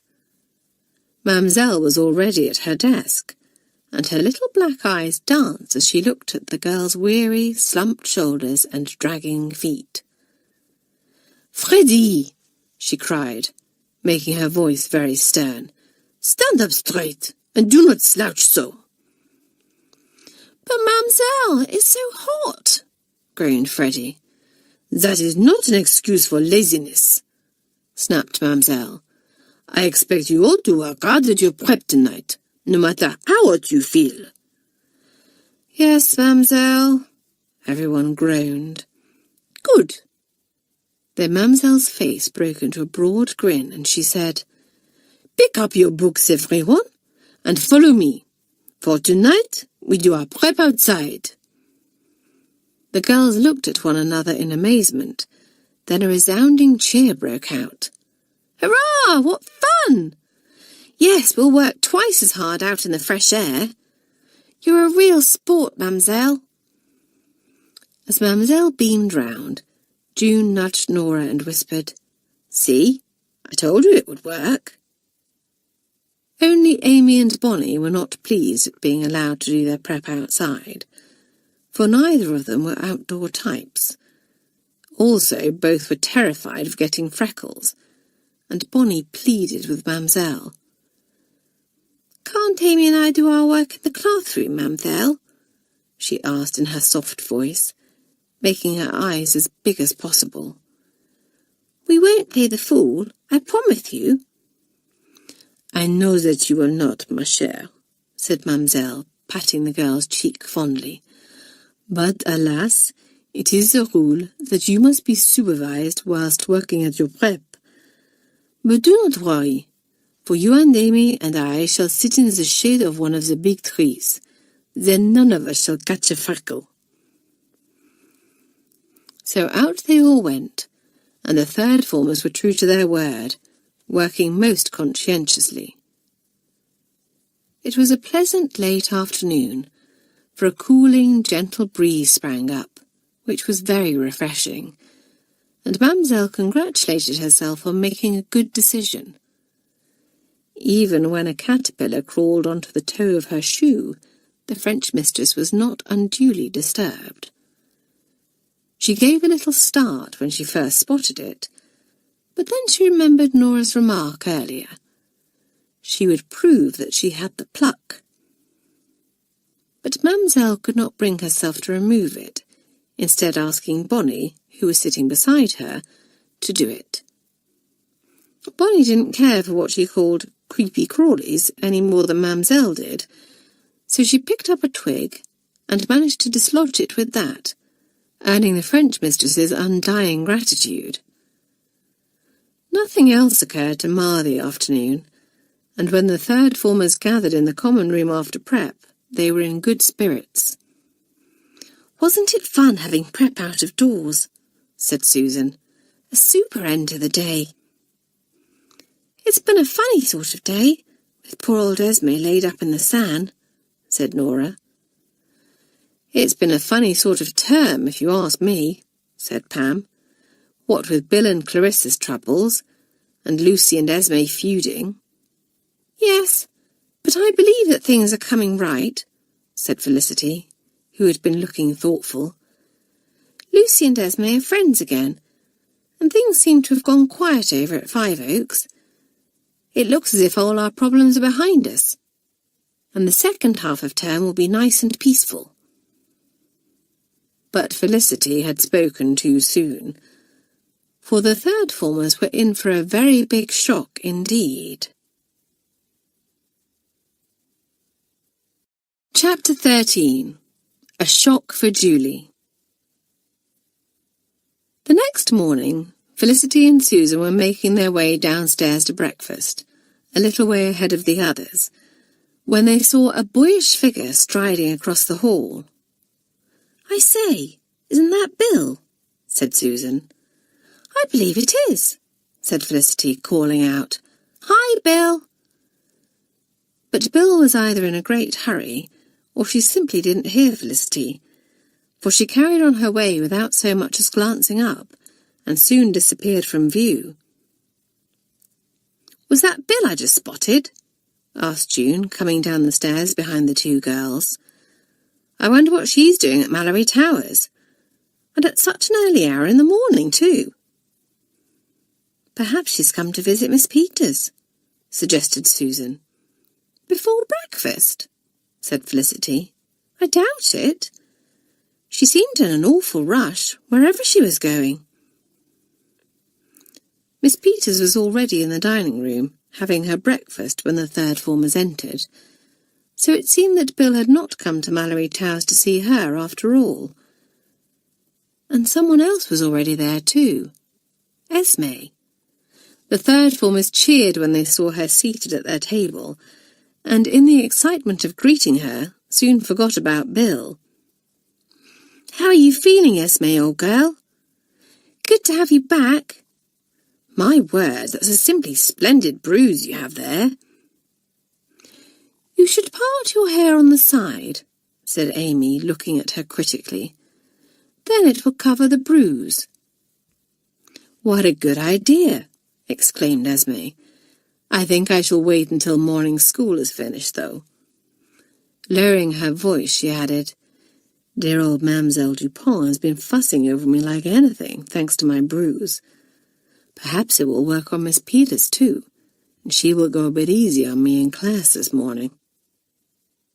Esme did look much better today, though, thought Felicity.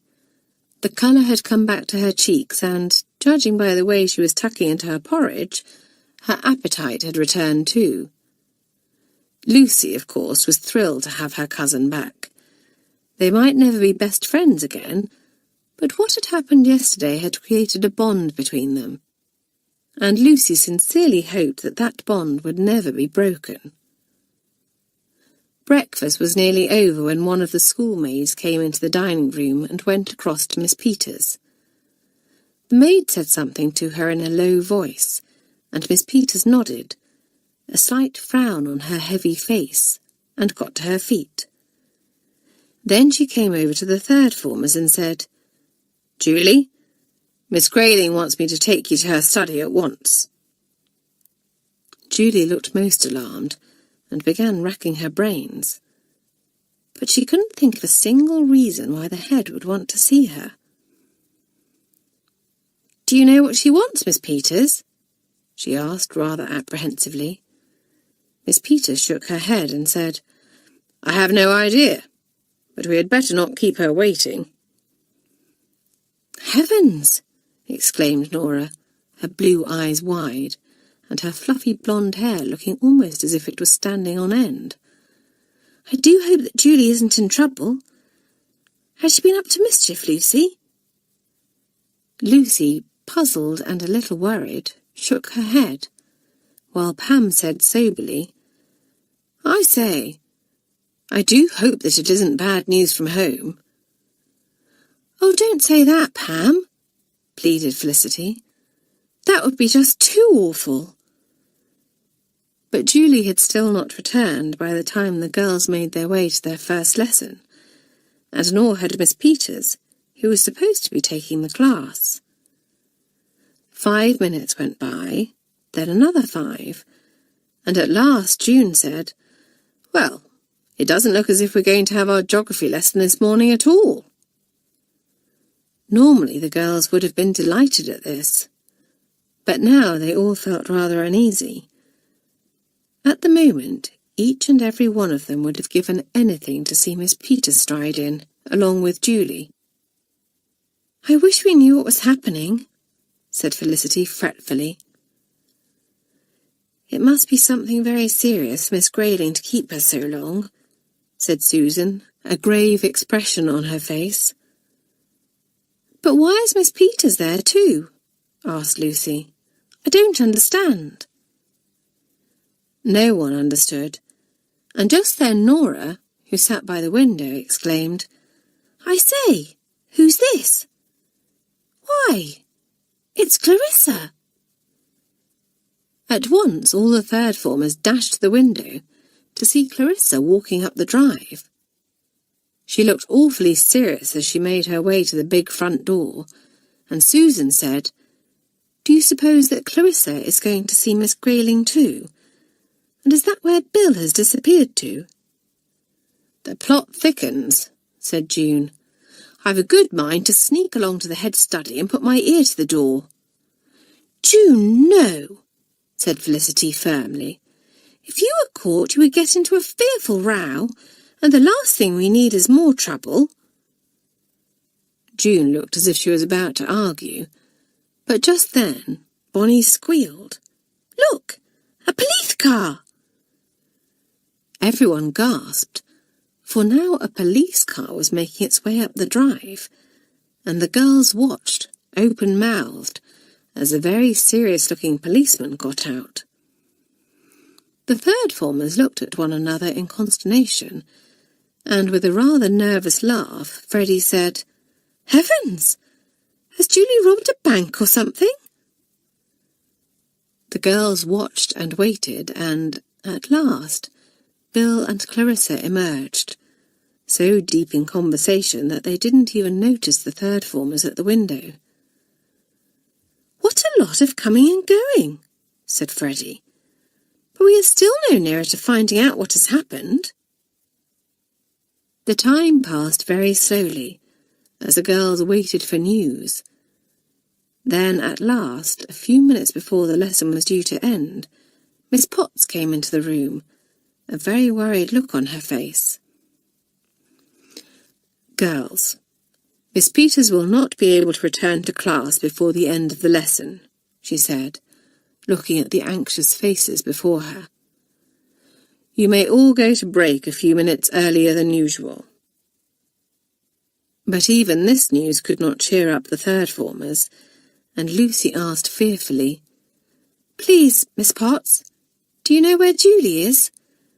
We're all terribly worried about her." "She has just gone along to the common room," answered Miss Potts heavily. "Please be very kind to her when you see her, for I'm afraid that she has had some extremely bad news." With that, Miss Potts left the room, and at once a perfect babble broke out. "Something has happened at home. I knew it." "It's Jack. Something has happened to Jack. Perhaps he's sick." "Oh, yes, people always call the police when they have a sick horse on their hands," said June sarcastically. "I must go to her," said Felicity, getting to her feet. "She may be in need of comfort, or someone to talk to." "Felicity," said Lucy suddenly, "may I go instead of you? I know that you are head of the form, but I am Julie's best friend." Felicity thought for a moment, and then said decidedly, "We shall all go. Then Julie will know that she has the whole form behind her, and that, whatever has happened, we shall all do what we can to help." So every one of the third formers, even spoilt, selfish Amy, trooped to the common room, where they found Julie sitting alone on a settee. She looked up as the door opened, her expression so bleak that the girls felt frightened. Her eyes were red, and it was obvious that she had been crying. But Julie never cried. At once Felicity and Lucy rushed to sit either side of her, Felicity putting a comforting arm about her shoulders as she said gently, "What is it, Julie, old girl?" "It's Jack," answered Julie, her voice sounding unnaturally high. "He's gone. He's been stolen from 5 Oaks." A horrified gasp went round the room. So that was why Bill and Clarissa had been here, and that was the reason the police had been called. "Do the police have any clues?" asked June. "Not really," answered Julie, stifling a sob. "There were faint tyre tracks in the lane leading to 5 Oaks, so he may have been taken away in a horse box. But there is nothing to tell them who the thief is." "I can't believe that Bill and Clarissa would be so careless," said Susan, shocked. "After everything that has happened, I should have thought that they would be on their guard. But to let someone simply walk away with Jack right under their noses—" "Oh, but it wasn't their fault," broke in Julie. "Truly it wasn't. For a start, Jack wasn't stolen in broad daylight. It happened last night, but the girls didn't discover that he was gone until this morning, and the thief created a diversion." "A diversion? What do you mean, Julie?" asked Pam. "You see, someone started a fire in the field behind the house late last night," explained Julie. "It was right next to the small barn where the girls store the hay for the horses. Bill said that it was only a small fire, but they were afraid that the barn would catch alight. So, of course, they had to dash out immediately and deal with it. And while they were putting the fire out, some wicked beast sneaked into the stable and took Jack," finished Lucy, her eyes narrowed to slits. Angrily, she leapt up and began to pace the floor. "My goodness! I hope that he's caught. I hope that the police lock him up and throw away the key. I hope—" "Lucy, do calm down," Felicity interrupted. "And please stop pacing the floor like that, or you'll wear a hole in the carpet."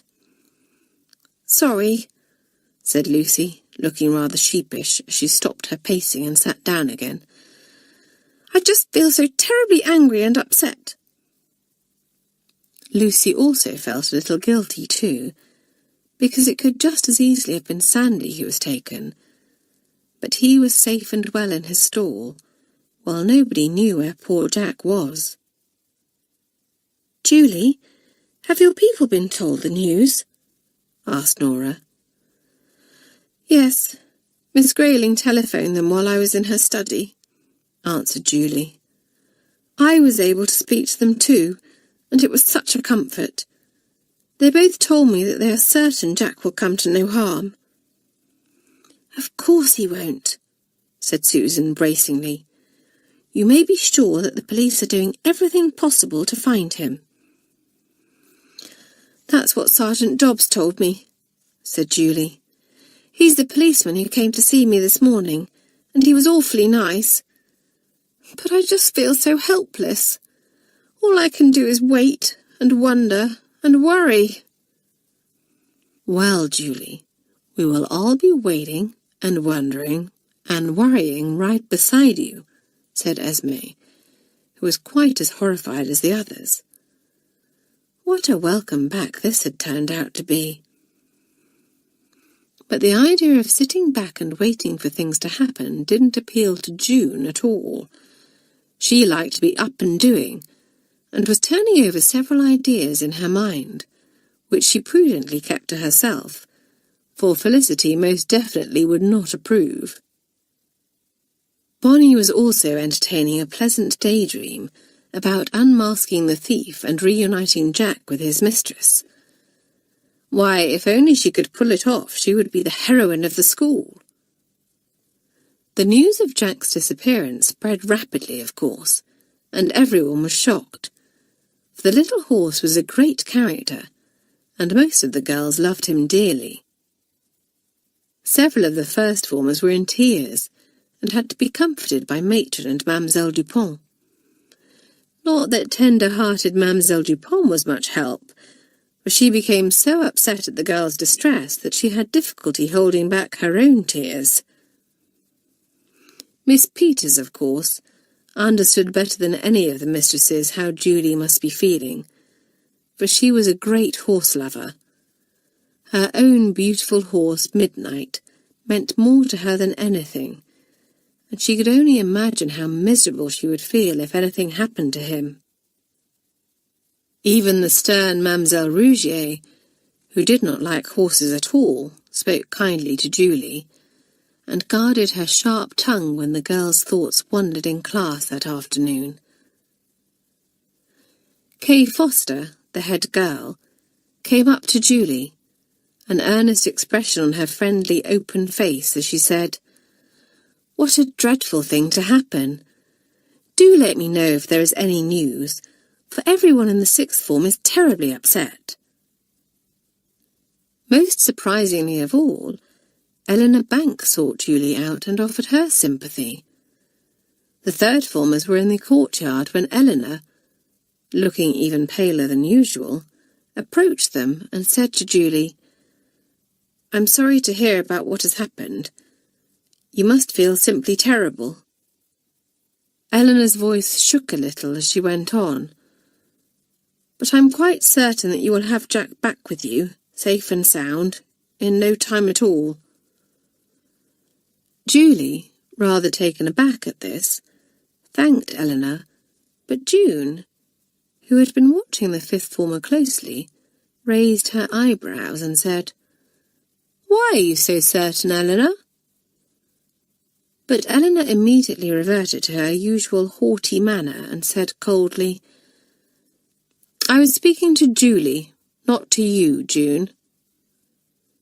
Then she stalked off, and Freddie said, "Well, wonders will never cease. Imagine the Ice Queen feeling sorry for someone." But Julie felt heartened by everyone's kindness and concern. That was one of the best things about a school like Malory Towers, she thought. When someone was in trouble or things went wrong, everyone rallied round, ready to offer sympathy and to help in any way they could. Even Eleanor Banks. Julie didn't much like the girl, but she desperately wanted to believe in her words. Jack would come back to her, safe and well. He would. Chapter 14. Detective Work. June decided to pop over to Five Oaks and do a spot of investigating when afternoon lessons finished the following day, and she was a little put out to discover that Bonnie had arrived a few minutes before her. Each girl knew why the other was there, of course, and after greeting one another, they went their separate ways. June spoke to Clarissa, who looked very white and anxious. "I feel absolutely terrible about Jack being stolen," she told June. "If the police don't find him, I don't know what I shall do." "It wasn't your fault, or Bill's," said June. "I don't see how either of you could have known that the fire was started to distract you." "Perhaps, but it doesn't stop us both from feeling guilty," said Clarissa, sighing. Just then, Bill came out of the house, and with her were two dark-haired, stocky young men. "Who are they?" asked June curiously. "Two of Bill's brothers," said Clarissa. "They're on leave from the army. Bill telephoned to tell them of our troubles. They said that they would come and stay for a while to keep an eye on things."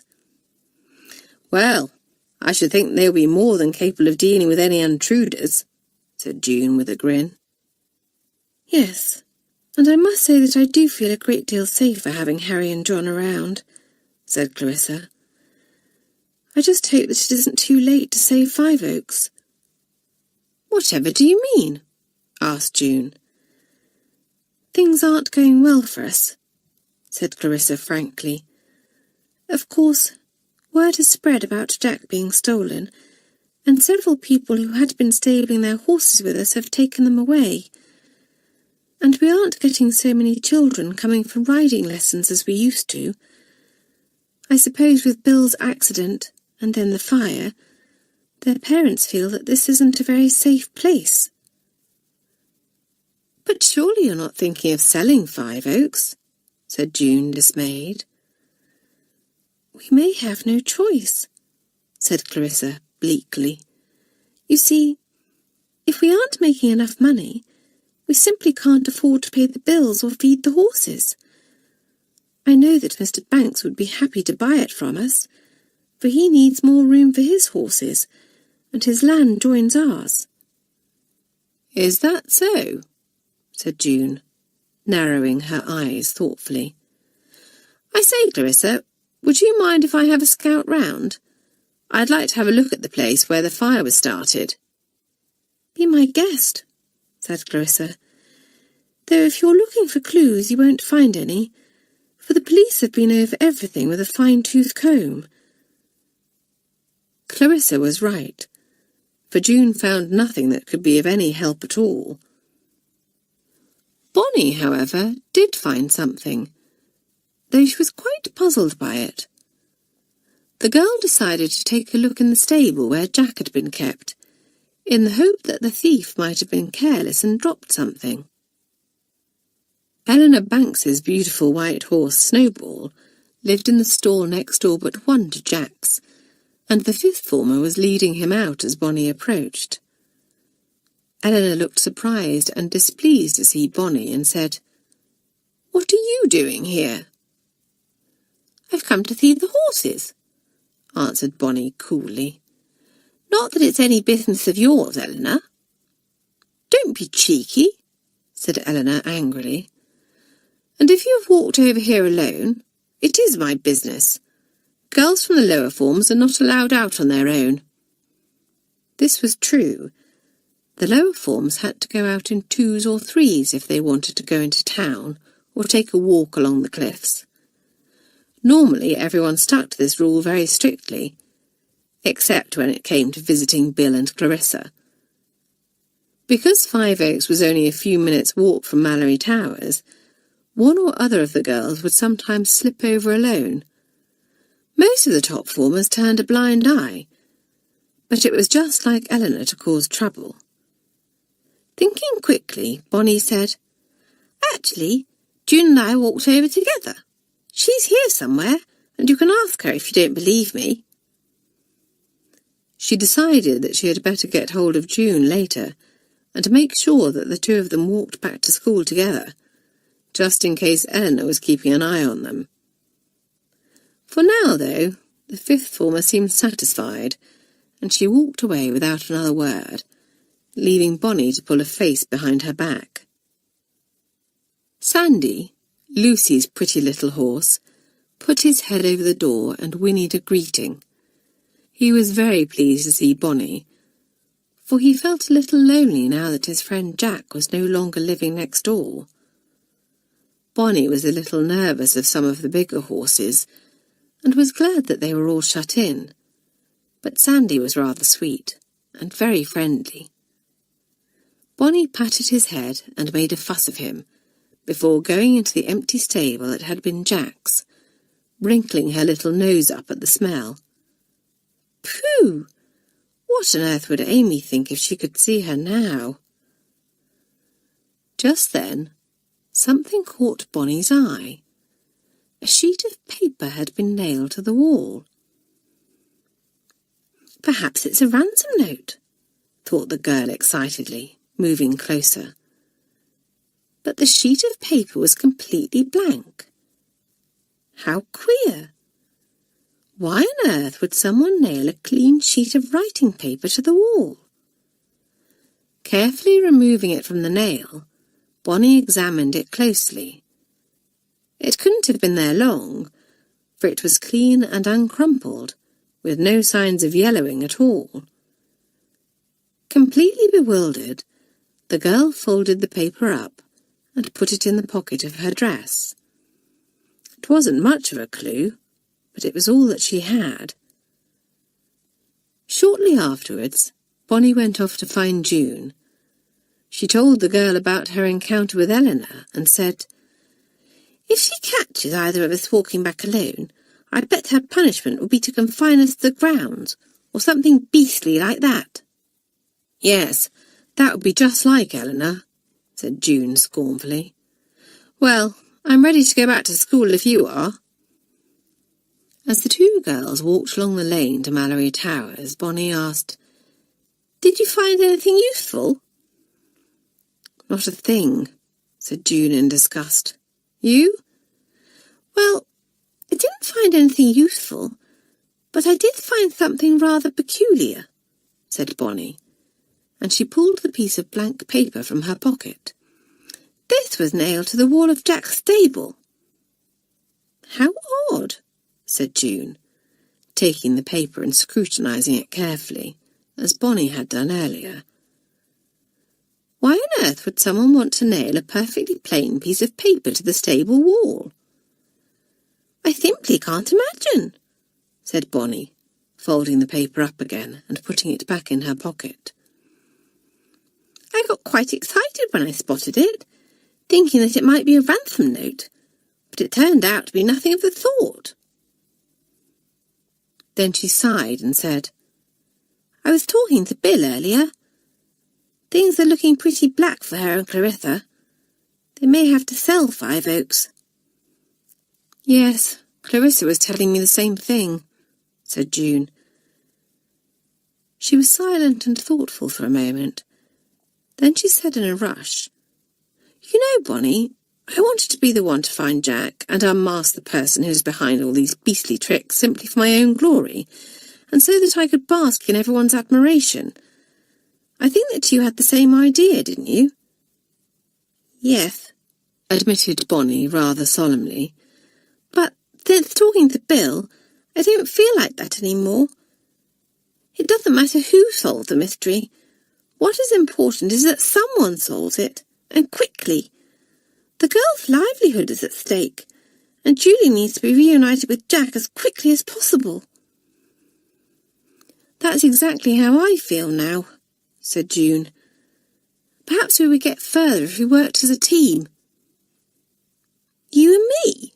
Said Bonnie, sounding very surprised. Yes, why not? Said June. 2 heads are better than 1 and all that. All right then, agreed Bonnie. We'll pool our resources. Not that there's anything to pool at the moment. The other third formers had been very busy too. Felicity had come up with the idea of making some notices about the missing horse and sticking them up around town. You know the kind of thing, she said. We could write a description of Jack, and I'm sure that Miss Grayling won't mind if we put the telephone number of the school on them. Yes, then we can stick them on lampposts and trees, and ask some of the shopkeepers in town if they wouldn't mind putting them in their windows, said Susan. That's a marvellous idea, Julie said. It would make me feel as if I was actually doing something to help find Jack. What a pity we can't offer a reward, said Susan. I'm sure that would encourage people to go and look for him. Perhaps we can, said Julie. I'm sure that my father would put up some money, though it won't be an awful lot, and I would give up my pocket money for a year if it meant getting Jack back. Let's get to work on the notices now, said Pam, and then we can go out after lunch tomorrow and put them up. Miss Linney, the art mistress, was happy to provide the girls with some paper and allow them to use the art room to work on their notices. We can do the writing in bright colours so that it will be really eye-catching, said Felicity. And perhaps we can use some of Miss Linney's special coloured paper for some of them. Pam, who was very good at art, did a beautiful and very lifelike drawing of Jack on her notice and coloured it in carefully.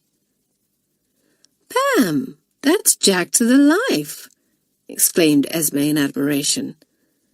Yes, you've even put in the little white patch that he has over one eye, said Julie.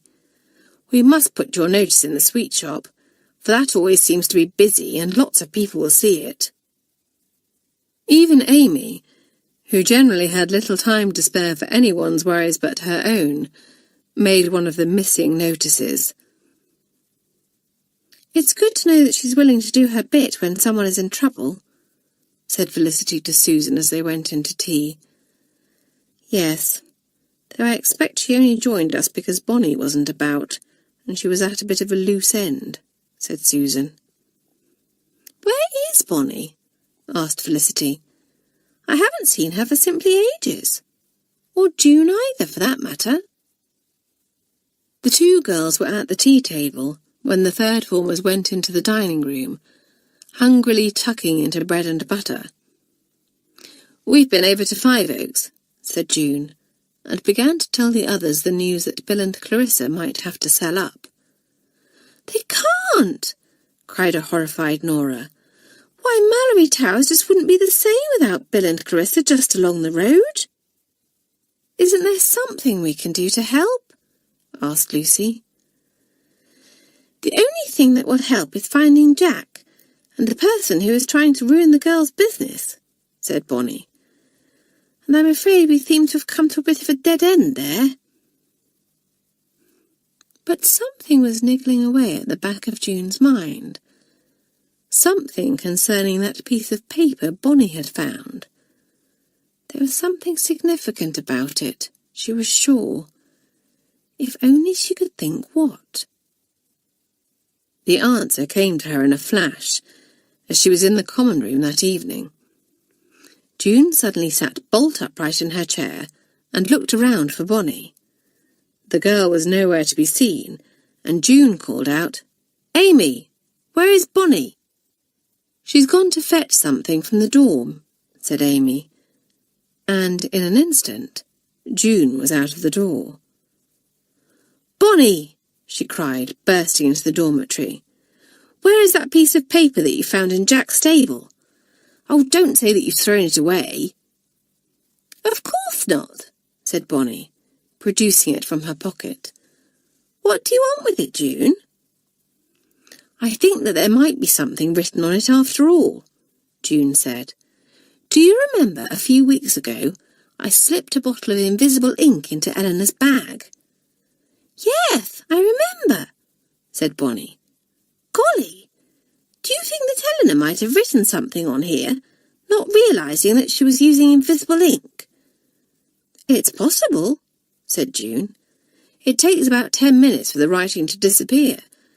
So if Eleanor nailed the note up immediately after she had written it, she wouldn't know that no one would be able to read it." "Yes, but what reason could Eleanor possibly have for writing a note and putting it on the wall of Jack's stable?" said Bonnie, frowning. "I say, June, you surely don't think that she could be behind Jack's disappearance and all the horrible things that have happened to Bill and Clarissa?" "I think that her uncle could," answered June gravely, "and I think that Eleanor could be helping him. You see, Clarissa told me that Mr. Banks would like to buy Five Oaks, so perhaps he is trying to drive the girls out." "I believe that you could be right," said Bonnie excitedly. "But what a pity that we can't read what was written on that paper." "We can," said June, grinning. "If we make the room dark and shine a torch on the paper, we should be able to make out the writing. Draw the curtains, Bonnie." Swiftly, Bonnie darted to the big windows at the end of the dormitory and pulled the curtains across, while June fetched a torch from her locker. Then the two girls sat side by side on Bonnie's bed, and June shone the torch on the piece of paper. The girls could hardly breathe as writing appeared, very faint but readable. "To Bill and Clarissa," June read aloud. "If you want Jack back, follow these instructions exactly. Both of you must come to the clearing in Bluebell Wood at midnight tonight. Don't tell the police, and don't inform anyone else of the contents of this note." The two girls stared at one another in consternation. "Midnight tonight!" gasped Bonnie. "June, what are we to do? Should we take the note to Miss Grayling? Someone must tell Bill and Clarissa, and Julie ought to be told too." "Hush a minute," said June, getting to her feet. "I need to think." There was silence for a few moments. Then at last June said, "We can't take the note to Miss Grayling, for she is out. She and Miss Potts are going to the theatre tonight. And we can't tell Julie, in case this turns out to be a hoax or something goes wrong. She would have her hopes raised, only for them to be dashed again." "Yes, that's true," said Bonnie. "June, do you think we should telephone the police?" "Absolutely not," said June firmly. "You saw what the note said, Bonnie. I think that we should sneak into the head study and telephone Bill and Clarissa. "All right," said Bonnie, standing up. "Let's be quick then. You can telephone, and I'll keep watch." So the two girls sped downstairs and made their way to Miss Grayling's study. Fortunately, they didn't meet any mistresses on the way, but both of them felt very nervous as they opened the door to the head's neat, comfortable study. June walked over to the desk and lifted the telephone receiver, while Bonnie stood at the door, looking up and down the corridor. At last Bill answered the telephone, and June poured out her story. The conversation seemed to take simply ages, for, of course, the astonished Bill had a great many questions to ask. But it was finally over, and the two girls left Miss Grayling's study, shutting the door behind them. "What did Bill say?" asked Bonnie. "Are she and Clarissa going to the wood?" "Yes," answered June, "but Bill's brothers are going to go there about half an hour before them and lie in wait. What a jolly good thing that they turned up today." "Where is Bluebell Wood, anyway?" asked Bonnie. "About a mile down the road from Five Oaks," said June. "We sometimes have picnics there. It's a beautiful spot during the day, but I should imagine that it's a little creepy at night." Bonnie gave a shudder. "I wonder who will be there to meet Bill and Clarissa," she said. "Eleanor or her uncle?" "I shouldn't imagine that it will be either of them," said June. "Neither of them will want to come out into the open and admit that they are involved. It will probably be one of Mr. Banks's grooms, or someone else that he has paid to do his dirty work for him." "Well, whoever he is, he's in for quite a shock when he runs into Bill's brothers," said Bonnie with grim satisfaction. "They will make him talk all right. Then the game will be up for Mr. Banks." "Yes," said June with a broad grin, "and I intend to be there to see it." "June!" gasped Bonnie. "You can't sneak out of the school at midnight?" "Oh, no," said June blithely. "I shall have to leave much earlier than that if I'm to get a good seat. There's a nice big apple tree in the wood. I think I shall climb up there to watch. No one will be able to see me, but I shall have a splendid view." "You'll get into the most frightful row of your court," said Bonnie, quite horrified. "Well, I shan't be," said June confidently. "I shall slip out of the side door that leads into the garden and leave it unlocked so that I can sneak back in again. And I'll borrow a bicycle from the shed so that I can get there and back quickly. No one will be any the wiser, except you, of course, and I know that you won't say anything." "I shan't, of course, but I do wish that you would change your mind, June," said Bonnie, looking rather unhappy. She couldn't think of anything more frightening than being alone in the wood at midnight, and simply couldn't understand why June was willing to risk a terrible punishment to be there. "I won't change my mind," said June. "I wouldn't miss this for the world." Chapter 15. A Thrilling Night. June didn't dare let herself fall asleep, in case she didn't wake up in time to join the fray at Bluebell Wood. She couldn't set her alarm clock, of course, in case the others heard it. Felicity would have a fit if she knew what June meant to do. Bonnie was awake too, not from choice, but because she felt so uneasy about June's plan that she simply couldn't sleep. The others, however, slept soundly, and when 11 o'clock struck, only Bonnie saw June slip from her bed and quietly get dressed. Then the girl put her bolster and pillow down the middle of the bed, pulling the covers over so that it looked as if someone was asleep there. If Miss Peters should happen to look in, that would fool her nicely. June almost jumped out of her skin when Bonnie whispered her name as she walked past her bed. "What is it?" June whispered back. "Do be careful," said Bonnie in a low voice. "I shan't be able to sleep until I know that you're back safely. "Don't worry about me," said June, smiling into the darkness. "I shall have a fine night's entertainment, and I'll be back before you know it." Miss Peters did look in, about 10 minutes after June had left. But she didn't put the light on and went away again quickly, quite satisfied that nothing was amiss. After she had gone, Bonnie decided that it was pointless even trying to sleep, and sat up in bed, hugging her knees. Perhaps she should borrow June's torch, then she could read her book under the covers. But June had probably taken it with her. What a shame, for a diversion was just what Bonnie needed, to take her mind off things. A diversion?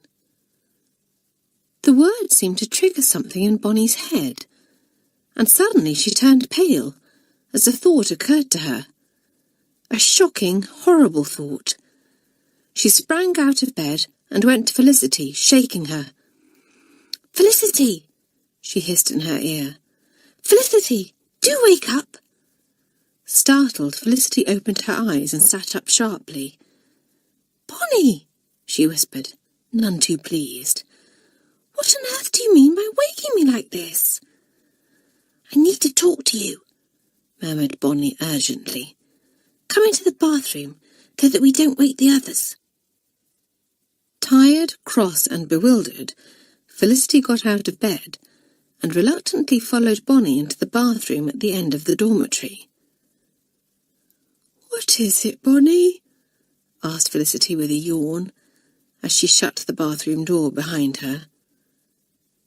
As quickly as she could, Bonnie told Felicity of how she and June had discovered the note to Clarissa and Bill, of how they had alerted the two girls, and, finally, of how June had gone off alone to Bluebell Wood to watch the drama unfold. Wide awake now, Felicity listened open-mouthed. "You and June have done very well," she said at last. "But what an idiot June is, to sneak off to the woods like that. It's bad enough being caught out of bed at night, but if she's caught outside the school she could be expelled. Just wait until I see her." "Yes, but do listen, Felicity," said Bonnie impatiently. "On the night Jack was stolen, someone started a fire behind the house to create a diversion. Remember?" "Of course I remember," said Felicity. "But I really don't—" "Don't you see?" cried Bonnie. "Suppose that this note to Bill and Clarissa is a diversion too, to get them away from Five Oaks, so that Mr. Banks, if he is the one who's behind all this, can do something else. Why, he might be planning on setting fire to the house, or stealing the rest of the horses, or anything." "My goodness!" gasped Felicity, pressing her hands to her cheeks. "You could be right. And if you are right, we must telephone the police at once. There's not a moment to lose." So, for the second time that evening, Bonnie found herself on the way to Miss Grayling's study to use the telephone. She came to a halt outside the door and turned to Felicity, whispering, "Suppose that the head is in there. She must be back from the theatre by now." "Yes, but surely she will have gone to bed," said Felicity. "Besides, the chances are that we will have to wake her and tell her what has happened anyway.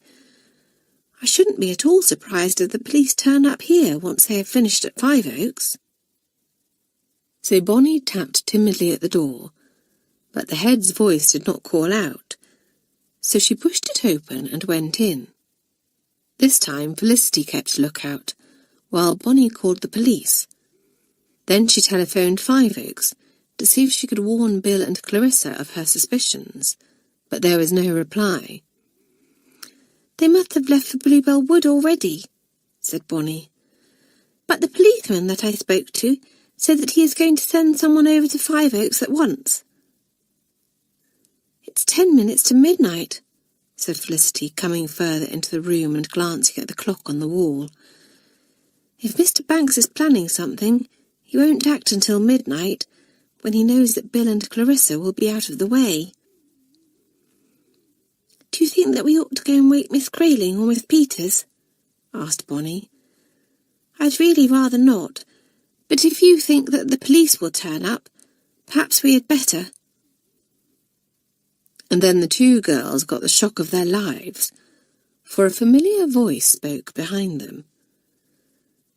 There is no need to wake me, girls, it said, for I am already awake.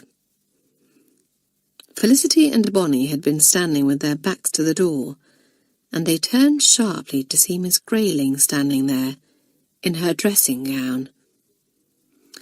I thought that I heard a noise and came to investigate, she said, looking rather stern.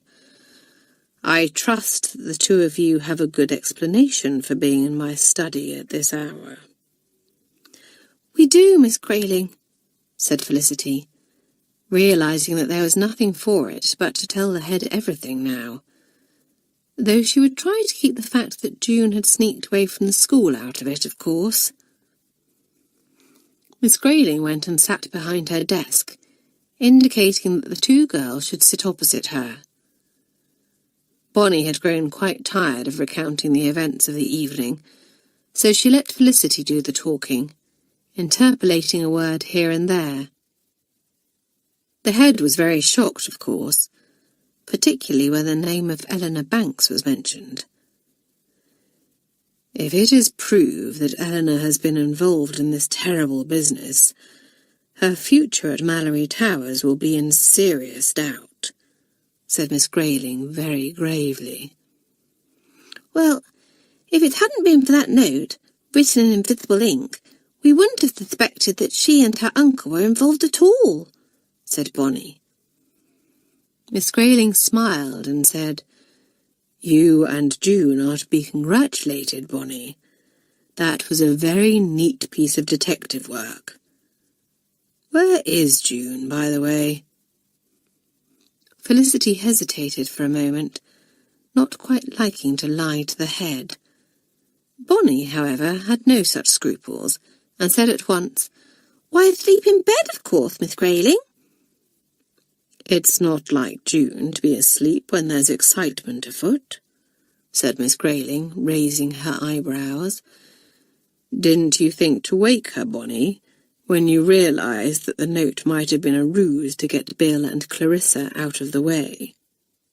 No, for she seemed so tired earlier, said Bonnie glibly, and I thought that Felicity was the proper person to consult, as she is head of the form. Well, you both acted very sensibly in calling the police, said the head. Of course, you should have come to me first, or to Miss Potts, but I realised that time was of the essence. Then she noticed that Felicity was shivering slightly.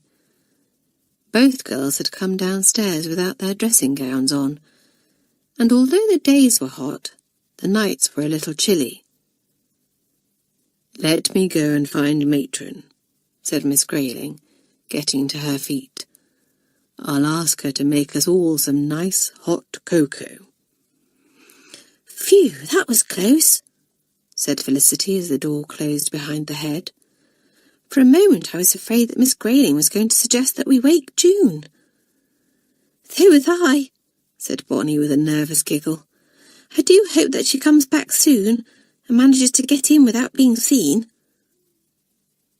Soon Miss Grayling was back, followed by Matron, bearing a tray with 3 mugs of steaming cocoa on it.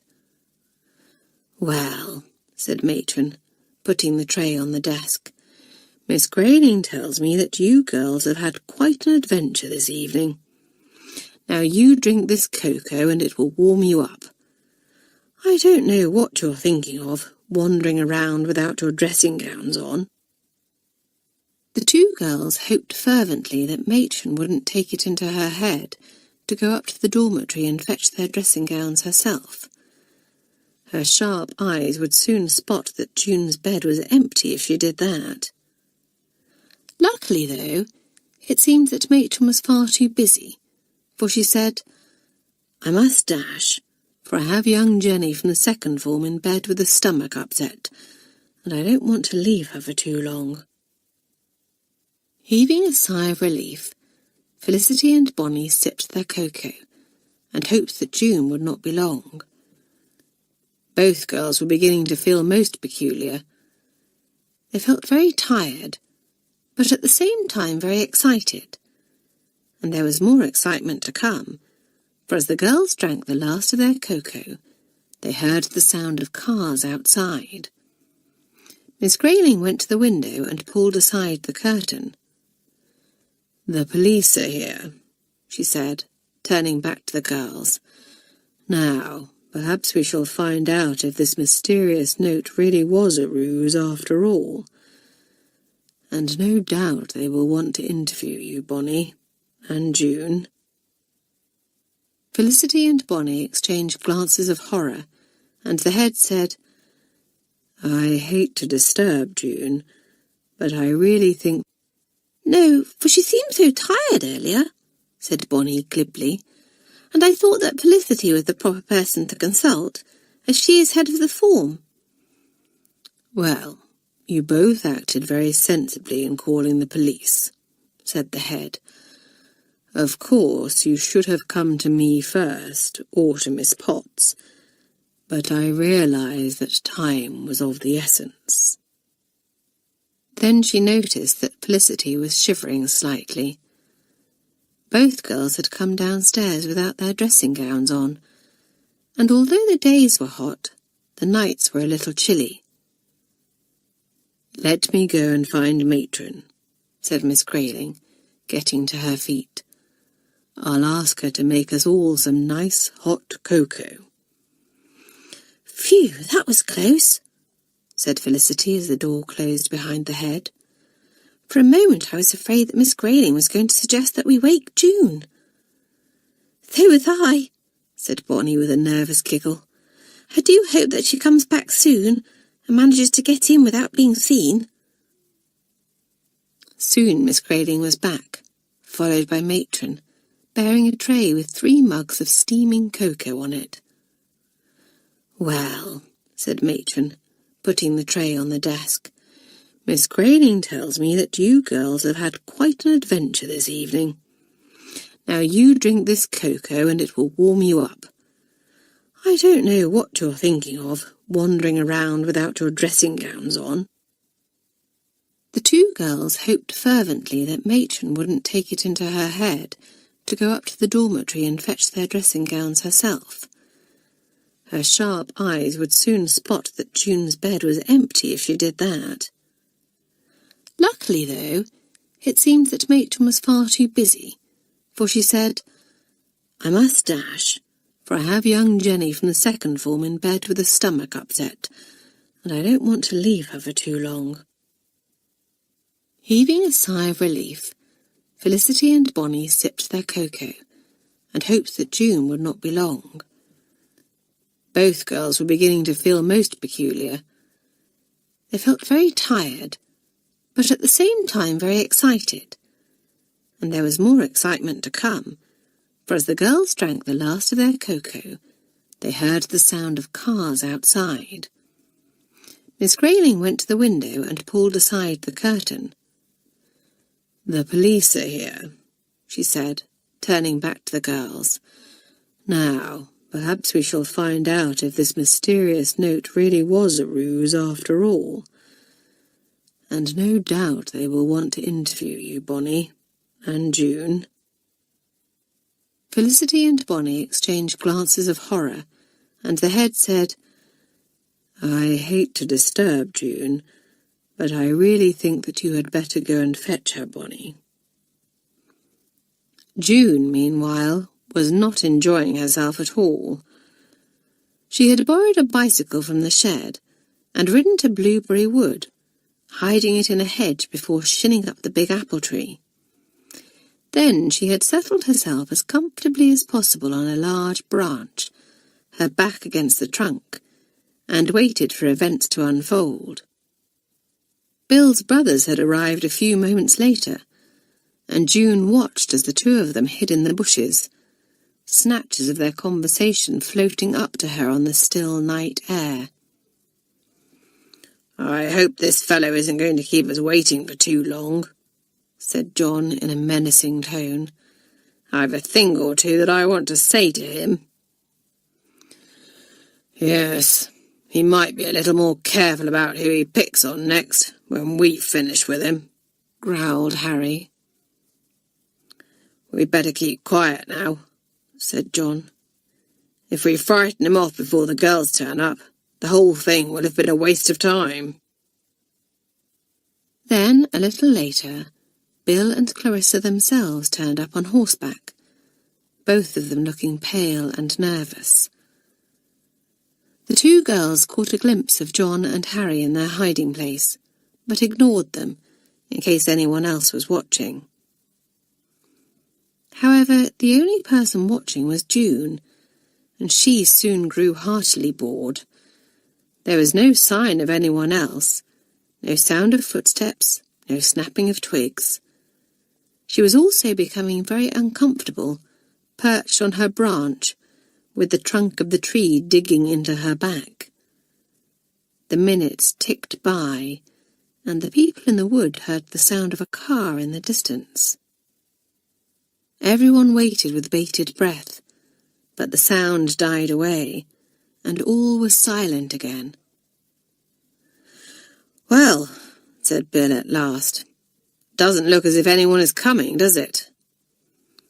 "No," agreed Clarissa, sounding rather crestfallen. "Blow. I really did hope that we would have some good news for Julie tomorrow." The two boys came out from the bushes and dusted themselves down. "Might as well go home," June heard Harry saying. "Either that note that the girls found was a hoax, or the writer has got cold feet." And with that, the four of them departed, and a very disgruntled June climbed down from the tree. What a waste of a perfectly good night! To think that she could have been tucked up in her cosy bed instead of sitting up a tree. And worst of all, Jack was still missing. Thank goodness that they hadn't let Julie in on the secret and built her hopes up, for her disappointment would have been hard to bear. The thought of her bed was a very welcome one indeed, and June yawned as she mounted her bicycle. Soon she was cycling along the lane towards Malory Towers, but, alas, with the school in sight, she came to grief. A rabbit darted across the lane in front of her, and June swerved to avoid it, falling off the bicycle and landing in an undignified heap. June was more shocked than hurt, or so she thought, until she tried to stand up and discovered that she had painfully twisted her ankle. With a little groan of pain, she righted the bicycle and gingerly climbed back on. But it was far more painful to pedal than to walk, so, clinging to the handlebars for support, the girl hobbled the last few yards to the school and through the gates. And then what a shock she got! 2 police cars were parked on the drive, and lights were blazing all over the school. What was going on? Chapter 16. Heroines and Villains. June looked at the scene before her open-mouthed. Well, really. She had spent the last hour or so waiting for something to happen, and it seemed that all the excitement had been taking place at Malory Towers. Now, if only she could get back in without being spotted.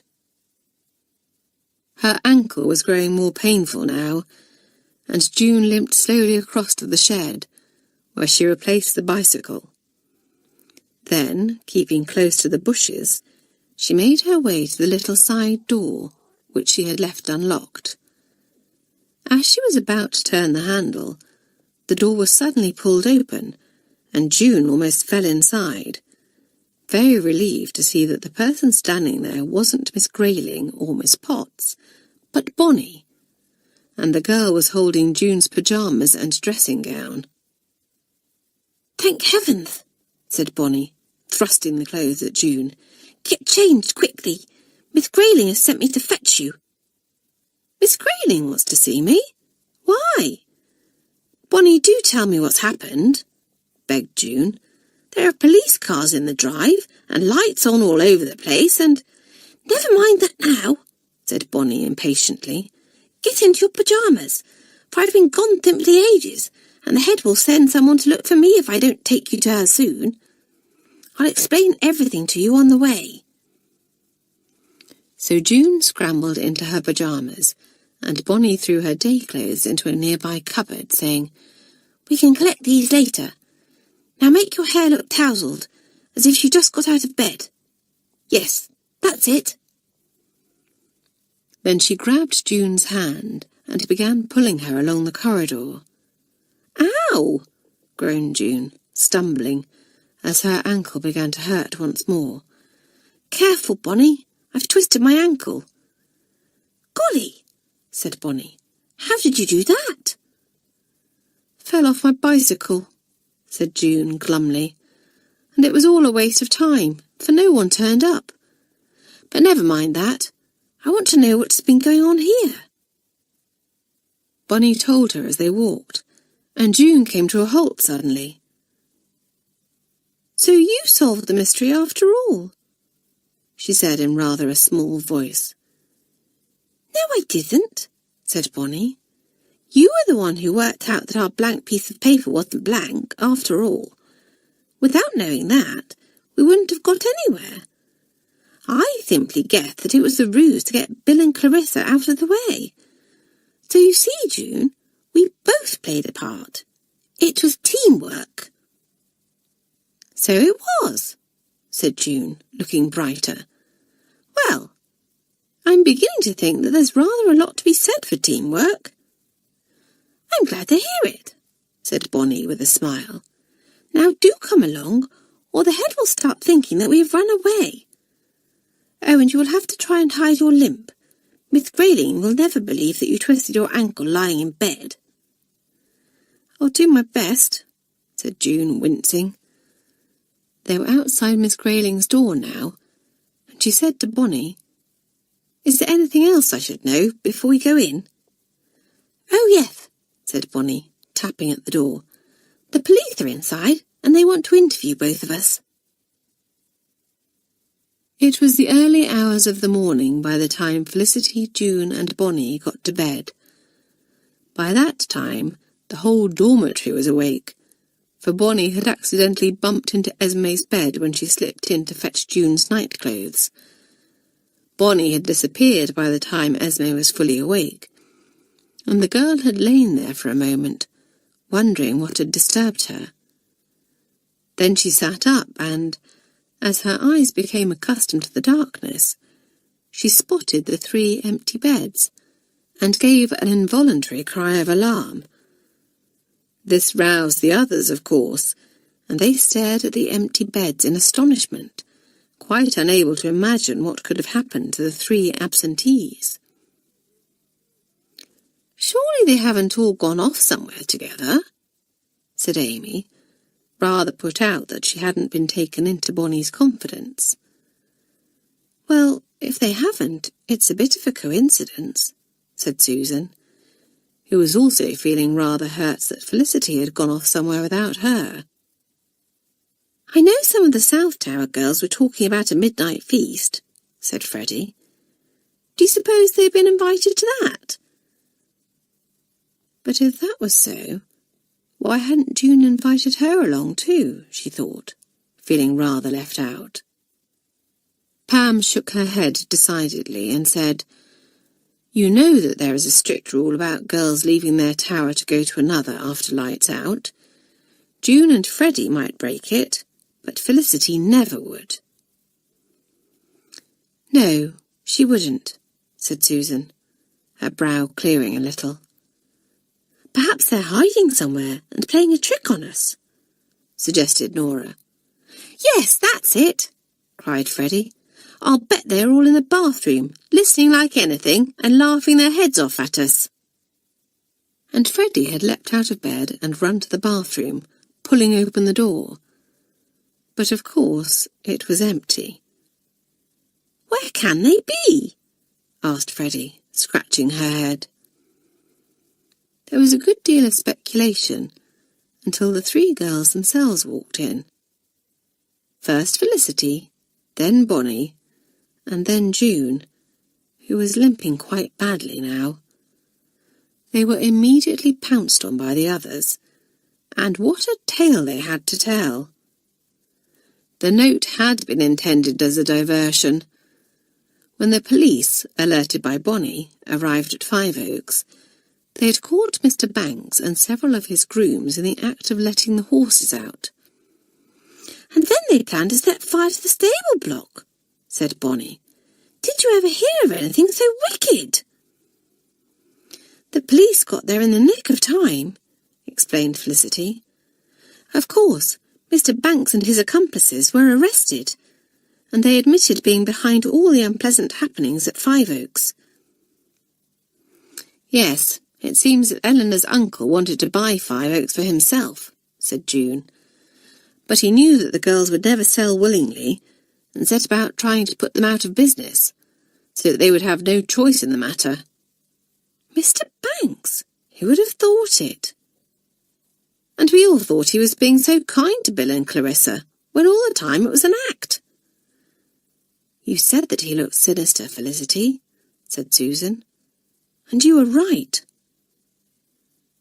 Julie had sat pale and silent as the tale unfolded, for, exciting as it was, there was only one thought in her head. With a flicker of hope in her eyes, she looked at the three girls now and said, "What about Jack?" "That's the best news of all," said June happily. "Jack is safe and well. The police found him stabled at Mr. Banks's. He has been well looked after and not ill-treated in any way. They took him straight back to Five Oaks, so you can go over and visit him tomorrow." There was silence for a moment, then a rousing cheer went up. Suddenly everyone went mad, jumping up and down on the beds and clapping one another on the back. Lucy hugged Julie so hard that the two of them almost overbalanced, while Nora did a little tap dance in the middle of the floor. "June and Bonnie, I simply can't thank you enough," said a grateful Julie, her face shining with happiness. "I just wish there was some way I could repay you. If there's ever anything I can do for either of you, anything at all, you only have to say the word." "You're a real pair of heroines," said Lucy. "3 cheers for June and Bonnie." And once again, the third formers cheered for all they were worth, while June and Bonnie turned red and beamed with pride. "Oh, how I wish I could go and see my darling Jack right this very minute," said Julie longingly. "Well, you're just going to have to be patient," laughed Felicity. "I've had quite enough excitement for one night, thank you." "Sandy will keep an eye on Jack for you tonight, old girl," said Lucy, clapping her friend on the shoulder. "He will be so glad to have his old friend back." Julie's expression grew serious suddenly, and she said bitterly, "Eleanor must have known where Jack was all along, and she pretended to feel sorry for me. The beast!" "Yes. What part did dear Eleanor play in all this?" asked Amy. "Well, she was in on the plan to drive Bill and Clarissa out, of course," said Bonnie, taking up the story. "It was she who stole Bill and Clarissa's cash box, on her uncle's orders. I always knew that Eleanor was mean, but I didn't think that even she would stoop so low," said Pam in disgust. "Apparently, Mr. Banks told the police that Eleanor tried to talk him out of stealing Jack," said Felicity. "But he had made his mind up, and she had no idea that he had planned to burn the stables down tonight. It was Eleanor who wrote the note that Bonnie found in Jack's stable, But she really believed that her uncle was going to hand Jack over to Bill and Clarissa tonight. "We saw her briefly after the police had spoken to her," said June, sounding very serious for once.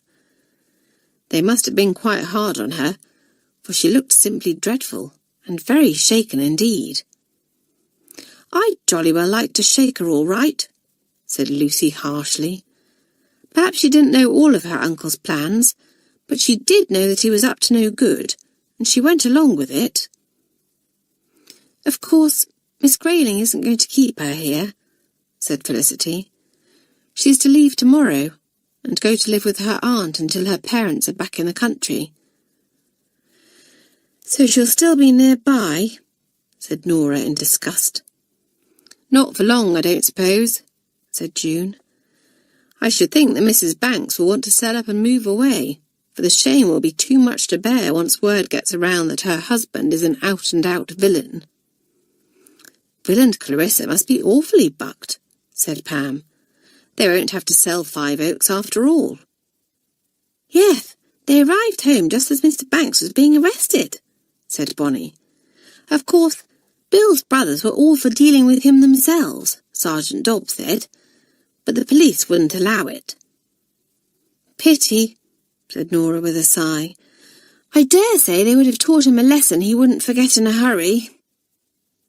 "And Sergeant Dobbs also said that Mr. Banks will have to pay the girls compensation for all the damage he has done to their property and their reputation," Felicity said happily.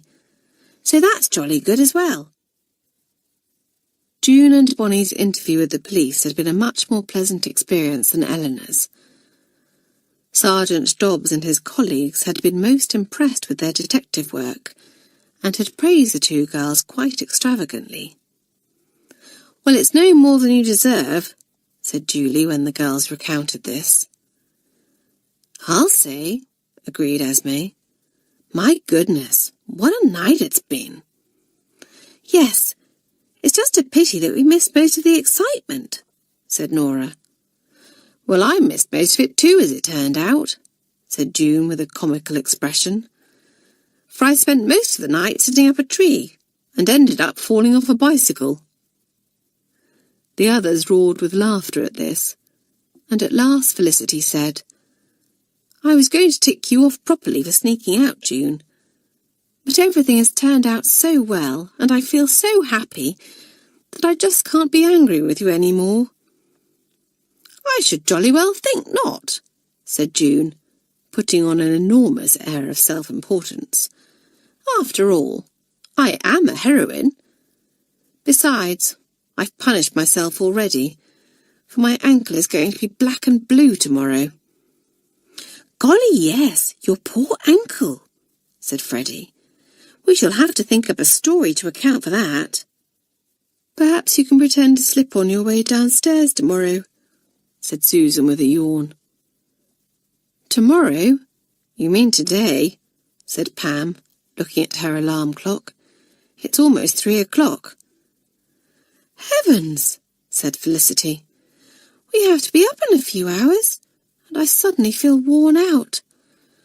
I shall never be able to do it."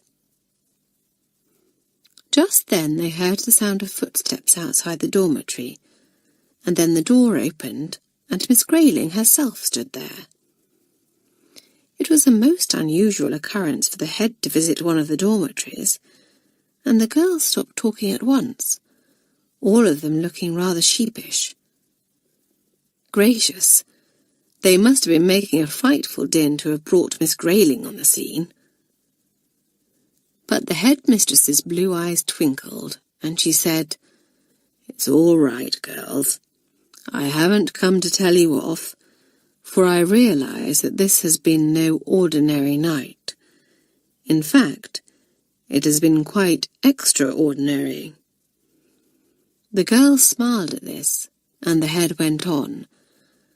"I know that you have all had a lot to talk about, and no doubt feel thoroughly overexcited, but I really must insist that you get to sleep now." "But Miss Grayling, if I drop off now I shall never wake up in time for breakfast," protested June. Can't we go to bed early tonight instead?" "No, June," said the head firmly. "Once you close your eyes, I think you will find that you are a lot more tired than you realize. All of you, into bed at once, please." The third formers obeyed immediately, for most of them really did feel very tired and were secretly quite glad to be ordered into bed. "Now, I don't want another sound from this dormitory until the dressing bell rings," said the head, turning off the light. Then she stood quite still for a moment, silhouetted in the doorway. "There is just one more thing that I need to say to you, June, and to Bonnie," she said softly. "I am very, very proud of both of you." And with that, Miss Grayling closed the door gently, and the third formers heard her footsteps fading away into the distance. "Well," whispered Freddie, "fancy the Grayling saying that. I bet that you're as pleased as Punch, aren't you, June?" "June?" But there was no answer, for Miss Grayling had been quite right. June was fast asleep. Chapter 17. A Surprise for June. Felicity, June, Bonnie and Nora all found it quite impossible to get out of bed the following morning. "Though I don't know why Nora should be so tired," said Esme, looking down at the sleeping girl. "She didn't have an adventure last night like the other three did." "Nora can never get out of bed in the morning," laughed Pam, bending down to give her friend a shake. "Come on, Sleeping Beauty. Wakey, wakey." Nora opened her eyes a fraction, mumbled something that no one could understand, then turned over and promptly went back to sleep again. "There's only one thing for it," said Pam. "We shall have to pull the covers off her." And Pam and Esme did just that, causing Nora to sit up angrily and shake her fist at them. But no one quite liked to dish out the same treatment to the other three who were still asleep. If anyone had earned a lie-in, they had. Just then, though, Felicity opened her eyes, lying quite still for a few seconds as the events of the previous night came back to her. For a moment she thought that it had all been a strange dream, but then she saw Julie, chattering happily to Lucy, a beaming smile on her face, and she knew that it had really happened. Julie would not look so happy if her beloved Jack was still missing. Bonnie began to stir too, then June, and just as the three girls were thinking about getting out of bed, Matron bustled in. "Come along, you third formers," she chivied them. "There'll be no breakfast left for you if you don't get a move on." "I say, Matron," said Pam, "we shan't have to face Eleanor in the dining room, shall we?" "Indeed you shan't," said Matron grimly.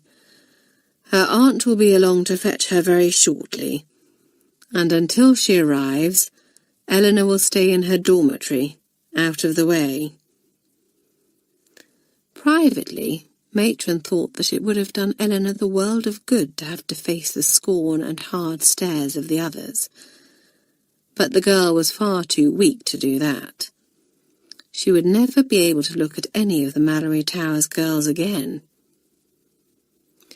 Felicity swung her legs over the edge of the bed, and Matron said, "Not you, Felicity, or June, or Bonnie.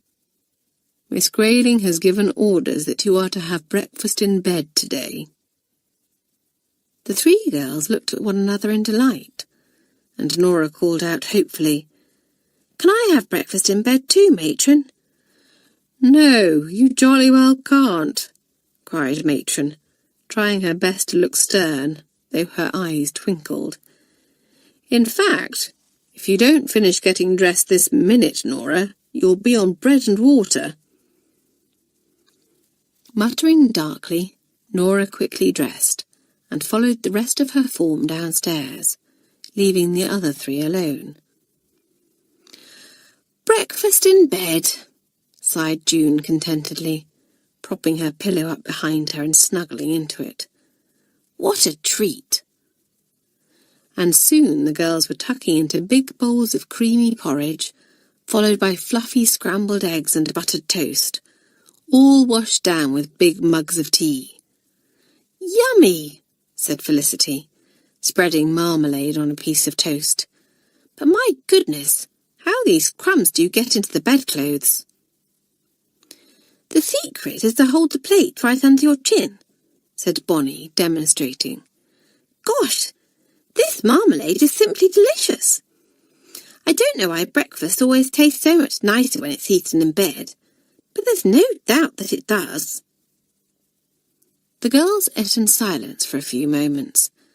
Then June said, "Everything is going to feel a bit flat now, after all the excitement yesterday." "Oh, I don't know," said Felicity. "There is still the tennis tournament with St. Margaret's to look forward to." "So there is," said June, sounding more cheerful. "With everything that has happened lately, I had almost forgotten about that." Then her face fell and she cried, "Oh, my goodness! There's something else I'd forgotten about. My ankle. Suppose it's not healed in time for me to play."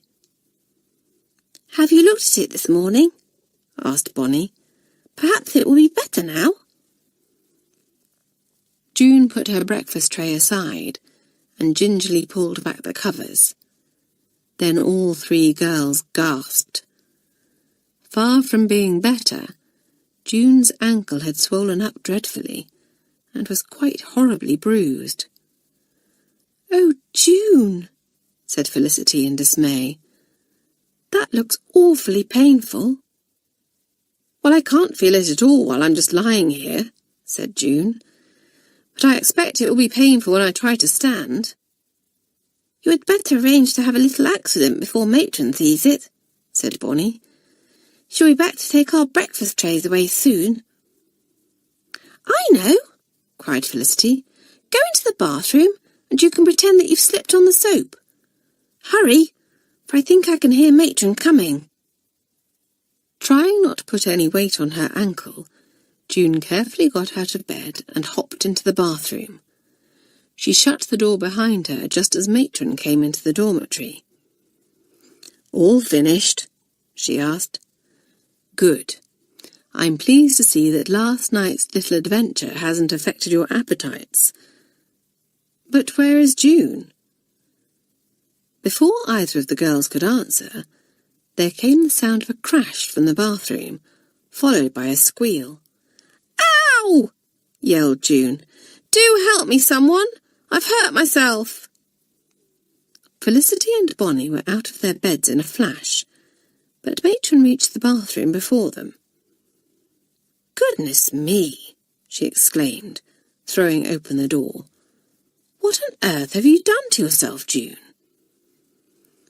"Someone dropped a bar of soap on the floor, Matron, and I slipped on it," said June, who was half sitting, half lying on the floor, her face screwed up in pain most convincingly. "I seem to have twisted my ankle." Matron crouched down beside the injured girl and rolled up her pyjama leg a little way. "You certainly have twisted it," she said. "Quite badly by the look of it. Normally the swelling and bruising don't come out for a good few hours," she added, looking hard at June. She stood up and helped June to her feet, saying, "You'd better come along to the sand with me, my girl, and get it bandaged up." Then Matron turned to Felicity and Bonnie, who were hovering by the bathroom door, saying briskly, "Get dressed, please, girls, and go to your first lesson. Explain to Miss Peters what has happened, and tell her that I will send June along as soon as I have finished with her." "Yes, Matron," chorused the two girls, trying not to laugh as June winked at them behind Matron's back. Matron helped June to get dressed, then insisted that the girl lean on her on the way to the Seine.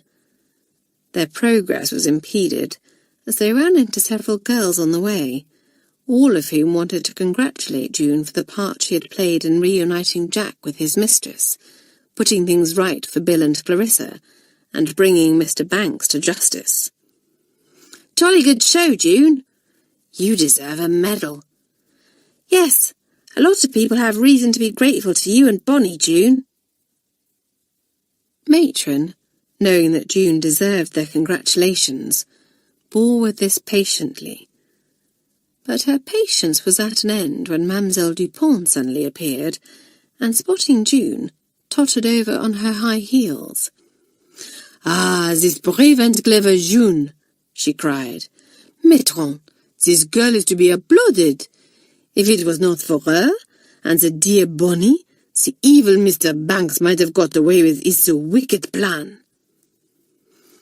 "I am well aware of that, mademoiselle," said Matron crisply, "but I really must get June to the Seine, for she has injured her ankle." "Mon Dieu!" exclaimed mademoiselle, looking shocked. "How did this happen? June, were you injured performing some act of bravery, or bringing some desperate villain to justice?" "No, mademoiselle," said Matron impatiently. "She slipped on the soap." And leaving mademoiselle to gaze after them in astonishment, she bore June off to the Seine. There she bandaged her ankle up very tightly and very efficiently. "You are to rest it completely," she instructed, in a tone that invited no argument. "Keep the foot up as much as possible, and with a bit of luck, you should be as right as rain in a few weeks." A few weeks!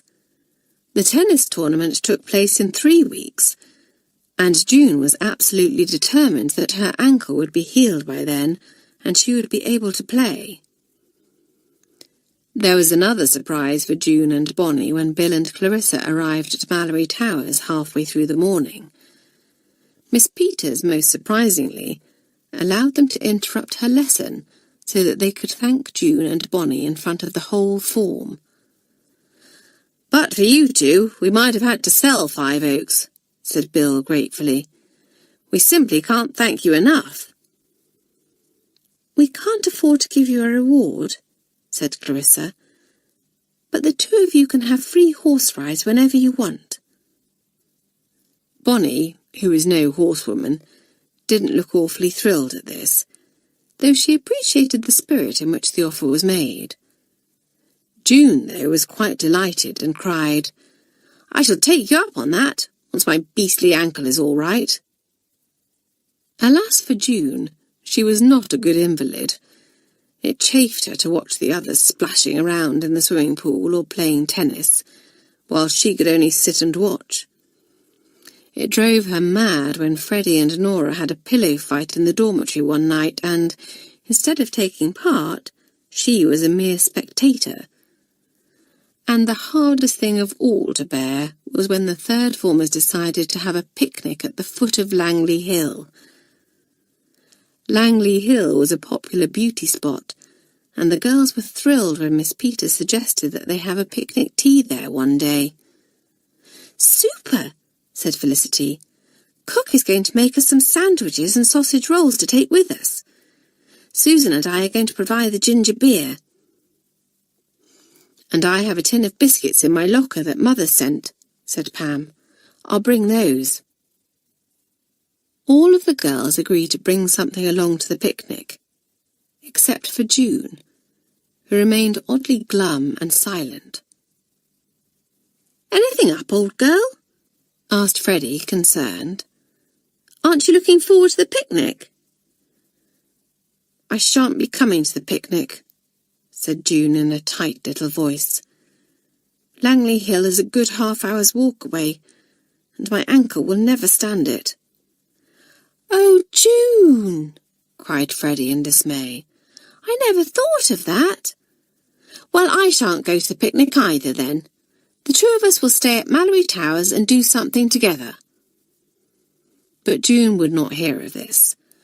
No, I don't want to spoil your fun, she said, trying to sound like her usual carefree self. But Freddie wasn't fooled for a minute, and nor was Julie, who overheard this. An idea came to her suddenly. She was very much in June's debt, and she was going to repay that debt by making sure that June joined in the picnic. Julie, of course, was absolutely thrilled to have Jack back, and had spent every spare moment over at Five Oaks. Almost as if she's afraid to let him out of her sight, as Pam said to Nora.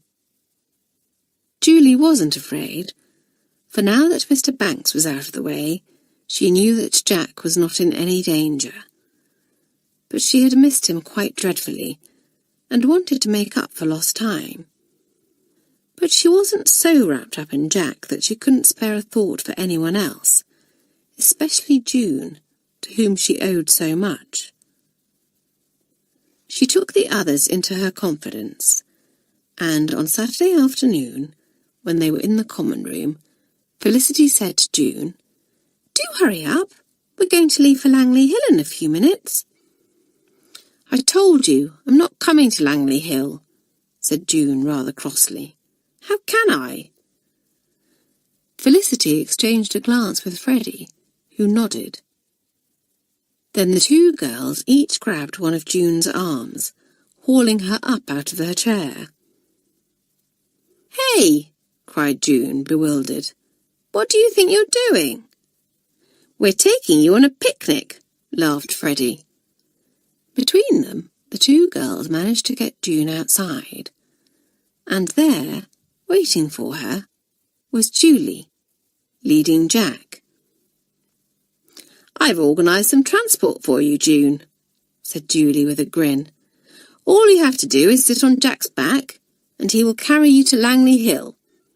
I'll hold his reins, so that he doesn't take it into his head to gallop off with you or anything." June was speechless for a moment, a most unusual thing for her. Then her face broke into a broad smile, and she cried, "My word, what a picnic this is going to be!" And indeed it was. The girls feasted on sandwiches, sausage rolls, cakes, biscuits, and all kinds of goodies.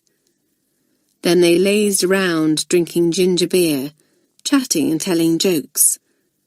It was a very happy day, but all too soon it was time to clear up and make their way back to school. "Thank you, Julie," said June as the girl helped her up into the saddle. Then she leaned forward and patted Jack's neck. "And thank you, Jack. I've had a simply marvellous time." "It really has been a nice day," said Felicity to Susan when the girls arrived back at Malory Towers. "No quarrels, no unpleasant shocks, no excitement. Just a lovely, peaceful time. Just what we all needed after everything that has happened lately." The girls were in the common room that evening when a second former put her head round the door and called out, "I say, Miss Grayling wants to see Esme Walters in her study." "Goodness, not more trouble," said Susan. "What does Miss Grayling want with you, Esme?" But Esme didn't have the slightest idea, and went off to the head study feeling mystified and a little worried. Whatever could the head want to see her about? Chapter 18. A Lovely End to the Term. "Come in," called out Miss Grayling, as Esme knocked timidly on her door. Looking rather scared, Esme went in, but the head was smiling as she invited Esme to sit down. "Esme," she began, "I have been speaking to Miss Peters, and she tells me that your work has improved a great deal as the term has gone on.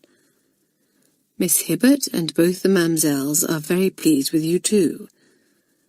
Now that you have settled down and learned to work hard, you are far ahead of most of the third formers in many subjects." Esme turned quite red with pleasure and said, "Well, I really have been trying my hardest, Miss Grayling." "That is quite obvious," said the head, "and your hard work has paid off.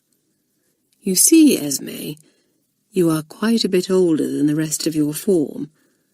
Starting off in the third form was only ever meant to be temporary, until we saw what you could do. And Miss Peters agrees with me that, next term, when the others go up into the fourth form, you should go up into the fifth." Esme was so astonished that she couldn't utter a word. Her feelings were rather mixed. On the one hand, it was a great honour to go up into the fifth form next term, and her parents would be absolutely delighted with her. But she would miss the others quite dreadfully. Lucy, Bonnie, Amy, Felicity, and the rest. Almost as if she could read the girl's thoughts, Miss Grayling said, "Of course, I understand that you will miss your cousin and the friends that you have made. But although you won't be in the same form any longer, you will still be able to see them." "Yes," said Esme, "but friendships aren't quite the same if you are in different forms." "True," said Miss Grayling, "but there will be new girls for you to meet and new friendships to make." That sounded exciting, and Esme felt a little cheered as she returned to the common room to tell the others her news. The third formers too had mixed feelings, for although they were thrilled for Esme, they would have liked her to stay with them. She really had changed a lot as the term went on, and since she had stopped trying to copy Amy, her own natural, very likeable personality had shone through. Felicity and Susan's shouts of "Good for you, Esme," mingled with Bonnie's plaintive, "Oh, I shall miss you so much, Esme." "And I will miss all of you," said Esme, "though I feel terribly pleased that Miss Grayling thinks that I'm good enough to go up into the fifth." "I don't suppose you'll want anything to do with us next term," said Freddie with a laugh. "You'll go all high and mighty on us, I expect." "Never," said Esme. Then she turned to Lucy and said, "Well, cousin, just as we've made friends again, it looks as if we're about to be split up." "Of course we aren't, silly," said Lucy. "We shall still be able to have the holidays together, and I shall expect my fifth form cousin to look after me next term." "I'll jolly well take you under my wing, all right," said Esme, and the others laughed. "You sounded quite English for a moment there, Esme," said June. "Another term, and I think your American accent will be gone completely." "Well, I don't know if I will ever lose it completely," said Esme. "I quite enjoy being a bit of a mixture, to be honest. But I have come to see that there are a lot of good things about being an English schoolgirl. Why, I'm even looking forward to learning how to play lacrosse next term." This was going too far for Amy, who uttered a faint murmur of protest. But Felicity clapped Esme on the back and said, "Well, if you do as well at lacrosse as you've done at tennis, you'll be just fine." "Speaking of tennis," said Pam, "do you think that you'll be able to play in the tournament, June?" "Yes, of course," said June, with more confidence than she felt. "Matron says that I should be able to take the bandage off next week, and as long as I take things slowly for a few days, everything should be all right." When the time came for the bandage to be removed, it was difficult to read Matron's expression. She prodded June's ankle gently, and ahhing a good deal. Poor June grew quite nervous. Surely she couldn't have done any serious damage, could she? But at last Matron said, "It's healing very nicely. The bruise has almost disappeared, and the swelling has gone down quite a bit. All the same, I don't want you doing anything too strenuous for a while, June, or you'll set yourself back." "Yes, Matron," said June in a meek voice that didn't fool Matron at all. Then she went off to the tennis court to find Amanda Chartfellow. The sixth former was playing a practice game against one of her friends, and, as she watched, June marvelled again that someone who was normally so ungainly could be so graceful and lovely to watch when she played tennis. Amanda spotted June as she came off the court and went across to her. "Ah, you've had your bandage off," she said, looking pleased. "Did Matron say that you'll be fit to play against St. Margaret's?" "As long as I take things easy in the meantime," said June, "which is exactly what I intend to do, for I badly want to play in the match." This was just what Amanda liked to hear, and she clapped June on the back, saying, "That's the spirit. All the same, June, if there's the slightest doubt in your mind about whether you are fit to play, I would rather you told me.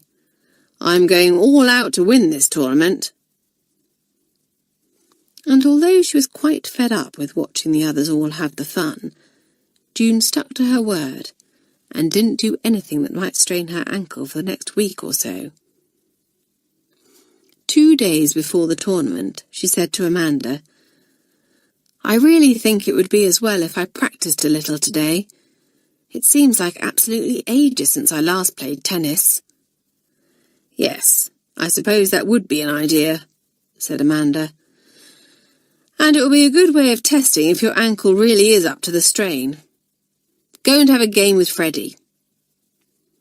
So June found the ever-willing Freddie, and the two of them took their places on the court. She and Freddie played pat-ball at first, just to get June used to swinging her racket again. But June soon grew impatient with this and said, "That's enough. Let's play properly, Freddie, and no going easy on me." Freddie took June at her word, and a couple of fiercely fought games ensued. Then June ran forward to return one of Freddie's serves, and suddenly her ankle just seemed to give way. She stumbled, but didn't fall, and although June managed to stop herself crying out in pain, she winced. "What's up?" called Freddie, walking up to the net. "Oh, don't say that your ankle's given out." "No such thing," said June, determined to play on. "I just tripped, that's all. Serve again, Freddie." Freddie did, and no one would have been able to tell from June's manner that she was in pain. True, her game was a little off, but Freddie put that down to the fact that she was out of practice. June even managed to laugh and joke with Freddie as the two of them walked off to the changing rooms. But how relieved she was to be able to sit down on one of the benches in there and take the weight off her ankle. Blow, she thought. If only she had listened to Bonnie and not gone to Bluebell Wood that fateful night, she would never have fallen off that beastly bike. Now what was she to do? It didn't take June long to decide.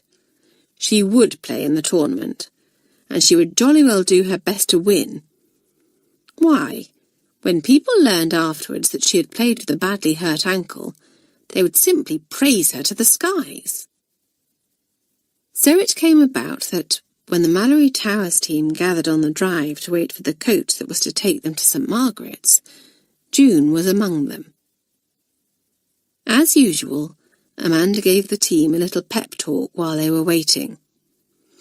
"I want you all to do your best, for the honour of Malory Towers," she said. "No one can ask more of you than that. If you play as well as you possibly can, and lose, I shall still be proud of you. But woe betide anyone who doesn't try her very hardest." The girls stood straight and proud, all of them looking very smart in their white tennis dresses and cardigans, as they listened to their captain. Each and every one of them felt determined not to let their school down, but June looked rather pensive. Amanda's words had given her food for thought. How could she possibly play her best and try her hardest when she simply wasn't up to it? She was letting Malory Towers down just by taking her place on the team, a place that should be taken by someone who really could give of her best. Taking a deep breath, June went up to the games captain and said, "Amanda, there's something I need to tell you. You see, my ankle isn't really better at all. I thought that it was, and when I realised it wasn't, I kept quiet, because I so badly wanted to play in the tournament. I see now, though, that the best thing I can do for Malory Towers is to stand aside and let someone else play." Amanda stared hard at June for a moment. She looked very stern, and June waited for the storm to break over her head. Then Amanda's face broke into a smile, and she said gruffly, "Good kid. I know it must have cost you a great deal to give up your place on the team, but you have done the right thing. I really believe that you are beginning to learn about team spirit." And Amanda was quite right, June suddenly realised. There were times when one had to put one's own desire for personal glory aside, for the good of others. She had first discovered that when she and Bonnie had worked side by side to find Jack, and to get Bill and Clarissa out of trouble. And it had been a lesson well learned, for when Amanda called Esme over and informed the surprised girl that she would be playing after all, June felt no bitterness or jealousy. Instead, she patted Esme on the back and said heartily, "Good luck, Esme. Make sure that you play up." Just then the big coach drew up, and as June began to walk towards the school, Amanda called out, "And just where do you think you're going, June?" "I thought I'd go and sit in the common room for a bit," answered June, surprised. "Well, think again," said Amanda, taking her arm and steering the girl towards the coach. "There are a couple of spare seats, so you can come with us and be our mascot. Just make sure you cheer us on, good and loud." "Oh, I will, Amanda," said June happily. "Yes, I'll do that all right." And June yelled herself hoarse. Amanda won her match easily, the St. Margaret's girls gasping at the brilliance of her play. Poor Vanessa Tyler wasn't so lucky, and, although she played her heart out, was narrowly beaten by her opponent. Then came the doubles match, and Felicity and Susan walked out onto the court, both of them feeling very proud and very nervous. "Come on, Felicity!" shouted June. "Come on, Susan!" And, to the delight of June and Amanda, the two girls played superbly. Their opponents were very good too, and did their best, but they were no match for the Malory Towers pair. "Jolly well played, kids," shouted Amanda. 2-1 to Malory Towers. Emily from the fourth form is playing next. I should think that she's certain to win." But alas, this was Emily's first match in front of a crowd, and her nerves overcame her completely. She made some bad mistakes, with the result that the St. Margaret's girl won. "It all depends on Esme now," said Amanda, looking very tense. "Her match will decide whether we go back to Malory Towers as winners or losers." June cheered her head off as Esme came out, a tall, graceful figure. The girl she was playing against was much more heavily built and had a powerful serve. But a calm determination had settled on Esme, and she fought back well. The play was very even until the last couple of games, when the Malory Towers girl really settled down and, to the delight of her teammates, took the lead. Then it was the final game of the set, and Esme was serving for the match. At the side of the court, June and Amanda were silent now, both of them holding their breath. Esme served beautifully, the ball whizzing across the net and sending up a little puff of chalk as it bounced off the line. "The St. Margaret's girl will never reach that," said June, clutching excitedly at Amanda's arm. And she didn't. Game, set, match and tournament to Malory Towers. While the girls from the other school clapped sportingly, the Malory Towers team, and June, of course, went quite mad with joy. They shouted, cheered, hugged one another, and leapt up and down. "Congratulations," said the St. Margaret's captain, coming over to shake hands with Amanda. "That's quite a team you have there." "Yes," said Amanda, beaming round proudly at the girls. "The best team ever." Of course, the girls got a hero's welcome when they returned to school, Felicity and Esme clutching the big silver cup that was the team prize between them. "What a super end to the term," said Pam. "Absolutely marvellous," agreed Freddie. "But it's not quite the end of term," said Nora. "There are still a few days to go." And those few days simply sped by, and then it really was the end of term. The girls were plunged into the usual last-minute frenzy of packing and, in the dormitory, chaos reigned. "Has anyone seen my slippers? I say, where has my hairbrush got to? Nora, do get your big feet off my music case. Felicity, what do you mean by going off with my pyjamas?" "Oh, are those yours, Lucy? Sorry, they look exactly like mine." Matron, popping her head round the door to see how the third formers were getting on, winced as a wave of noise hit her, and clapped her hands over her ears, before quickly withdrawing again. At last everyone was packed, and they made their way down to the big hall, where girls from all of the towers were waiting for the coaches to take them to the station, or for their parents to collect them by car. Mademoiselle Dupont was fussing round everyone, as she always did, saying fond goodbyes, and the girls smiled to see her. "Dear old Mademoiselle," said Susan. "I shall miss her funny ways during the holidays." "I shall miss everything about Malory Towers," said Felicity with a sigh. "My last term as head of the form is over now, and what an eventful term it has been." "Yes, it certainly had its ups and downs," agreed Susan. "Luckily, in the end, the ups seemed to outweigh the downs." "I wonder what will be in store for us next term," said Felicity. "Who knows?" said Susan. "We'll just have to wait and see." And that's what we will have to do as well. Wait and see.